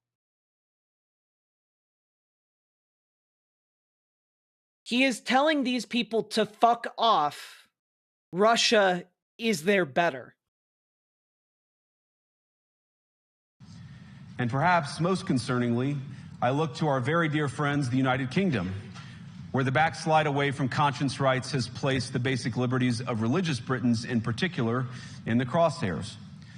A little over 2 years ago, the British government charged Adam Smith Connor, a 51-year-old physiotherapist and an Army veteran, with the heinous crime of standing 50 meters from an abortion clinic and silently praying for 3 minutes. Not obstructing anyone. You know what? Let's take a look.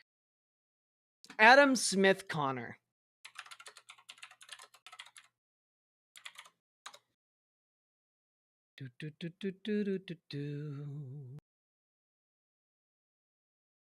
A physiotherapist who prayed outside an abortion center has been convicted of breaching a safe zone after refusing requests to move on. Let's see.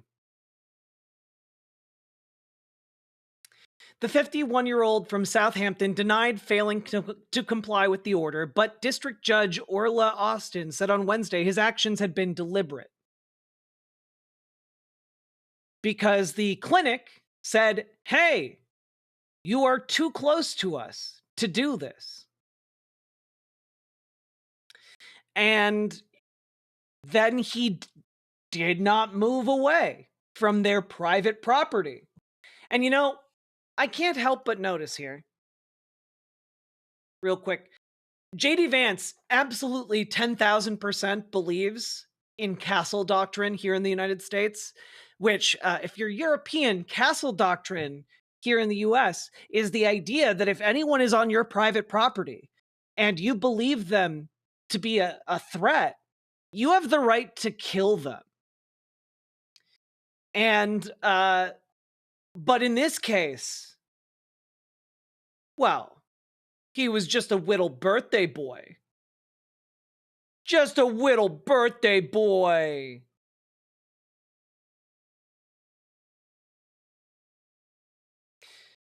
On the day, he was asked to leave the area by a community officer who spoke to him for 1 hour and 40 minutes. And then he refused. Like, I'm sorry, folks. A guy came over and talked to him for like the duration of a feature Hollywood film and told him, you need to move along. And he didn't. You know, in America, people aligned with J.D. Vance believe that if you refuse to move after you are told to move by a police officer, you should be run over by a car. But in this case, it's a blatant violation of his rights. Yeah, all right, bud.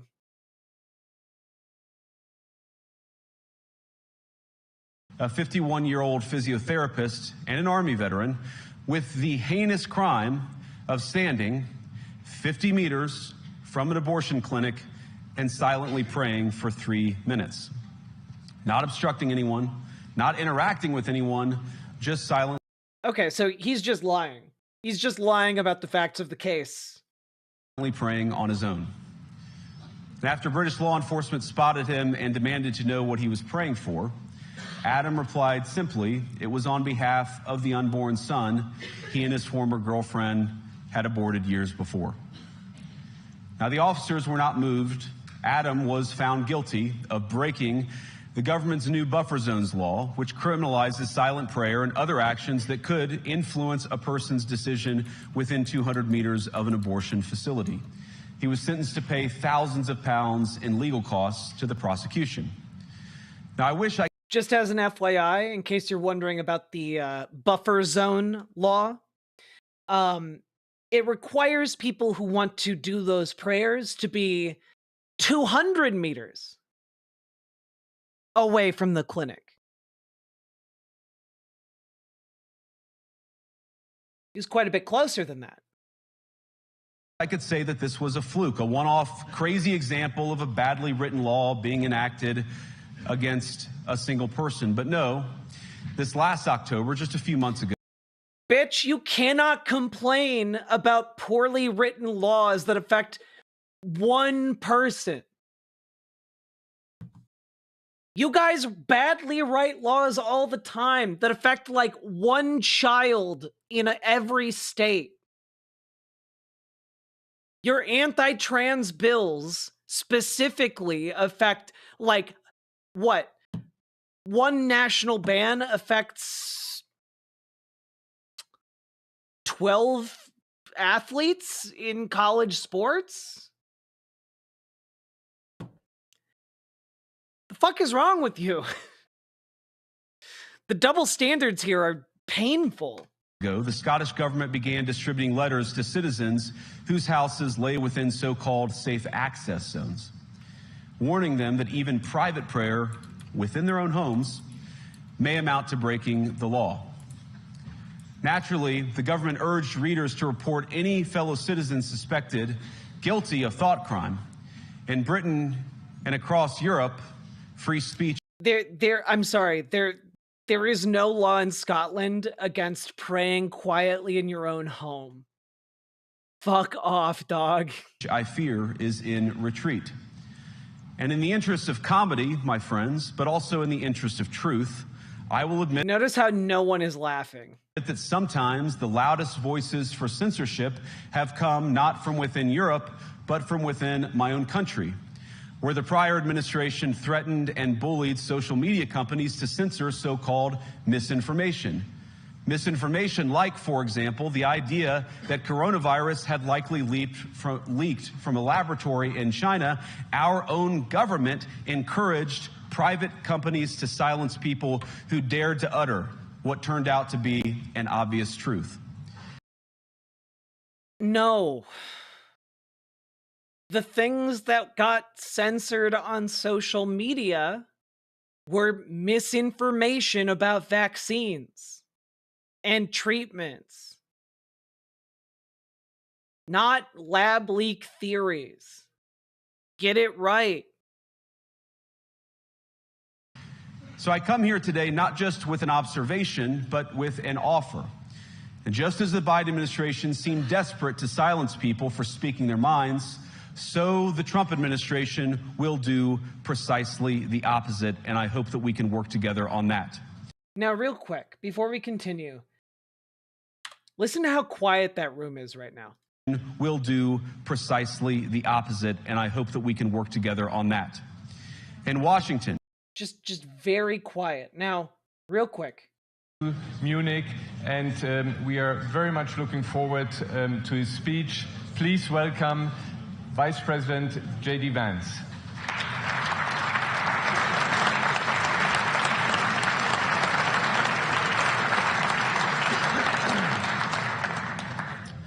Well, thank you, and thanks to all the gathered delegates and luminaries and media professionals, and thanks especially to the host of the Munich Security Conference for being able to put on such an incredible event. We're, of course, thrilled to be here. We're happy to be here. And, you know, one of the things that I wanted to talk about today is, of course, our shared values. And, you know, it's great to be back in Germany. As you heard earlier, I was here last year as United States Senator. I saw Foreign Secretary David Lammy and joked that both of us last year had different jobs than we have now. But now it's time for all of our countries, for all of us who have been to use fortunate to improve their, to spend some so healing from yesterday. My wife, actually, who's here with me today, on a personal trip. And I've always loved the city of Munich, and I've always loved its people and everybody affected for you. Be rooting for you in the days and weeks to come. Now, see, before he goes into like a real heavy speech here, they're more than willing to clap after something he said.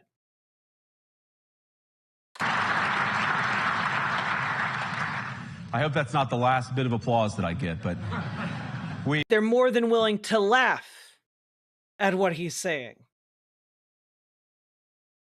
But suddenly, you can hear a fucking pin drop in this room. Together on that. In Washington, there is a new sheriff in town, and under Donald Trump's leadership, we may disagree with your views, but we will fight to defend your right to offer it in the public square, agree or disagree. Just real quick. To offer it in the public square, agree or disagree. Silence. A silent beat, much now we're less at the applause. point, of course, that the situation has gotten so bad that this December, Romania straight up canceled the results of a presidential election based on the flimsy suspicions of an intelligence agency and enormous pressure from its continental neighbors. Now, as I understand it, the argument was that Russian disinformation had infected the Romanian elections.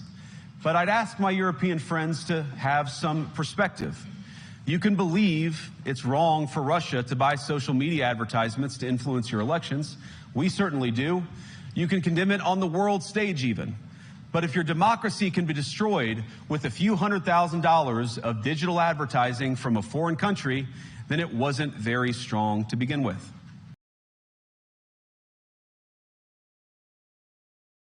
What?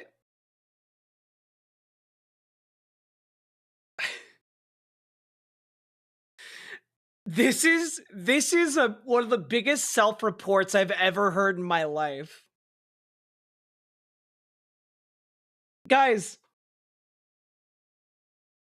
let's see if I can break this down real quick.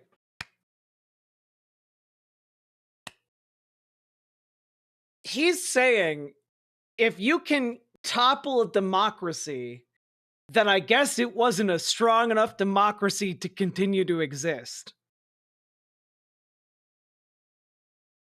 Which is very much in the camp of, it was good to topple it.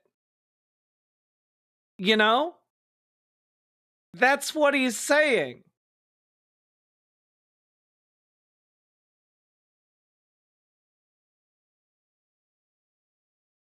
He's saying if fascism can topple the democracy, the fascism deserves to be in charge. Also, and I'm just throwing this out there, the courts are part of the political system of a country. So if the courts step in to protect the democracy, that's the democracy working.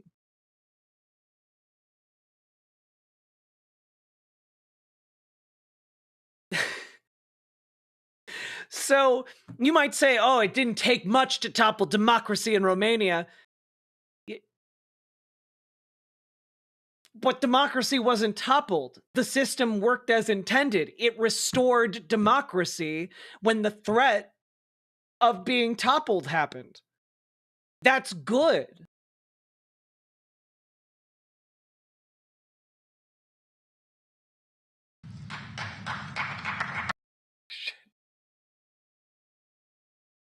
Is there really only one guy in that audience clapping? Then it wasn't very strong to begin with. Now, I hadn't watched this yet. I just knew that this was like the catalyst point here. Yeah, guys, we're watching the United States alienate every single ally we have in Europe. With the exception of maybe Hungary and Russia.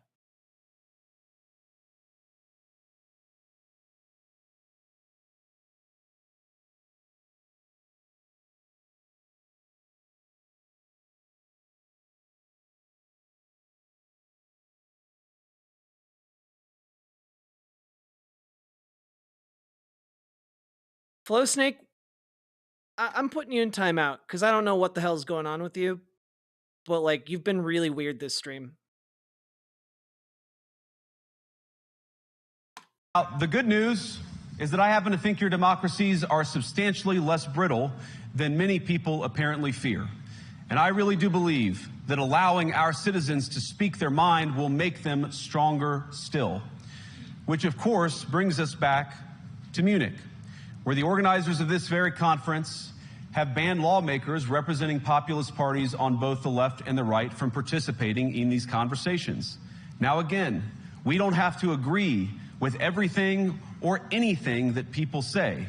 But when people represent, when political leaders represent an important constituency, it is incumbent upon us to at least participate in dialogue with them. Now, to many of us on the other side of the Atlantic, it looks more and more like old entrenched interests hiding behind ugly Soviet-era words like misinformation and disinformation. Yes, all of the communists of Europe. Who simply don't like the idea that somebody with an alternative viewpoint might express a different opinion or, God forbid... Hey, just out of curiosity, is there someone, I don't know, some kind of political orientation in Europe that may have emerged in, say, the 1930s or 40s that basically everyone despises? That he's oddly enough not mentioning? Who can say? Vote a different way, or even worse, win an election. Now, this is a security conference, and I'm sure you all came here prepared to talk about how exactly you intend to increase defense spending over the next few years in line with some new target. And that's great, because as President Trump has made abundantly clear, he believes that our European friends must play a bigger role in the future of this continent. We don't think you hear that. Yeah, he literally is trying to make the lesser of two evils argument, but between like Soviet Russia and Nazi Germany, and the Nazis are the less bad option. Ignoring the fact that it's not a binary thing. This term, burden sharing, but we think it's an important part of being in a shared alliance together that the Europeans step up while America focuses on areas of the world that are in great danger. But let me also ask you, how will you even begin to think through the kinds of budgeting questions if we don't know what it is that we're defending in the first place? I've heard a lot already in my conversations, and I've had many, many great conversations with many people gathered here in this room. I've heard a lot about what you need to defend yourselves from, and of course that's important. But what has seemed a little bit less clear to me, and certainly I think to many of the citizens of Europe, is what exactly it is that you're defending yourselves for. What is the positive vision that... Why are you bothering to defend yourselves? I don't understand. Why are you as societies defending yourselves? Why aren't you just allowing yourselves to be invaded? That animates this shared security compact that we all believe is so important. And I believe deeply that there is no security if you are afraid of the voices, the opinions, and the conscience that guide your very own people. Europe faces many challenges, but the condescension that is dripping off of this man right now is wild. This man deserves, like, has never deserved in his life to condescend to anyone. The crisis this continent faces right now, the crisis I believe we all face together, is one of our own making. If you're running in fear of your own voters, there is nothing America can do for you. Nor, for that matter, is there anything that you can do for the American people who elected me and elected President Trump. You need democratic mandates to accomplish anything of value in the coming years. Have we learned nothing that thin mandates... Yeah, none of you European assholes are real democracies. ...produce unstable results, But there is so much of value that can be accomplished with the kind of democratic Honestly, someone brave in that audience should have stood up and pied him in the face.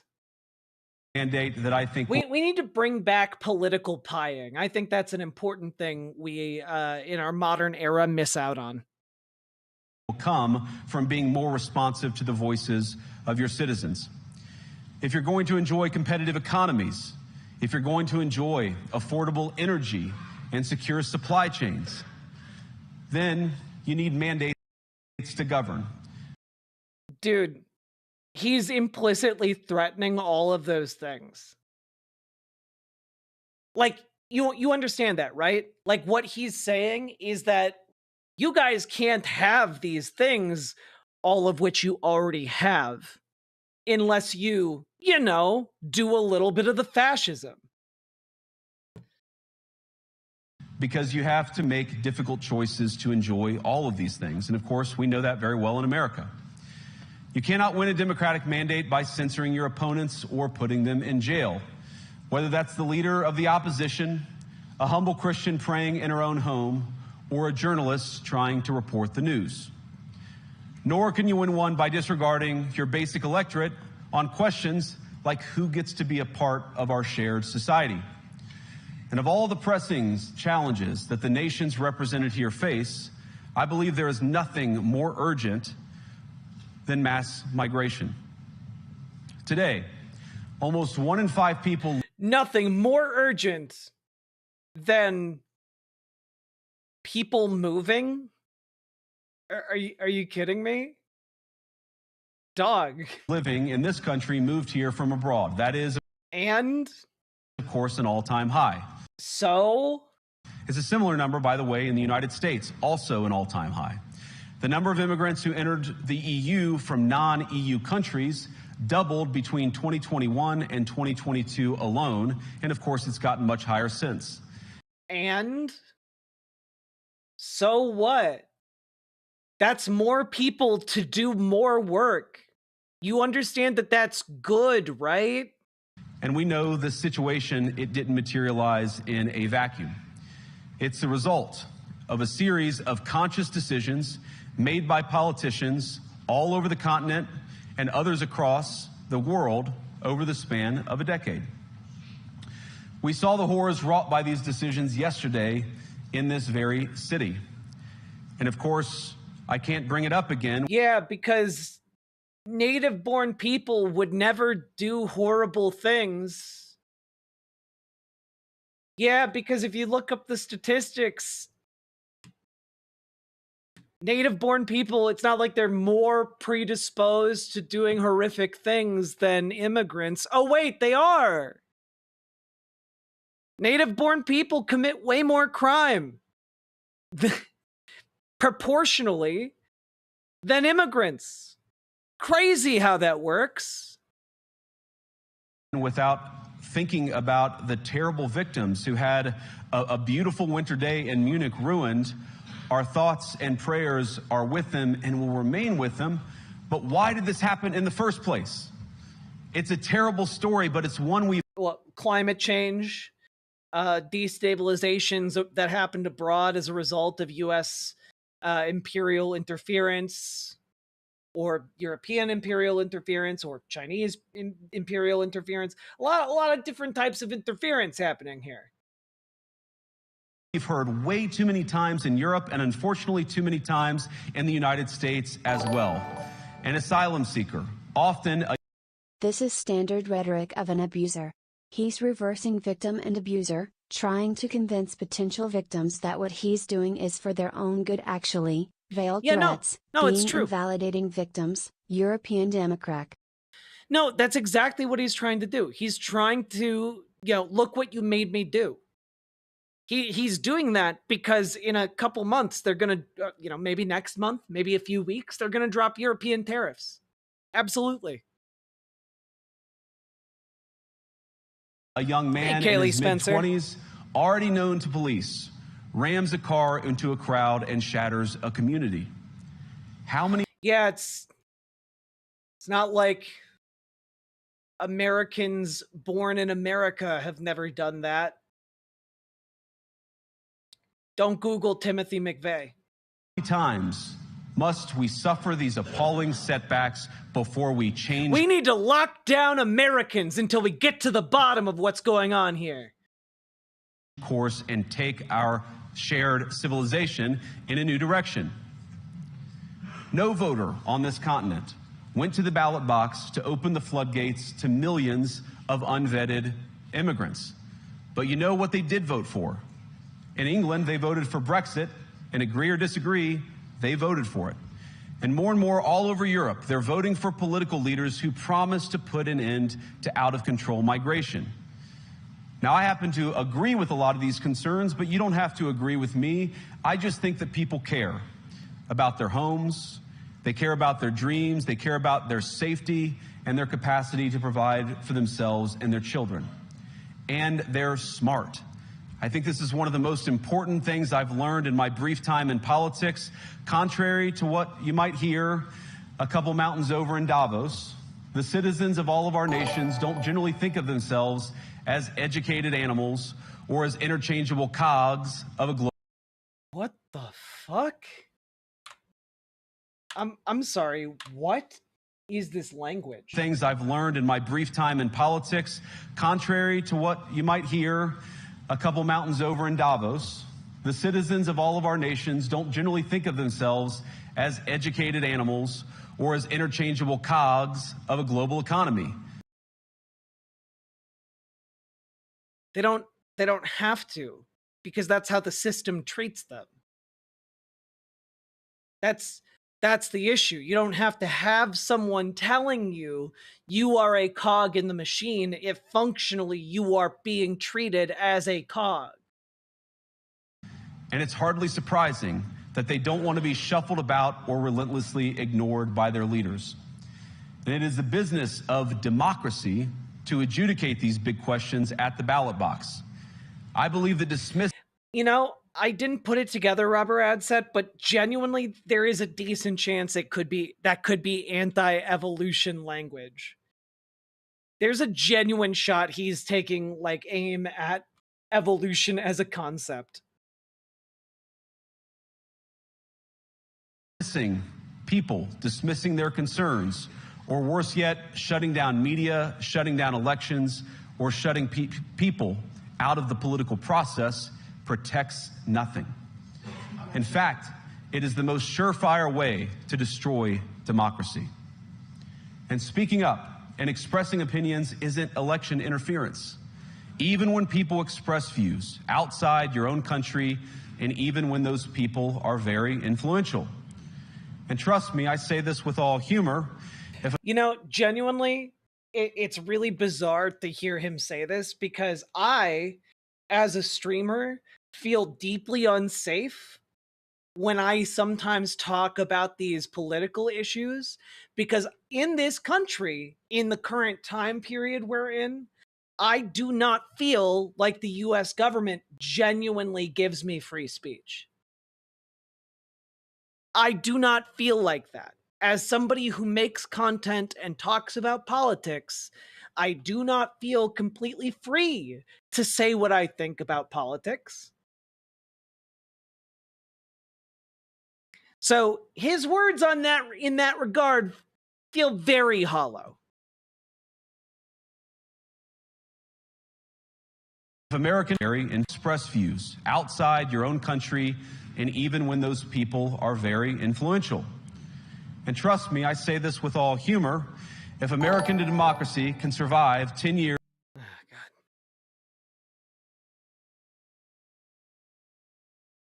Oh, One-Eyed Heathen. I don't know why why it's not reading it out, but in the book on tyranny, the author I almost said Timothy Chalamet, Timothy Snyder, mentions that fascism makes no sense and is not meant to. One abuse tactic my mother used was to overtly utter layers of nonsense to confuse the fuck out of me. Yep.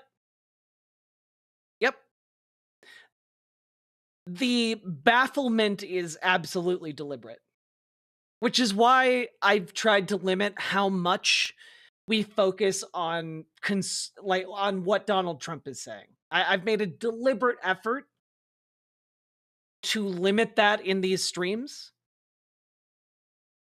The issue with, and the reason we're covering this is because what he says actually carries weight and matters in the decision making of other countries, you know?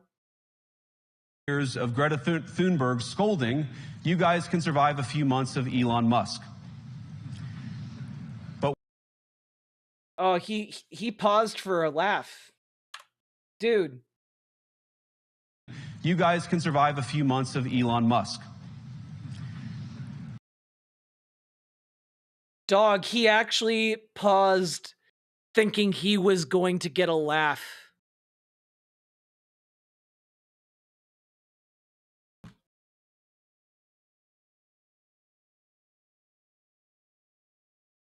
He tried to dunk on Greta Thunberg and like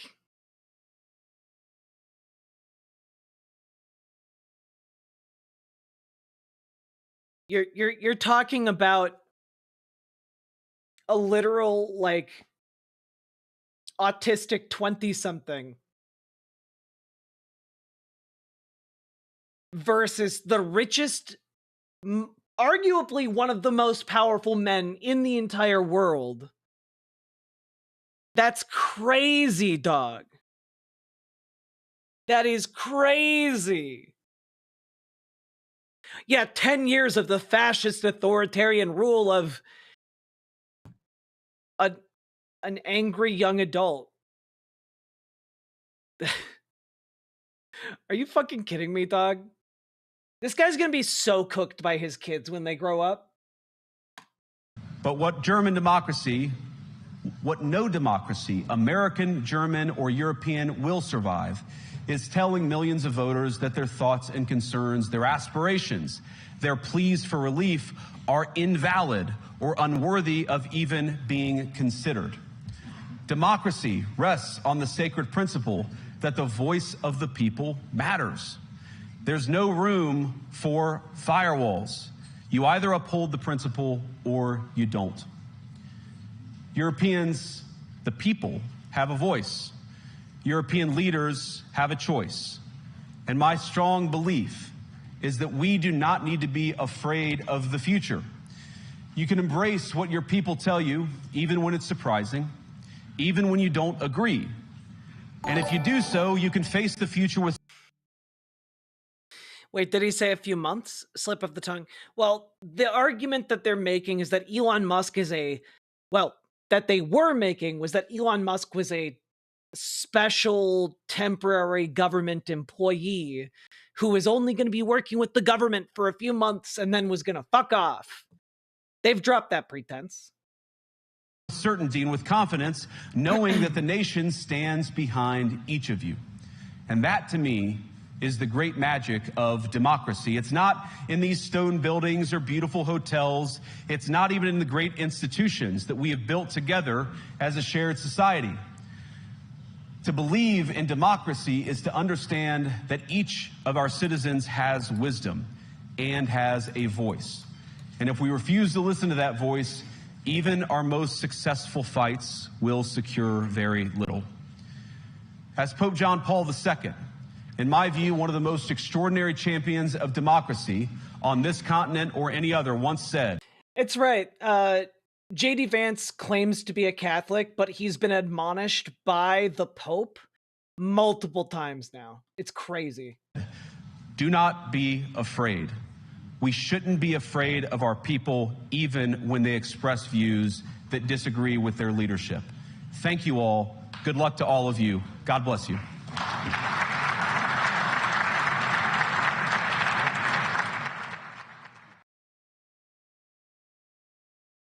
Yeah. That was a bridge burning, if I've ever seen one.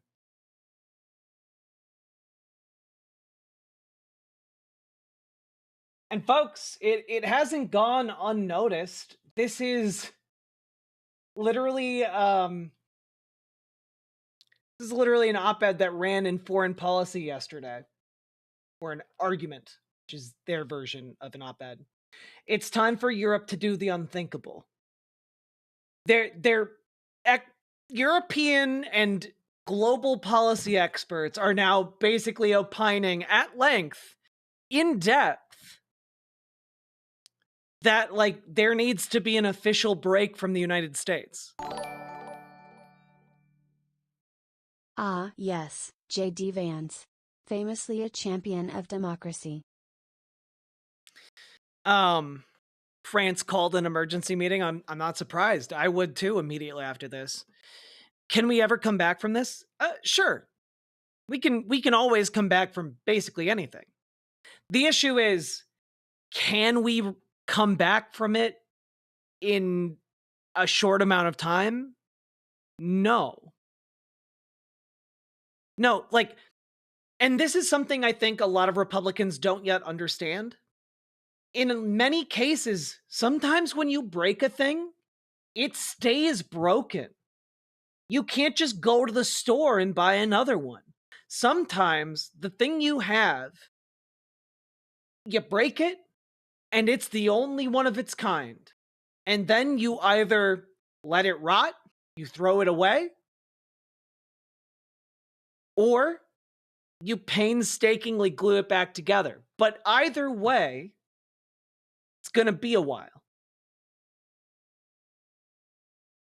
You guys are going to be the new villains for a long time. Hey, you know what? We know it. We know it. But I know we got a lot of people outside the United States watching. For my part, I'm going to do my best. Whatever I can do, whatever strength is in these arms and legs and voice. I think you can maybe still tell I'm very hoarse. From screaming from the rooftops about this. But we're going to do our best to turn things around. Can't guarantee you we'll succeed, but we're going to try. Do you think they'll remove us from NATO? There's not really a mechanism. Well, I guess there is a mechanism they could try to do it. It would be very difficult.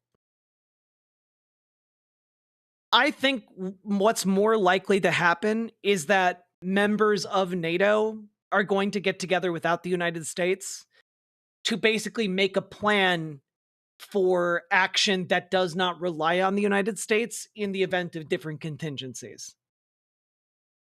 Okay? That I think is much more likely. They'll make like their own NATO with blackjack and hookers.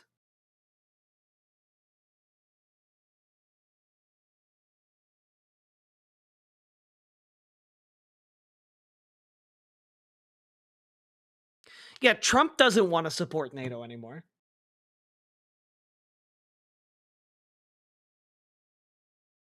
We're in really dangerous times.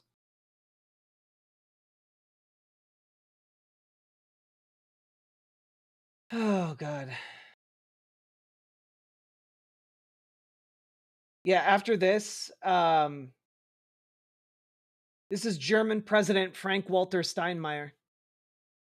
We must not allow ourselves to be paralyzed by the flood of announcements. We must not freeze in fear, or as the English saying goes, let's not be deers caught in the headlights. It is clear that the new American administration holds a worldview that is very different from our own. One that shows no regard for established rules, for partnerships that have grown over a long time. We must not... Like, this is the dissolution of the positive relationship that's been long the glue between Europe and America. This is the ultimate destruction of the friendship engendered by the Marshall Plan that rebuilt Europe after World War II.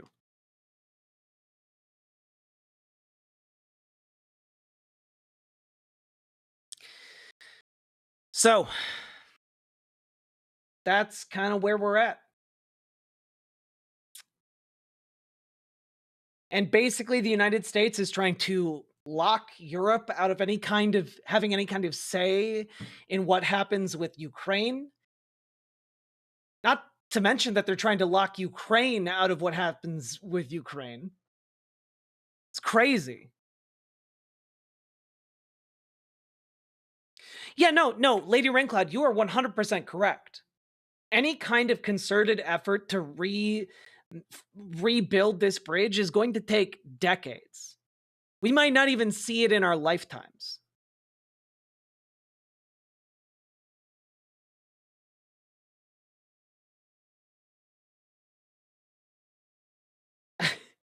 And I mean, guys, we got this, 4 days ago. Or 5 days ago now, I guess. Vance meets with leader of far-right German party to export the MAGA message. Now, for those of you who don't know what the AFD is, they are a bunch of Hitlerites. They're a bunch of neo-Nazis. They're a bunch of far-right assholes. And this came right after he visited, I think it was Dachau?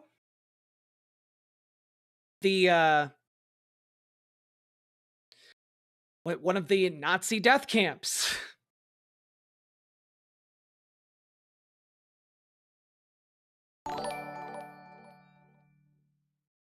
More abuse education. Crucial point in our favor is that other countries, at least, see what is going on and are taking action. The worst part of my abuse was that society sides with my abusers. True, and one of the valuable things currently is that because other parts of the world see what is going on here accurately without clouded eyes, like much of the media domestically here in the United States, it allows us to more accurately understand what's happening. Because for us here, we can't see what you guys see unless we go to your news outlets. Okay?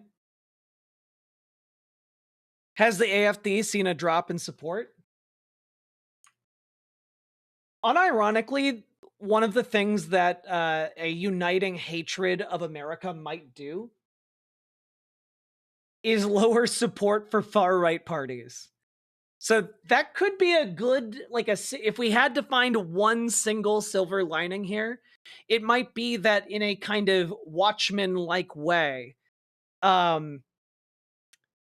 America pulling all of this shit could actively drive people away from the far-right parties of their European countries. It's possible, but we'll see. We'll see.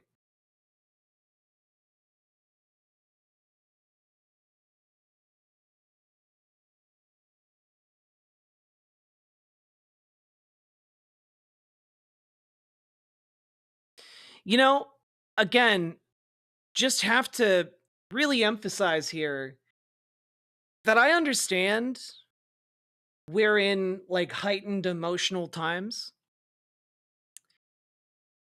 but also understand that there are auto mods in chat. And if you're just going to flame out in chat because your chat's got auto modded, what the fuck is wrong with you? Seriously, Hypervisor, you've been in here for a while.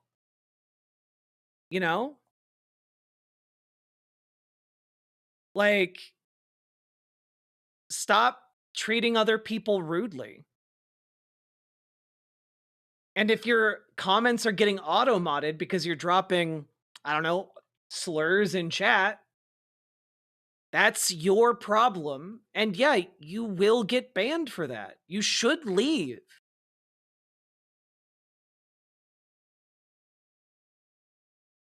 God.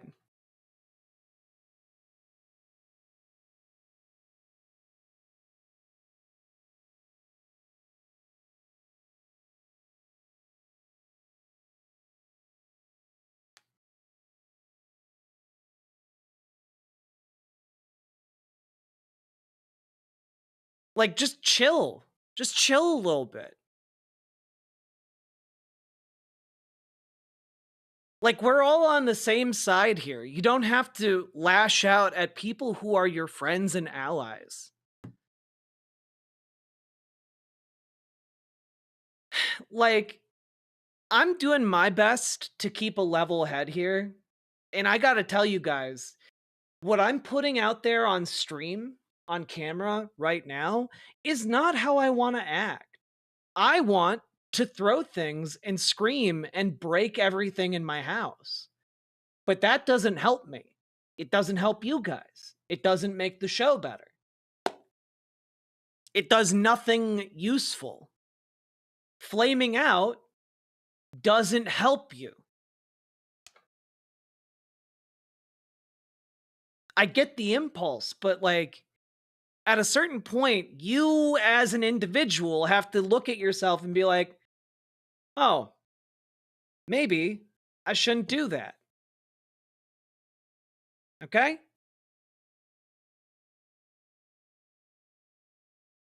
So it's important to be, nice to me. But more important, you got to be nice to each other. That's more important. I'm a streamer. I'm barely a person to a lot of folks. I'm in a lot of ways I'm symbolic. I'm a figure, you know? But you have to like it's in a way it's okay for you to be meaner to me because I hold that spot and I recognize that I hold that spot. But you have to be kind to each other. That's my line. You have to be kind to each other. You have to be especially kind to the mods. Because the mods have a particularly thankless task. And they forever have my gratitude for being willing to do it.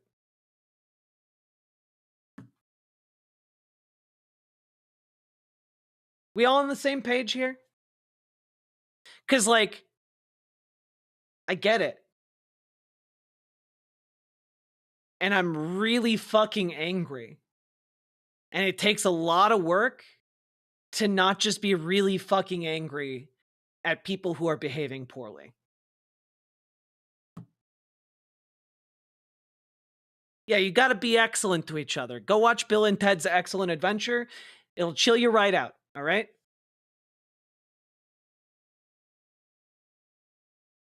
Yeah, don't shit in the drinking water, exactly.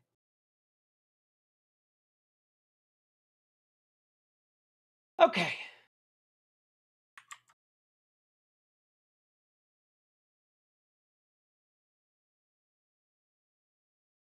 Yeah, you got Poland over here. Europe needs its own plan for security in Ukraine, says Poland's Tusk.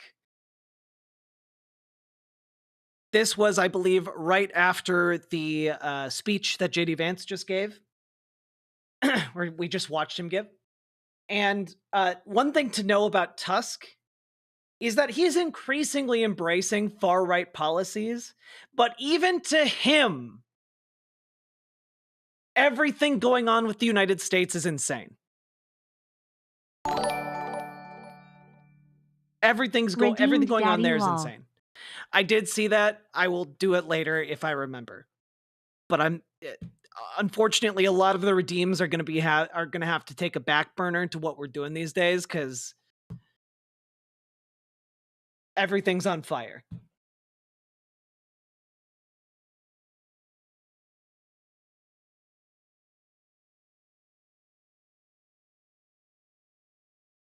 The drinking water is shit already, though? No, it's not. And can I be very clear that the argument that you just made, and I want to see if you're going to double down on it. So be very careful with how you pick your words next. Understand that when we say don't shit in the drinking water, I'm telling you directly, specifically, don't be shitty to each other. Was that unclear?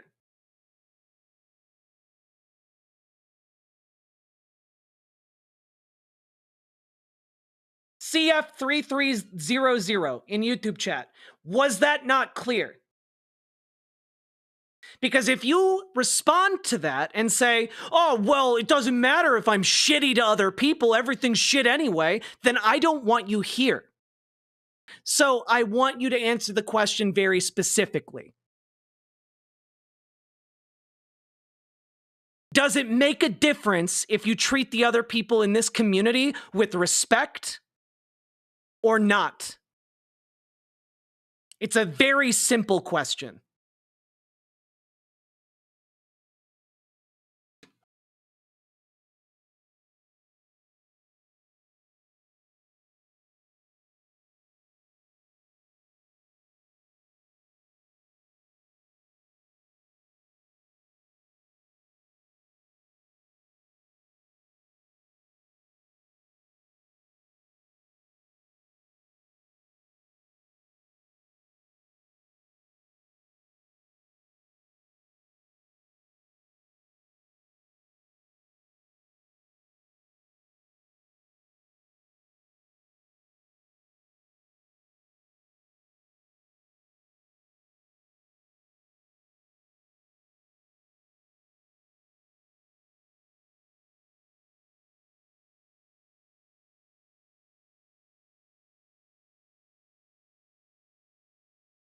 No, I don't want him to take a break. I don't want them to take a break. I want them to answer the question. Because if the answer is, no, it doesn't matter if I treat other people in this community with respect, then that's a very clear answer for whether or not they belong in this community. Because that is the bare minimum, the bare fucking minimum to participate here. And understanding that we each deserve fucking respect.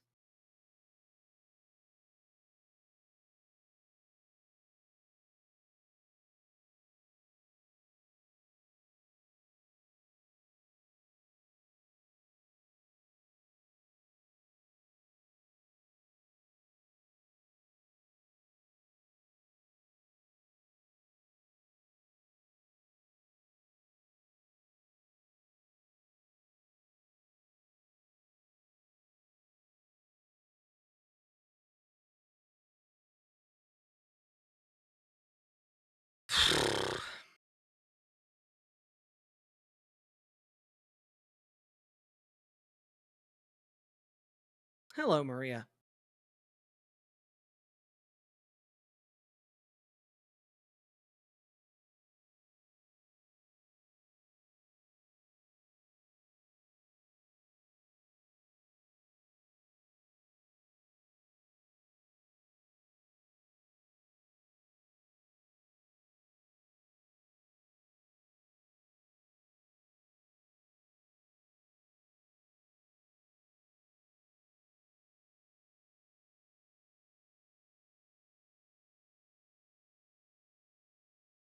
I was just saying that the people who voted to end democracy don't deserve respect. I wasn't saying that about the people here. Okay, good. Because understand the thing you were saying implied that people here don't deserve respect. And that's the baseline thing I ask from every single person here.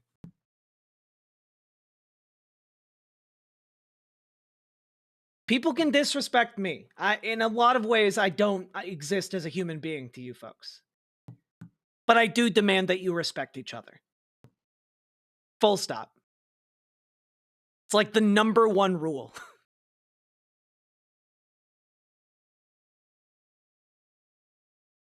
Whew.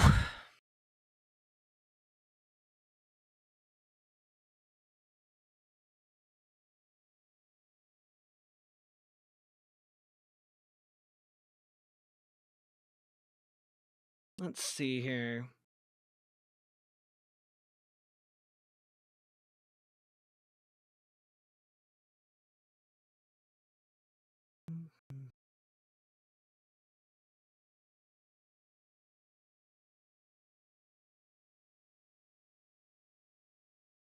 One second.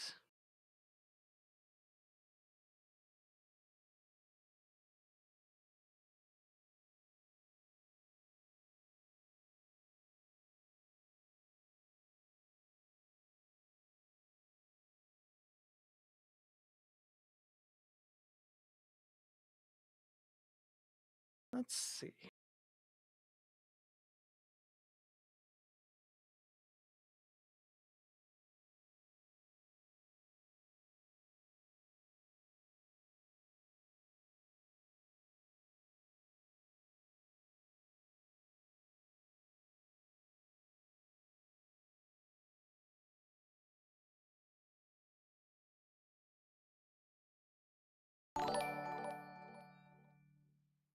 Solidarity forever, shimps together strong.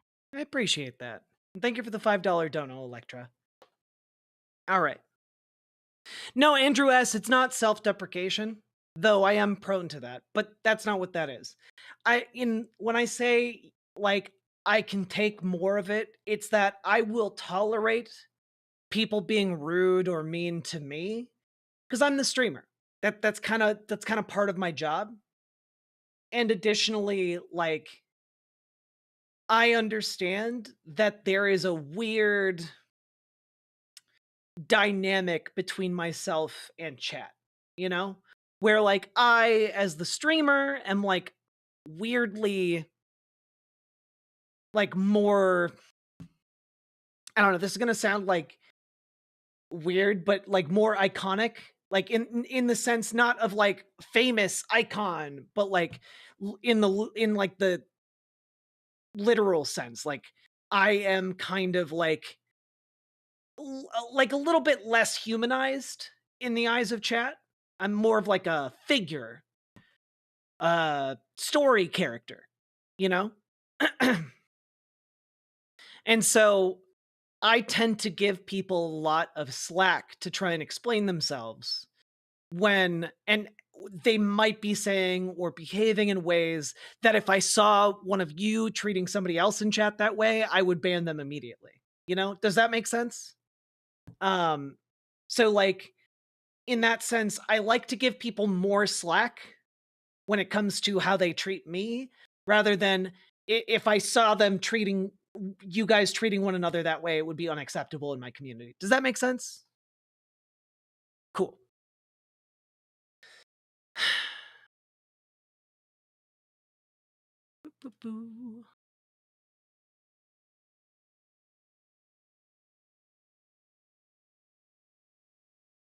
You know, I thought, did they get rid of did they get rid of stream rules on Twitch? That's interesting. I can't, the reason I've been silent is I've been trying to find the rules that I wrote for the stream, which are very succinct. And it's literally be excellent to each other. It's literally like the one rule I have on the stream. Is be rad. Don't be bad. Don't be bad. God. Anyway. Can't find it. Be kind. Yeah.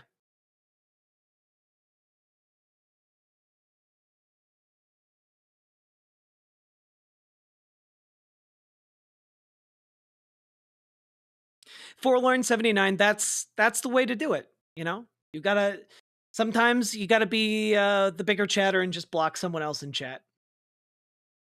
Sometimes that helps. Is it the same rules as the Discord? The Discord has a few more rules just because, like, we have a lot of channels. We have to take precautions. We gotta be safe. You know, both legally and for the sakes of people in the Discord, you know? Like, there's a reason we don't just allow everyone to post in, like, the weapons section of the Discord or the NSFW section of the Discord. And it's for good reason. We got rules.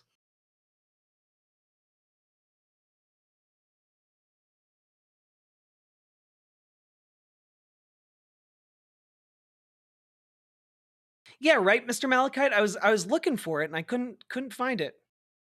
Huh. Anyway. Whew.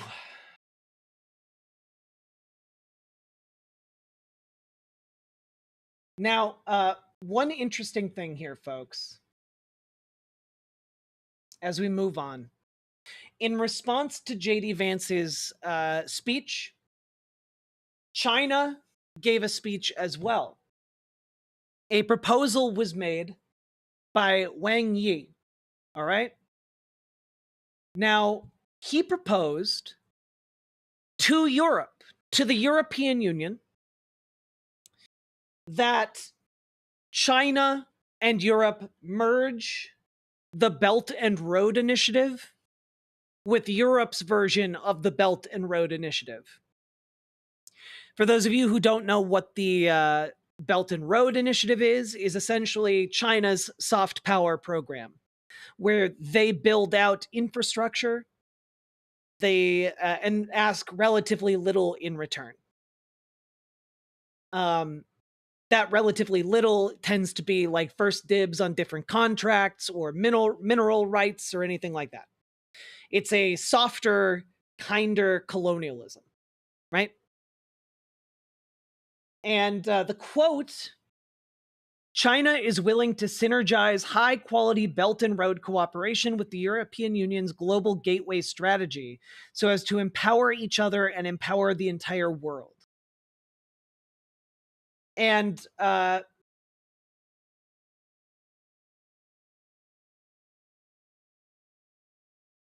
this point, that may be a decent proposal for the European Union.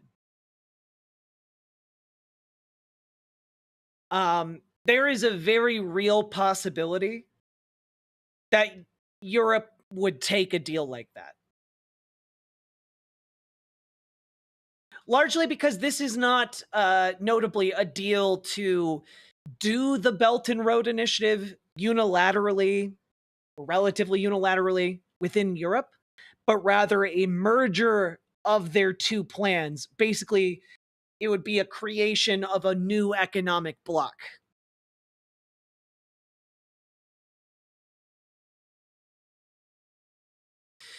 Flowsnake, it was 30 minutes. You're back.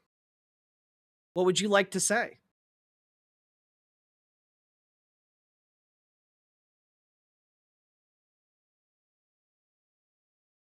From earlier, there are no provisions for removing a member state from NATO, but member states may leave anytime they so choose. True. True. Think I said it already? Okay.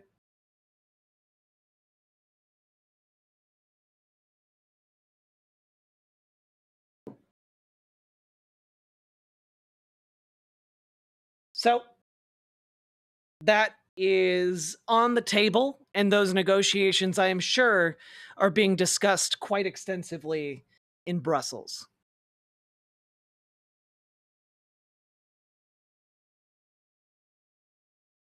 Yeah, no, it's not a bad offer, Isaac H. That's the thing, right? That's the thing. The Belt and Road Initiative is maybe a worse deal when the power imbalance is greater, but here, well, there's actually a decent case to be made for the Belt and Road Initiative and the Global Gateway Project to merge. You know? Well, here's the thing, Flowsnake. I'm not required to read anything you post in chat. You're being real fucking demanding of someone who owes you exactly diddly shit. All right. Fuck off. You're too used to power. Make your own stream. Fuck off. Stop sucking the air out of every room you're in. Jesus. Imagine getting so fucking entitled to my time that you're like, but you didn't read my comment. Fuck off. I am not required to read, let alone see or read. Like, I'm not required to do any of that shit. You know, for someone who's trying to criticize American exceptionalism, it's crazy how much American Karen energy you're channeling. My God. Like, Are you fucking serious? I timed you out because you were being a weird prick. And I made that clear when I timed you out. The idea of the timeout was so that you would come back and not be a weird prick. It was to give you time to consider your actions and make better choices. Guys, say for the sake of argument, I time one of you out. Is that a huge indictment of your ability to like exist in this community? What do you think the proper response is? Is it to come back and be a colossal fucking cryptic asshole and act entitled to my time? Or is it maybe more reasonable to come back here and be like, okay, I understand, I was being kind of weird. Anyway, moving on. Like, oh, I'm so fucking sorry, individual chatter, that I didn't wash your feet before the stream started. Next time I'll get down on bended knee and wash it with my hair. Entitled fuck. Jesus. Like, it's not hard. Earlier in stream, I just asked you for clarification for what you meant about a weird thing you said, and you got butthurt as shit. And you know what? I let it slide. I didn't do anything about that, because I was like, oh, maybe you're just mad. Maybe you're just mad for a little bit. Okay, whatever. That's fine. We can continue stream. That's okay. And then you kept being a fucking weirdo. So I timed you out. And I explained why I timed you out. And then, when the timeout ended, you came back and decided to be a little fucking bitch about it. Guys, do you understand how hard it is to get banned from my chat? You have to be outright bigoted. Okay? That's the fastest way to get banned. Or you have to be deeply passive aggressive for prolonged periods of time. Or, and this is another fast way, you have to get timed out for being a weird, aggressive asshole, and then come back and continue to be a weird, aggressive asshole. That's another fast way to get banned.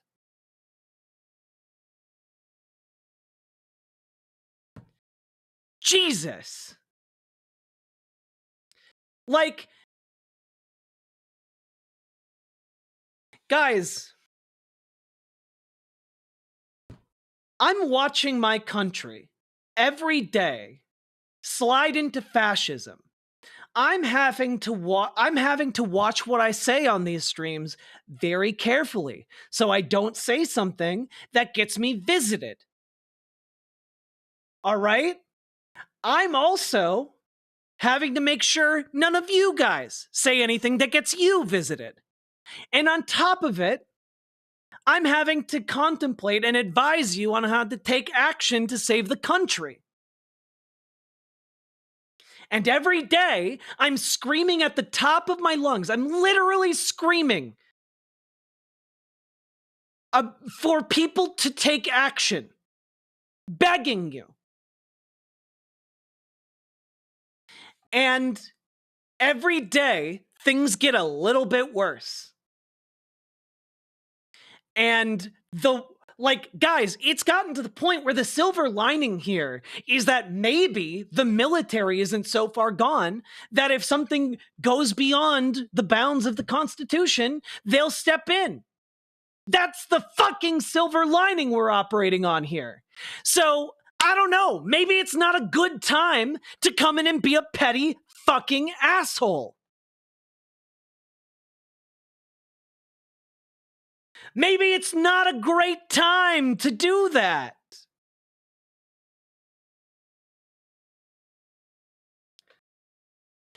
Lizabeth, unfortunately, because it's my chat, I'm responsible for the things people say in it.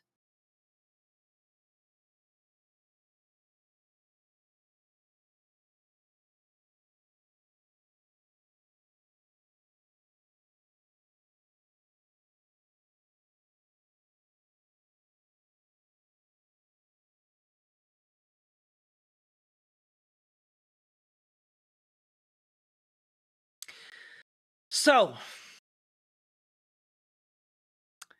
if you guys don't understand that every day, underneath the veneer of my smiles and underneath the veneer of this human flesh prison that I exist in on a day-to-day basis, I need you guys to understand that I am fucking angry. And that I do my best to treat each and every one of you with respect, but that my ability to do that is limited because I'm a fucking human being. And I'm terrified for the people in this country who are vulnerable. And I'm furious at the people who threaten them.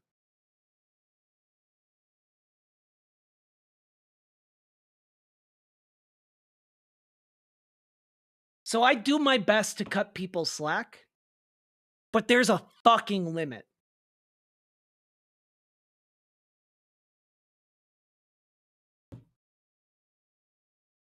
Would be great. What would be great would be if more people took that pettiness to calling their reps with 5 calls. True, Dorian Gray. True. Folks, if you are upset at the world like me, call your reps. Call your representatives. Call your senator. Call your governor. Call your attorney general.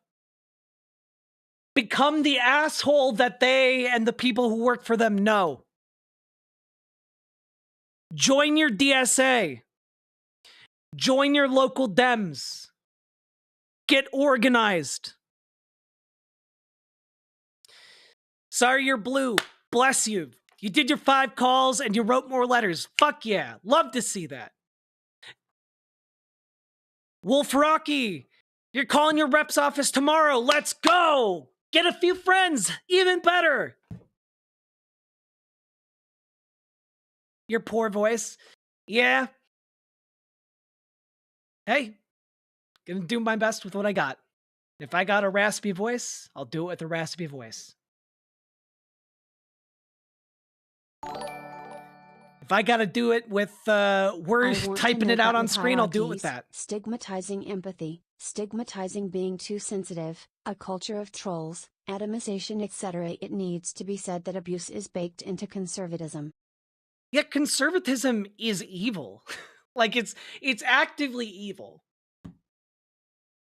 And if you're a little bit conservative, there's a little bit of evil there. You know? I called Hakeem Jeffries and I said, grow a spine or resign. Hell yeah, Electra! Folks, I would encourage you also, when it comes to Hakeem Jeffries in particular, don't just call his office. Get on social media and start adding him with the hashtag grow a spine or resign. Start giving him public pressure in whatever ways you can. Mr. Miyagi, excellent. Love to see that you guys are doing this thing because god damn it, I want people to do it. God damn it, I want people to act.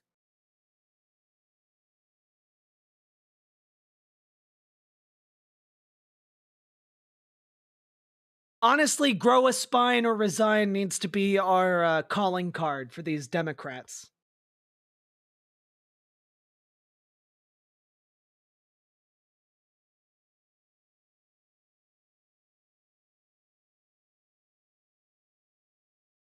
Oh god, I don't have the spoons to talk about Captain Chaos. Apparently, did you guys know that was from Cannonball Run? When was the last time anyone thought of that movie? What the fuck is wrong with that guy?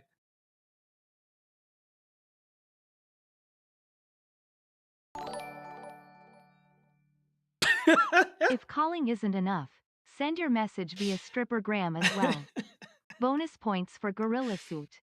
You know, I've never considered what the legal implications of sending a strippergram to a sitting member of Congress is. That would be, I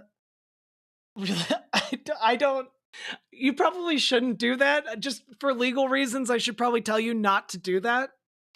But that is very conceptually funny.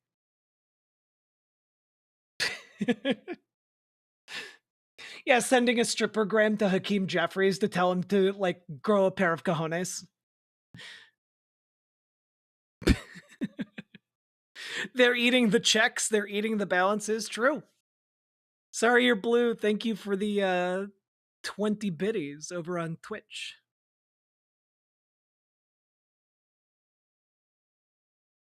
Oh, God. All right.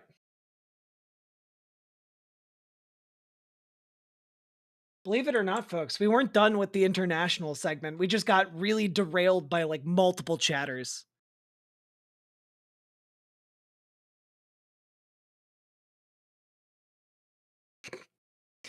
Media breakdown. Thank you for the $2 super chat and the money for lozenges. Also, Sake Tanuki, I laughed too much at your comment, but thank you for the 5 tier 1 subs. Let's go.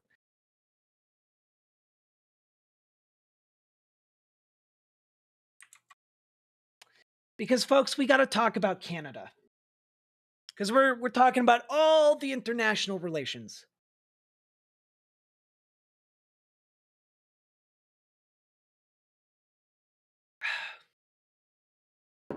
I'm gonna gargle with salt water tonight.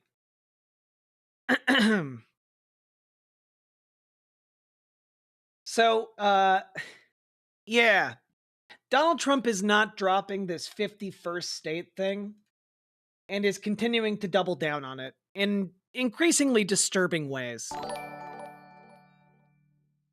Been working on a project from Indivisible.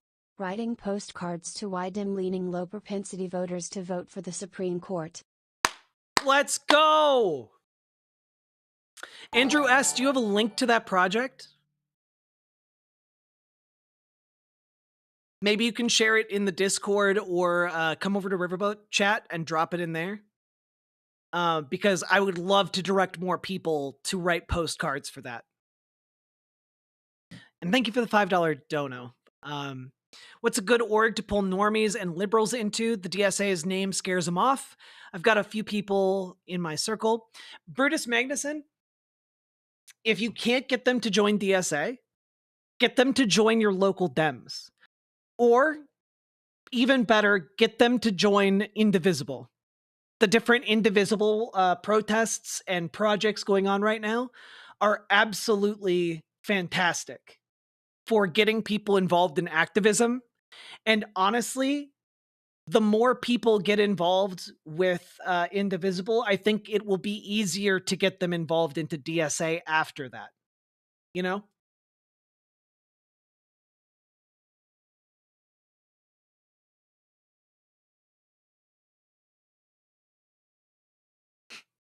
Do a vocal warm-up video where you just repeatedly insult Hakeem Jeffries. True. When I need encouragement, I hear you in my head saying, let's go! Is Indivisible a member org? Genuinely, I'm not entirely sure what the structure of Indivisible is. I believe they do have members. But I've just been directing people to get involved in the protests to like bookmark the tab on local protests and start going to those. I'm sure there is a member structure in there somewhere, but I'm not exactly sure what it is.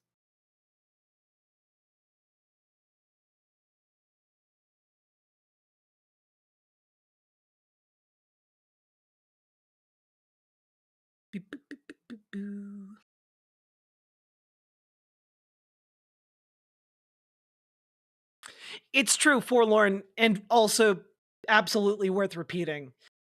When you do call your reps and your senator, make sure you are polite. You have to be firm and polite. Unfortunately, you can't tell Hakeem Jeffries to eat a bag of dicks. As much as you might want to, and as much as he probably should. You got to be civil, firm, and polite. When you are not civil, firm, and polite, that's when they start asking you to leave, you know? Yes, Andrew S., please do.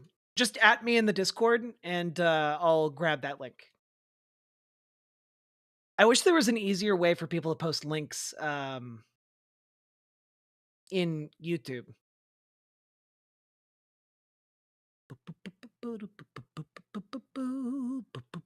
Are stripper grams polite? I guess that depends on the stripper they send. You know, some of them are kind of mean because, you know, people are into that.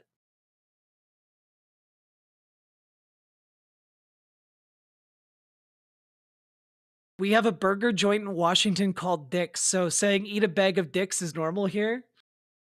I love that.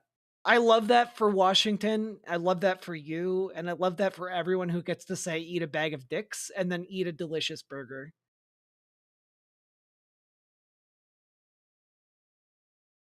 Which tab in Discord? Just any of them. Just tell me which tab. I know there are a lot of tabs. You can put it in general if you'd like. Or the chit chat, sorry.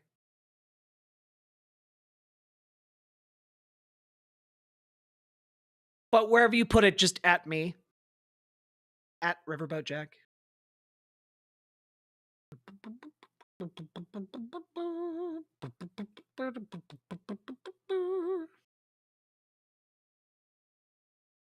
No, we need to finish the segment, Lady Rainclad. Believe it or not, we're still in the middle of it.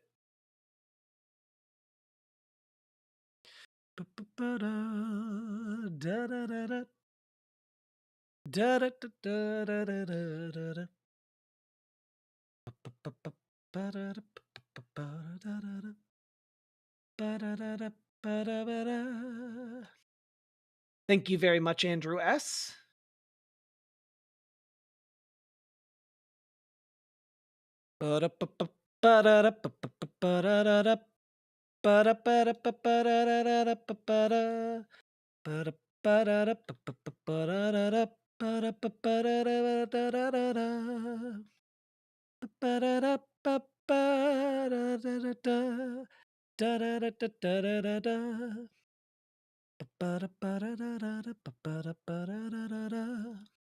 Here you go, folks.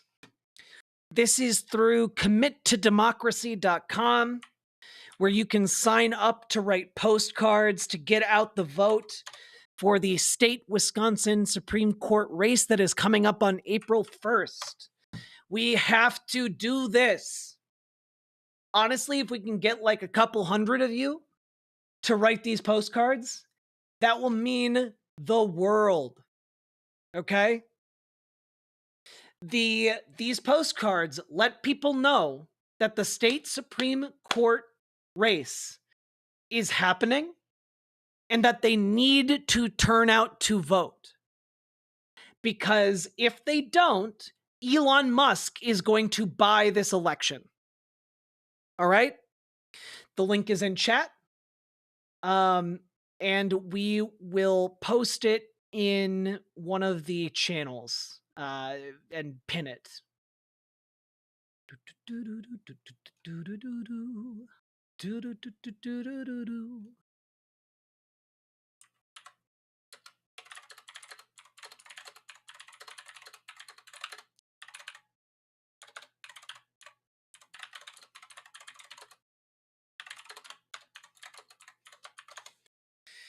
Okay.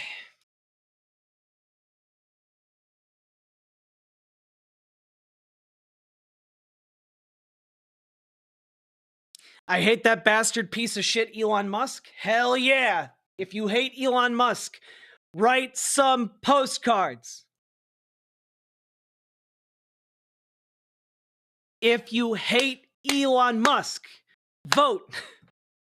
If you hate Elon Musk, write postcards. Let's go! I feel like people are angry as fuck here, even those that voted for the jackass and donkey show in the White House. It's true. It's true. Here's the thing, folks. If you are doing a fascist coup,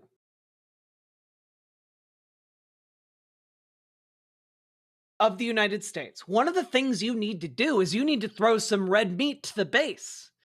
And the red meat to the base can't just be, we hate transgender people. It has to be something that benefits them economically, that makes their life better. And so far, most MAGA are not seeing their lives get better. They're seeing their lives actively get worse. And that's important, even if you don't give a shit about MAGA folks. That's important because it means that the core base of support for the actions being taken by the would-be fascists do not come with an installed base. Unlike, in Nazi Germany, the Nazis had that core base and they stayed with the Nazis, throughout the entire coup process. And they stayed because they also benefited from the Nazi rise to power. MAGA is not benefiting from this, guys. They're actively, in fact, getting fucked by this.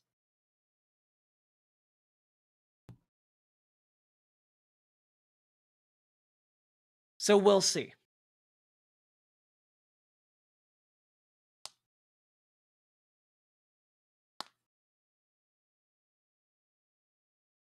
Whew. The 51st state thing is pissing people off. Well, let's jump into Canada. So, folks, you may have heard about a magical land called Canada. It's full of maple syrup and wonderful, hardworking people who just want to make your life better. And their own lives better. And everyone's life generally better. And Donald Trump seems to be under the impression that Canada, a sovereign nation, is part of the United States to a degree that is concerning. It started off as something that I think a lot of people read as a joke. And every time he doubles down on it, it reads like less and less of a joke. Especially to people in Canada. Canada's been very bad to us on trade, but now Canada's going to have to start paying up. And Canada's been tough on the military because they have a very low military cost. They think we're going to, protect them with our military, which is unfair. So Canada's going to be a very interesting situation because, we just don't need their product. And yet they survive off the fact that we do 95% of what they do. And Canada is just absolutely, I say it, and sometimes people smile and sometimes they say great idea, but Canada, their taxes would come down greatly, their security would go up greatly. Amazing things happen to Canada, and really Canada in this particular, why would we pay $200 billion a year in subsidies to Canada when they're not a state? You do that for a state, but you don't do that for somebody else's country. Canada. Unironically, the day that these tariffs go into effect, Canada should shut off electricity to the states in America that rely on it. Unironically. Do you have any idea how much political pressure that would instantly put on Washington? Guys, one of the reasons he's doing this, by the way, is because, and I want you all to be prepared for this, he is absolutely going to put tariffs on Canada. The same way he is absolutely going to put tariffs on Mexico. And he's absolutely going to put tariffs on the European Union and every other country. Okay? And the reason he is doing that is not because of any like 5D diplomatic chess. He's not doing it to get anything from those countries. He's doing it to tax Americans. That's why he's doing it. He is doing it as a way of doing a flat tax. One of the things that conservatives in America have long wanted to do. Because what does a flat tax do, folks? It takes a bunch of money from everybody across the spectrum. And he wants to do that because it effectively is a way of lowering taxes for billionaires. It is part of the plan to raise revenue, and keep in mind, it will only be revenue raised temporarily. A common abuse tactic Trump often employs is to continue pushing and violating boundaries to an outrageous degree to continually confuse and fluster. It's true. It's true. Does the entirety of Minnesota get their electricity from Canada? No.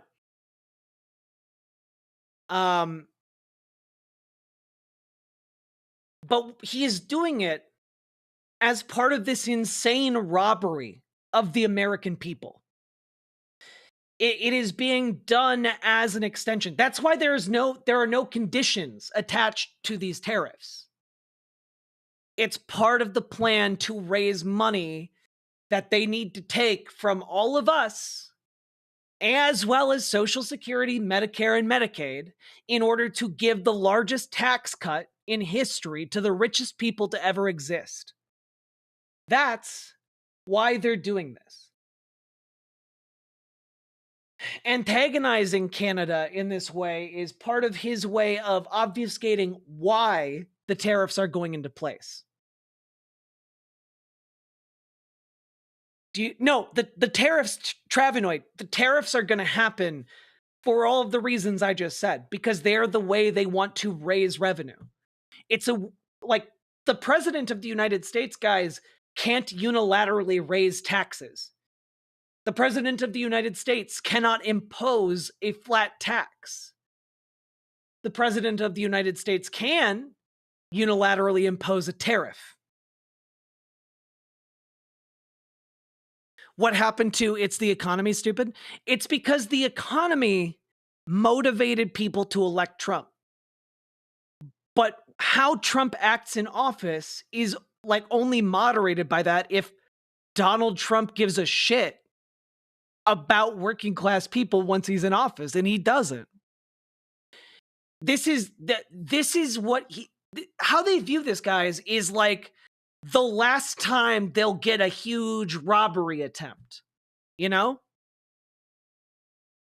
That's what they're doing. They know it will damage the economy. They just don't care. Because if the economy collapses, great. They'll have a bunch of money with which they can buy up, hoover up all of the land and resources of America into their vast billionaire troves. Like fucking dragons. And if the economy doesn't collapse, then, hey, they got a bunch of money. That's great. That's literally the calculation going on here. I don't think many of them, and I'm not going to say I don't think all of them, I don't think many of them have considered what happens if they lose that core base of support and everyone starts realizing they've been had.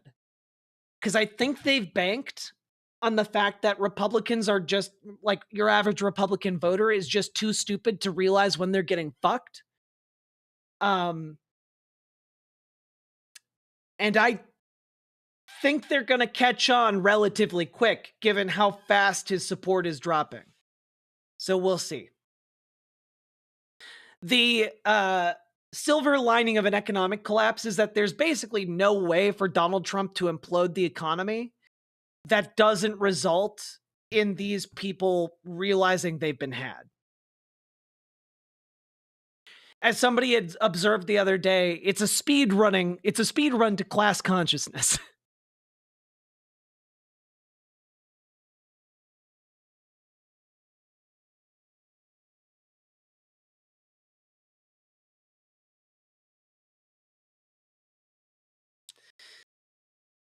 So we'll see.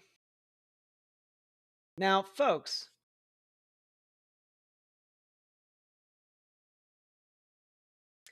we also have to talk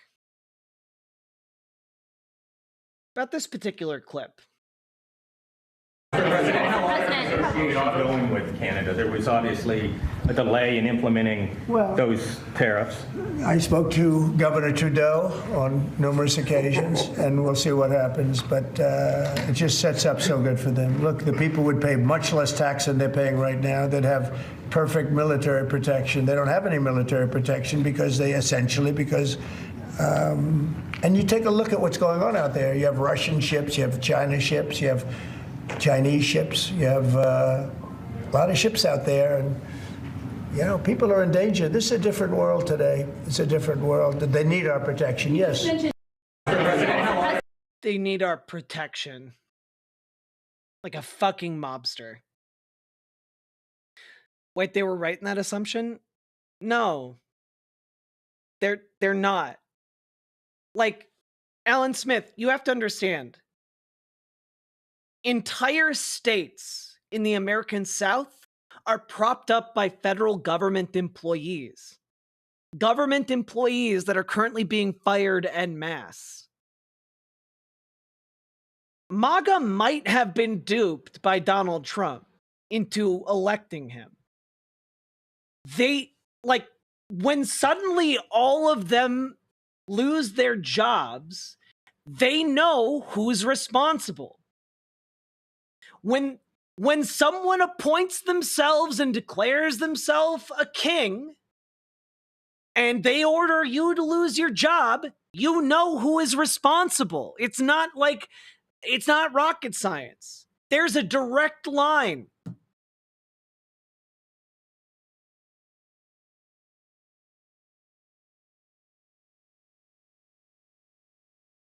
Like, fuck, man. I don't care if you'll laugh when that happens. I don't care if your response is fuck those people. What I'm trying to say is that this is good. Because if they realize they're being fucked, they might do something about it. Do you understand that the point of this show is not just, I'm so glad bad people suffer? Do you understand that? The point of this show is that I want to make things better for everybody. I want to avoid a fascist dictatorship. The point of the advocacy and the point of pointing this out is not, fuck those people. Okay, then understand that if your response to me saying, yeah, they'll understand that they're getting fucked is good, fuck them, that is not helpful to us. It isn't helpful to look at a bunch of people who are our potential allies against a fascist administration and say, fuck you. That's not helpful. We need people to be doing helpful things. I understand that there will be a point of catharsis here. I get it. There is a Schadenfreude to it. But also, we need to keep in mind that as people on the left, we need to be making a better world. And that world, like it or not, is going to include people like that. Every worker in this country is our ally in the struggle for a better world.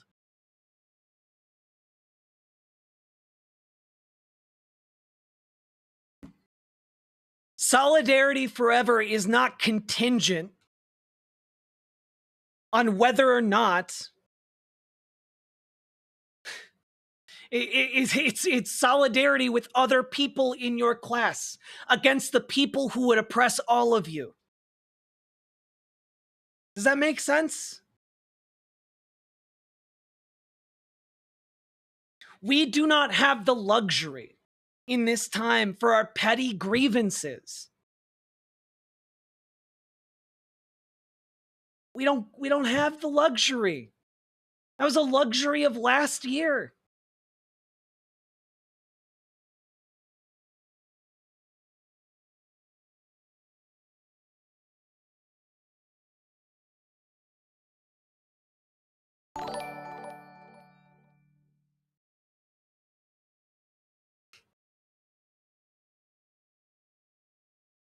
If it makes you feel any better, I'm going to make you a mod on my channel.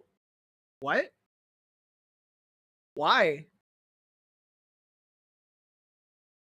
Thank you for the $5 Canadian, though.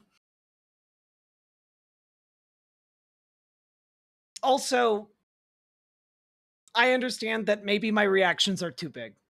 I understand that, and I do apologize for yelling. But, like, understand that fundamentally our movement and our actions need to be coming from a place of love and respect and not hatred.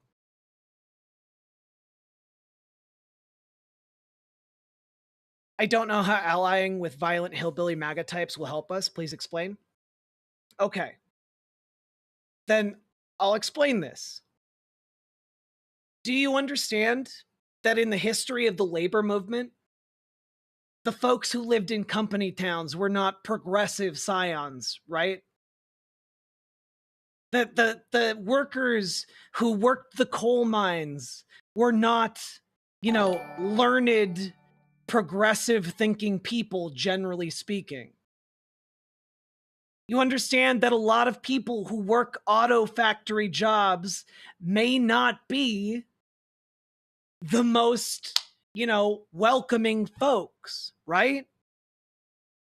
Okay. So if you understand that, then you understand that the struggle of the working class, of the working folk of America, is not one that can be divided into, well, they may be workers, but fuck them, you know? It's a systemic struggle. It is a struggle that evaluates things on the basis of our working conditions and our relationship with capital. Because fundamentally, that relationship with capital is what can radicalize people to better political positions. When we're talking about people losing their jobs en masse due to the government firing people, that is a catalyst. That is something that can take people who previously supported Donald Trump and make them realize that their real enemy are the capitalists, the billionaires, the people who are trying to exploit them as well as all of us. Okay? That catalyst is important for us to nurture because it can help us create allies. Okay?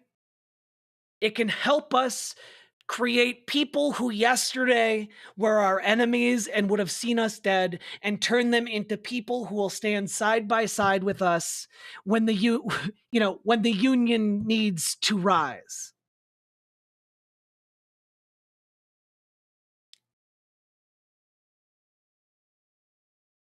When the union's inspiration through the workers' blood shall run. That's why it's important.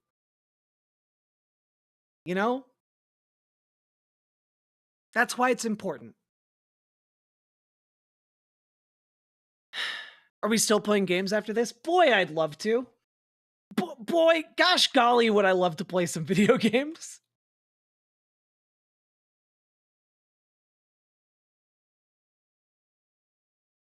We're totally fucked. Yeah, with that attitude. So, anyway.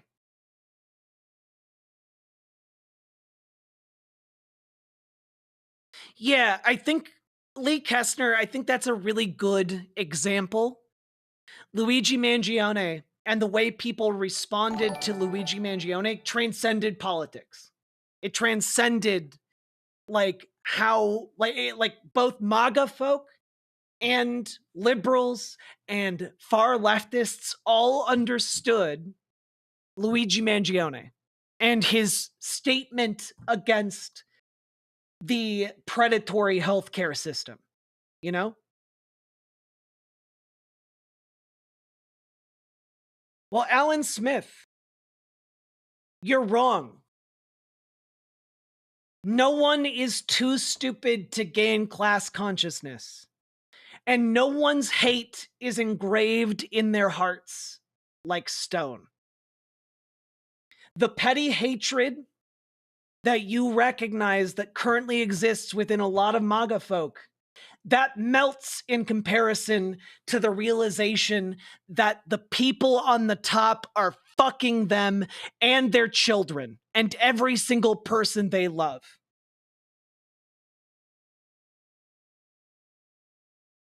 Those petty hatreds in the face of solidarity die.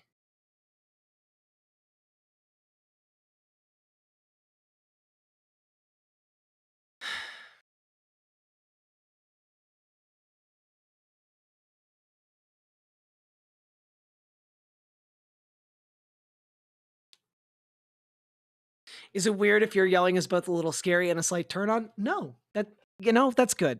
I like that. That makes me feel better. Okay.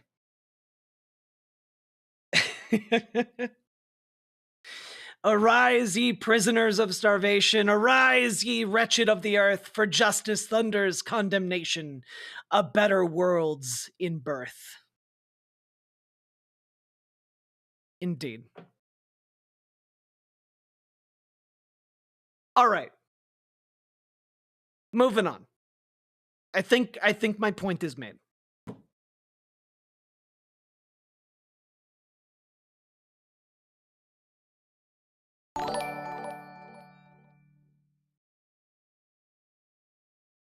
What was it you said last week? No permanent enemy is no permanent allies. Besides, who doesn't love a good redemption arc? People can change. I did. I changed. You know? I used to be conservative. I used to be bigoted against LGBTQ people because I grew up in a house where my dad told me, son, you have to tolerate gay people, but you can never accept them.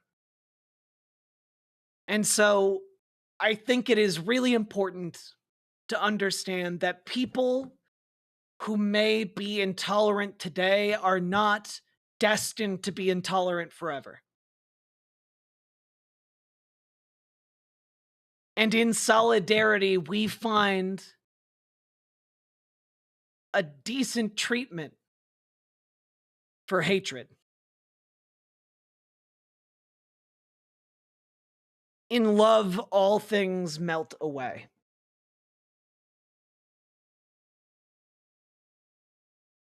Yeah, I can tell you I was really confused and fucked up for a while after I figured out I was trans. Pluvius, I was trying to think of the Being word. Scariest is a perfectly valid response to Jack laying the smack down. Scare-roused. Yes. That word. I was trying to think of it and I couldn't quite grok it. Thank you for the $5 super chat.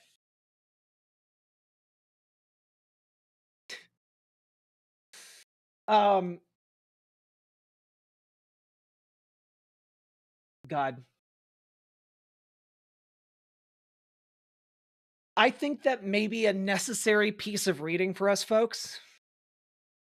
Am I sick? No, I've just been yelling a lot. I've been literally yelling for like the last 3 days during my streams because I've been so worked up.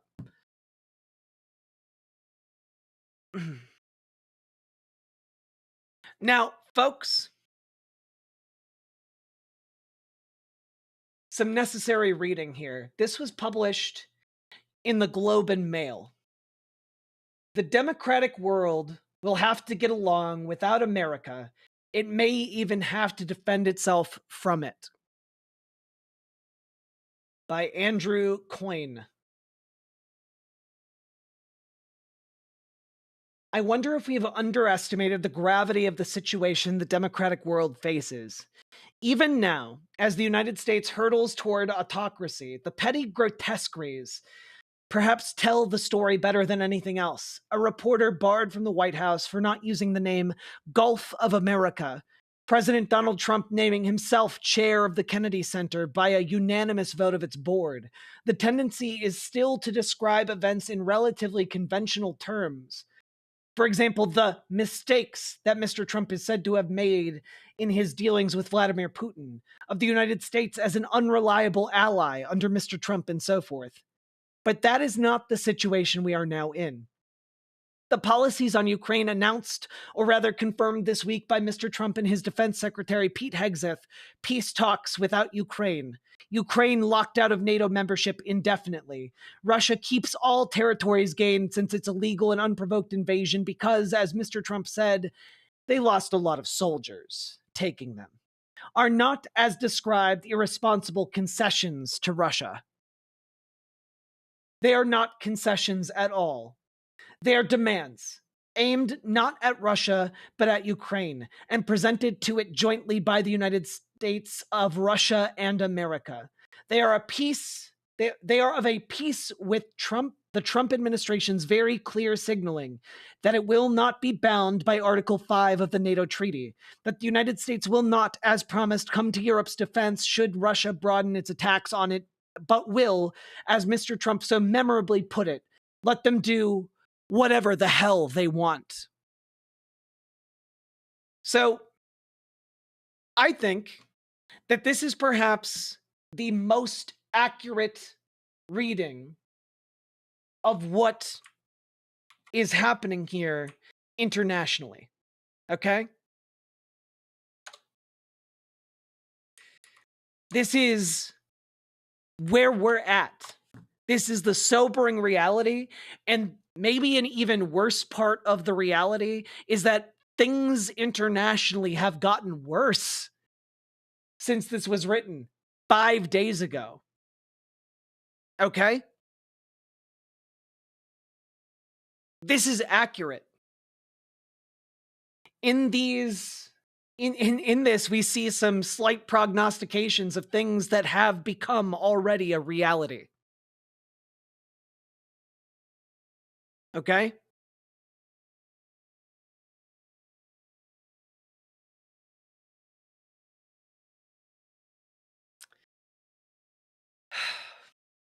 And I think here in the United States, we need to hear how other countries are viewing our actions.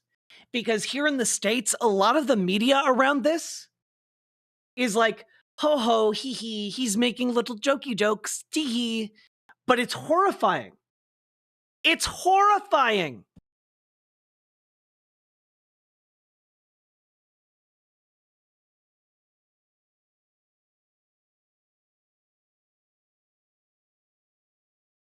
That is not merely an abrogation of its treaty commitments or an abdication of America's historic responsibilities, or even a declaration that the way is now open for other hostile powers to launch attacks on democratic states.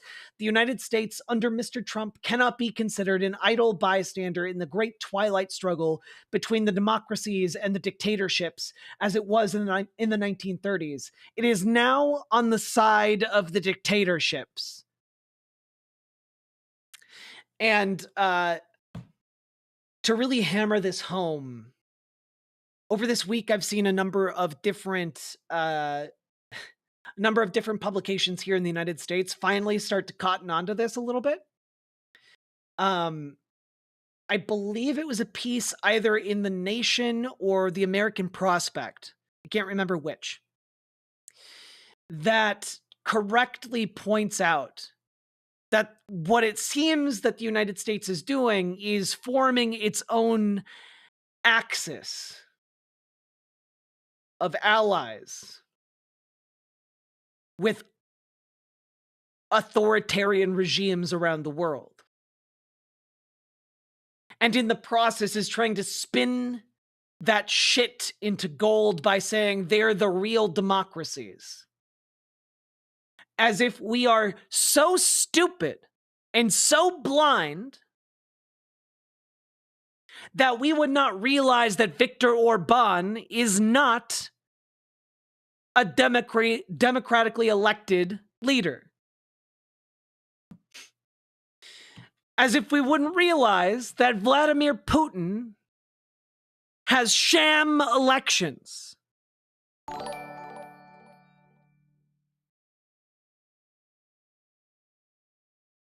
Where in history was America not on the side of dictatorship? World War II. Boom. Nailed it. Moving on.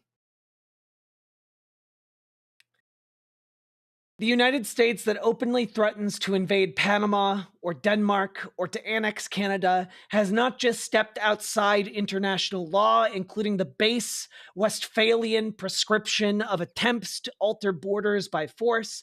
Neither does a country that launches trade wars on a different country every day, including countries with which it has long-standing free trade treaties, reveal a simple lack of commitment to a rules-based approach to international trade. It is engaged in an all-out assault on both. It has become an outlaw state. And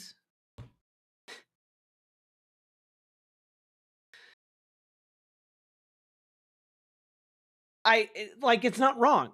None of this is wrong. The only thing here that is missing from this analysis is that ultimately,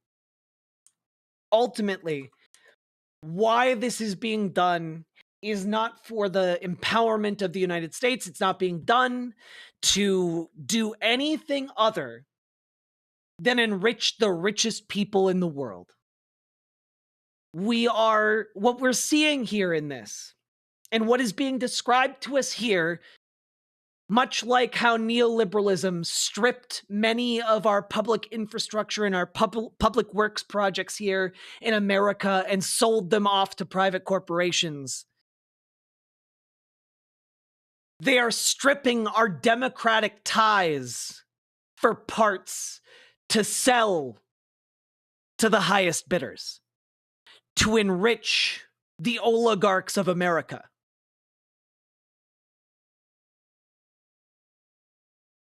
That's what is happening here. Okay?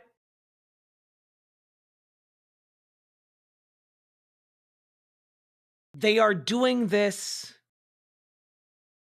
to commit the robbery. And in doing so, they look around the world to find the other robbers for the heist.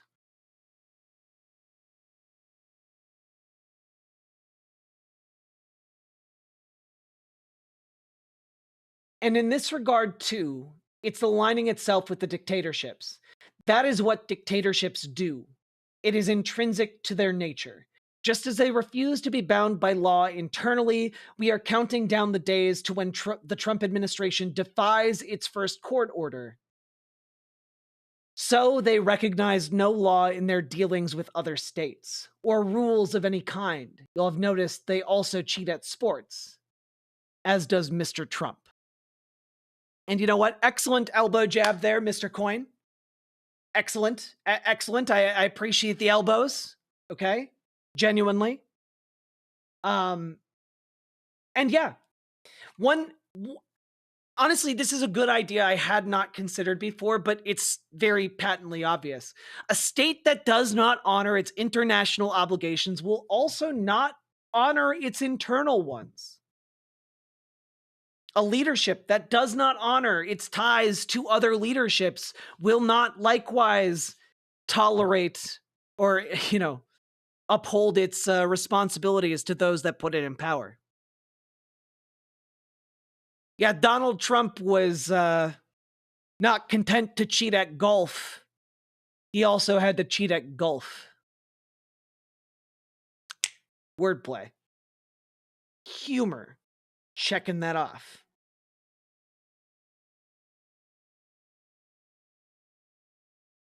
It's not just that the democratic world can no longer count on America. It is that America under Trump is no longer necessarily part of the democratic world. Neither fully democratic in its own affairs nor committed to the welfare of other democracies, but hostile to both. If the international order is to be preserved, then it will have to be preserved in part from the United States. Certainly, it will have to be rebuilt without it. And that's kind of that, that's a really chilling thing to think about.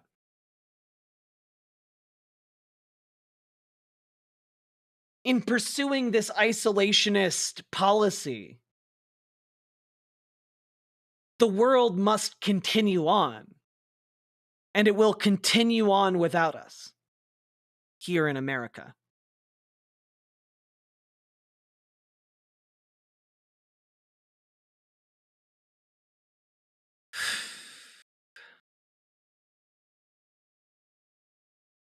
Sobering stuff. Which means abandoning all attempts to propitiate?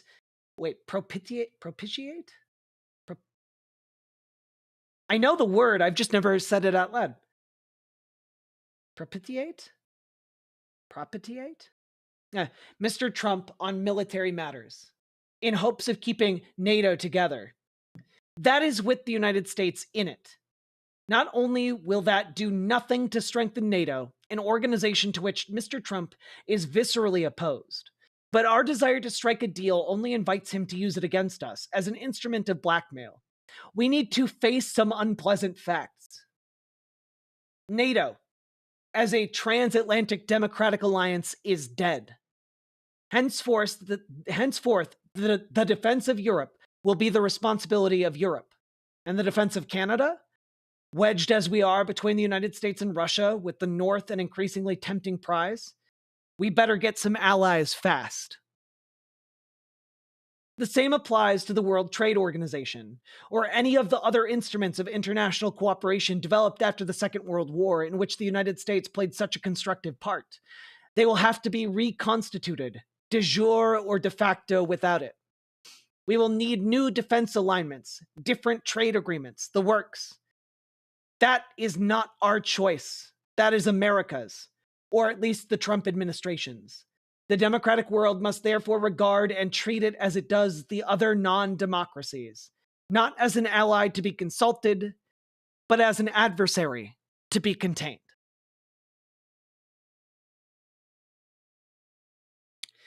That's where we're at. And everything said in this is 100% on point.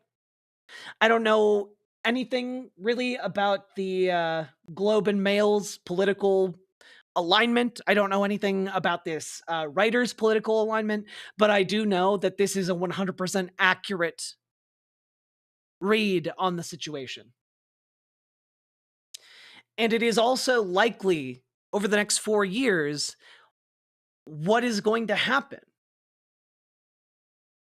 Because what J.D. Vance and Donald Trump have just done is they walked into the halls of power in Europe and they took a massive shit all over it.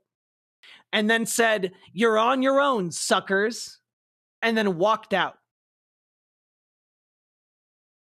It was the dissolution of NATO. Because, folks, if Europe cannot rely on the United States, what good is NATO? If Canada cannot rely on the United States, which allies is it most bound to?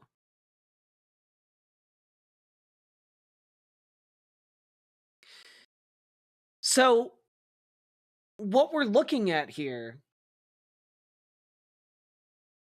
is a true break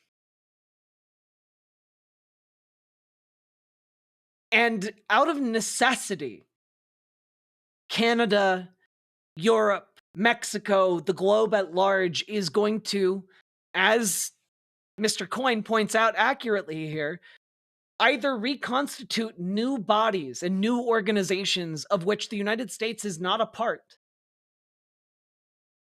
Because I think with the election of Donald Trump for a second time, we've shown we cannot be reliable allies in the times ahead. So we are going to see either completely new organizations form, or we are going to see the existing orders readjust to function without us.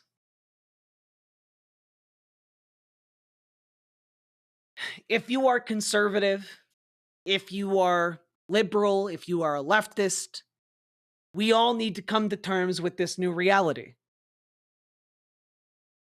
That America has abdicated its responsibilities, abandoned its allies, and that the damage has been done. The torpedo has been launched, the bridge has collapsed, and now America is utterly and completely alone. Outside of whatever countries it can cow with brute military force into doing its bidding. It is possible to rebuild those diplomatic ties, but understand, just like building an actual infrastructure project, such a rebuilding takes time. And the dependability, the stability of any kind of diplomatic agreement that is made from here on out depends upon the United States regaining and reconstituting itself into a more stable and reliable ally. Do you think the US will be kicked out of NATO? I think it unlikely that the European countries are just going to rip up NATO. I think what is more likely is that they will form an additional military alliance, or the leaders within NATO will make their own contingency plans in the case of NATO being triggered to mobilize. And those plans will not include the United States.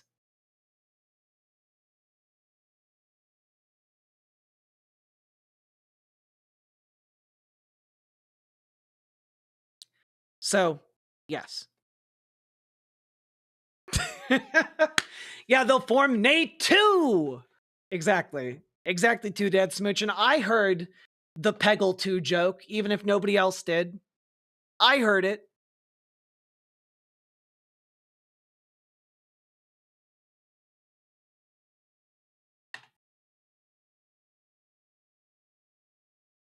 Are we the baddies? Oh, most definitely. Most definitely. And for my part, I am deeply, deeply sorry to all of our international friends out there that our country is maneuvering in this way. And I'm doing everything I can. I think you can hear it in my voice to try and make it better, to try and stop this madness. And I hope every American here will stand with me to try to improve things. Because this madness cannot hold.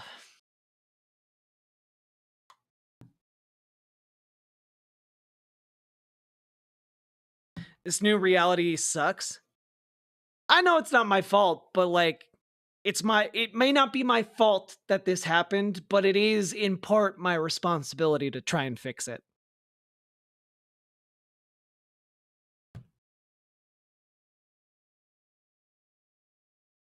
We're doing our best, Nagma-chan. Doing our best.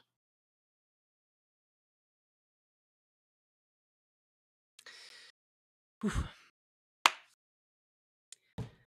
Well, folks, we've been going for over 7 hours now. If you've been enjoying the show, please hit the follow button, hit the subscribe button, hit the like button. for American collapse. Huzzah! And please consider dropping those subs, donos, memberships, super chats, etc. Cause fuck, man.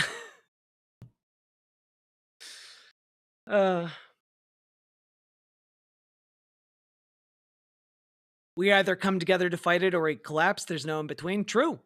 True. As a Kiwi, I did want to save. I did want to have our country less influenced by the US, but now I think we need to. We have the wrong people in power currently for that. I'm sorry to hear that.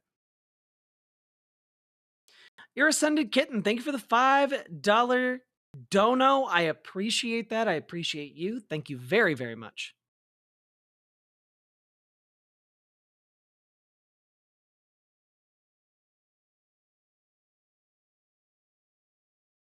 Twitchy-tism. I'm not sure what point do you mean about the dollar?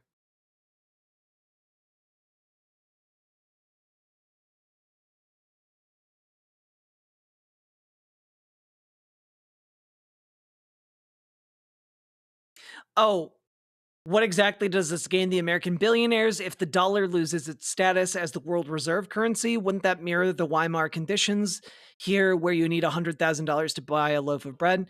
Keep in mind, a lot of these tech billionaires have a lot of their money in crypto.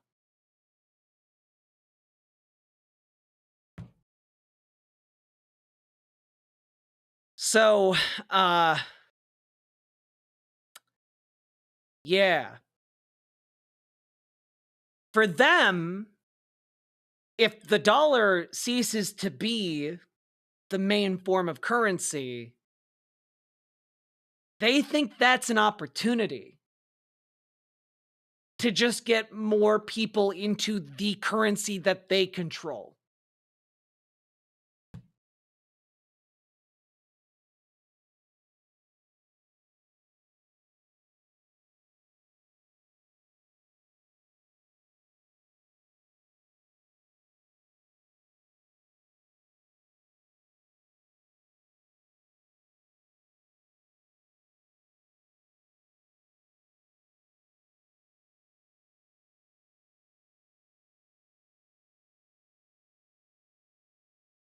They have multiple billions. Yep. And the thing is, for billionaires, if the bottom drops out of the economy, again, I'm just going to reiterate, they view that as an opportunity to buy a bunch of stuff for a song for next to nothing.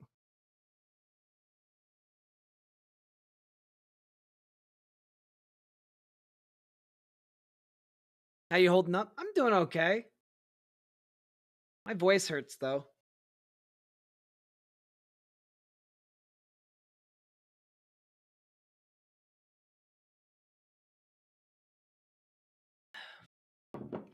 Yeah, twitchy-tism, exactly. Basically, they view crypto as a next generation form of company script. Part of their libertarian dream.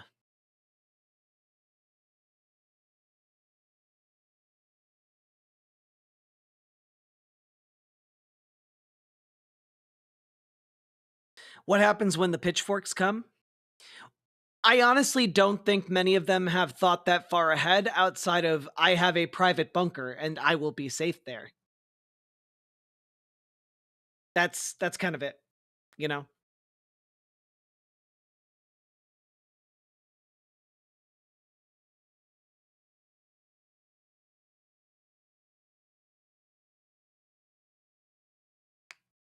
Honestly, if we force billionaires underground to live in their luxurious bunkers for the rest of their days, while we assume their assets, I'm gonna chalk that up as a W.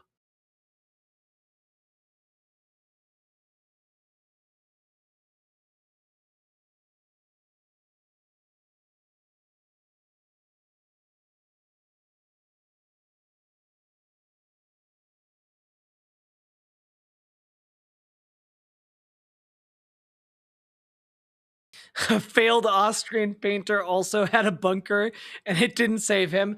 Too true, Coder Joe.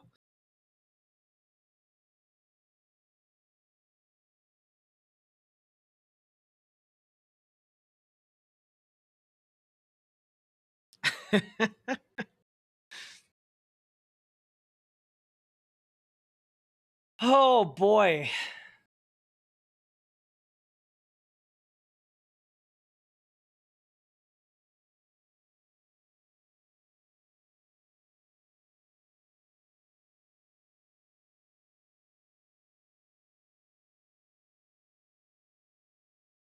To be fair, the bullet came from inside the bunker. Ah, an inside job. I see.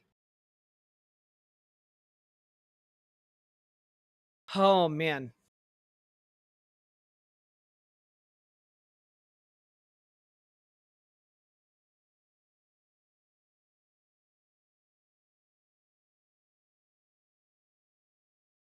Do we have any subs, donos, membership, super chats out there? None. Let's see.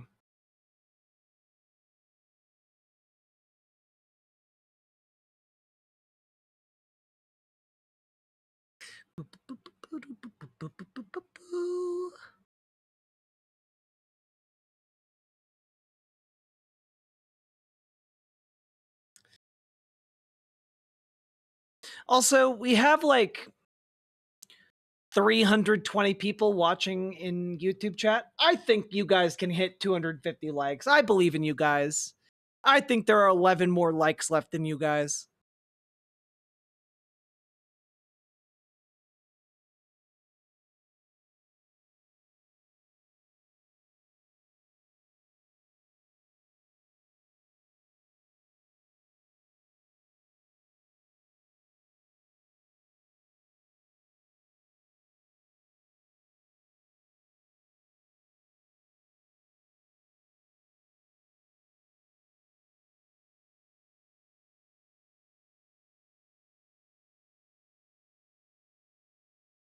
You gotta hand it to Hitler. He did kill Hitler. True.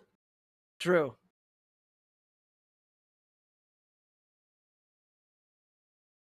You're one of my favorite additions to my daily OCD mandated routine. Fuck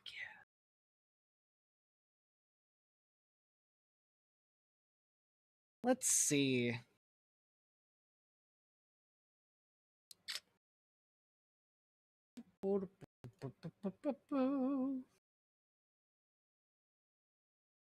I'm trying to figure out if I have the spoons to play a game on stream or if I should like save my voice for a while and like stream a movie in the Discord or something. I'm trying to weigh my options here.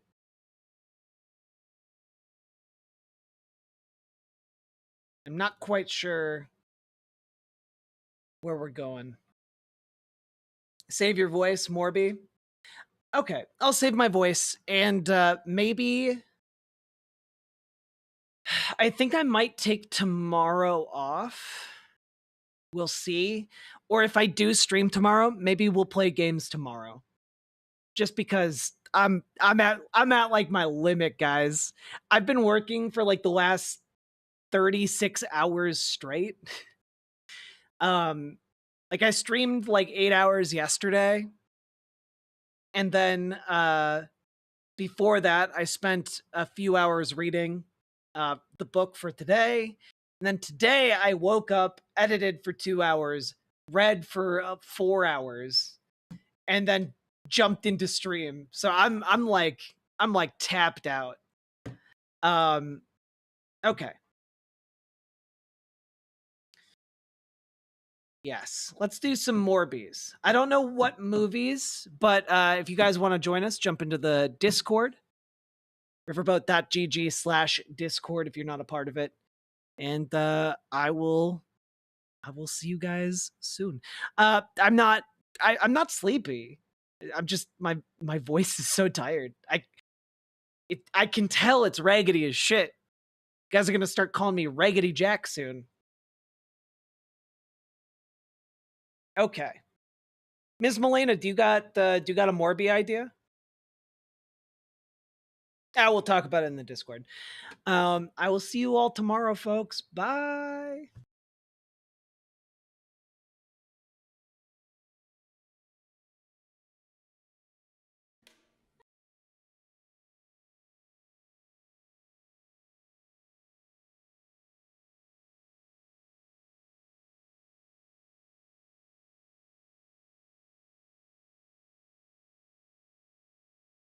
Swayed by a con man's cheap charade, despite the crass misogyny and blatant hypocrisy.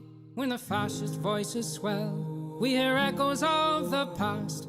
They vilify the immigrants, the leftists and outcasts. When the opposition croaks and the people just don't vote for the same old tired rhetoric of neoliberal politics, we must organize the fight for our universal rights, for democracy and empathy to permeate this life. For it's not the immigrant who labors for some bread, who's making us toil till we drop dead. No, it's not minorities or peer-reviewed authorities, or queer folks and trans folks, or a multitude of deities. I say, all are your comrades and none are your enemies in the momentous fight against all bourgeois priorities. Freedom is not those traditional values crafted from bigotry and classist realities. Freedom is freedom to move and disobey, to rely on one another to keep would-be kings at bay. Say none of us can stand alone against their power. We must stand together and make them cower. For the laws of this land have us used and abused, owned and subordinate to our patriarchal roots. I say it's high time we reinvent this whole operation to make mutual benefit our sole occupation. Because freedom is freedom to move and disobey, to rely on one another to keep would-be kings at bay. Say none of us can stand alone against their power. We must stand together and make them cower. Here we go. Yes, freedom is freedom to move and disobey, to rely on one another to keep would-be kings at bay. Say none of us can stand alone against their power. Rise proletariat and make them cower.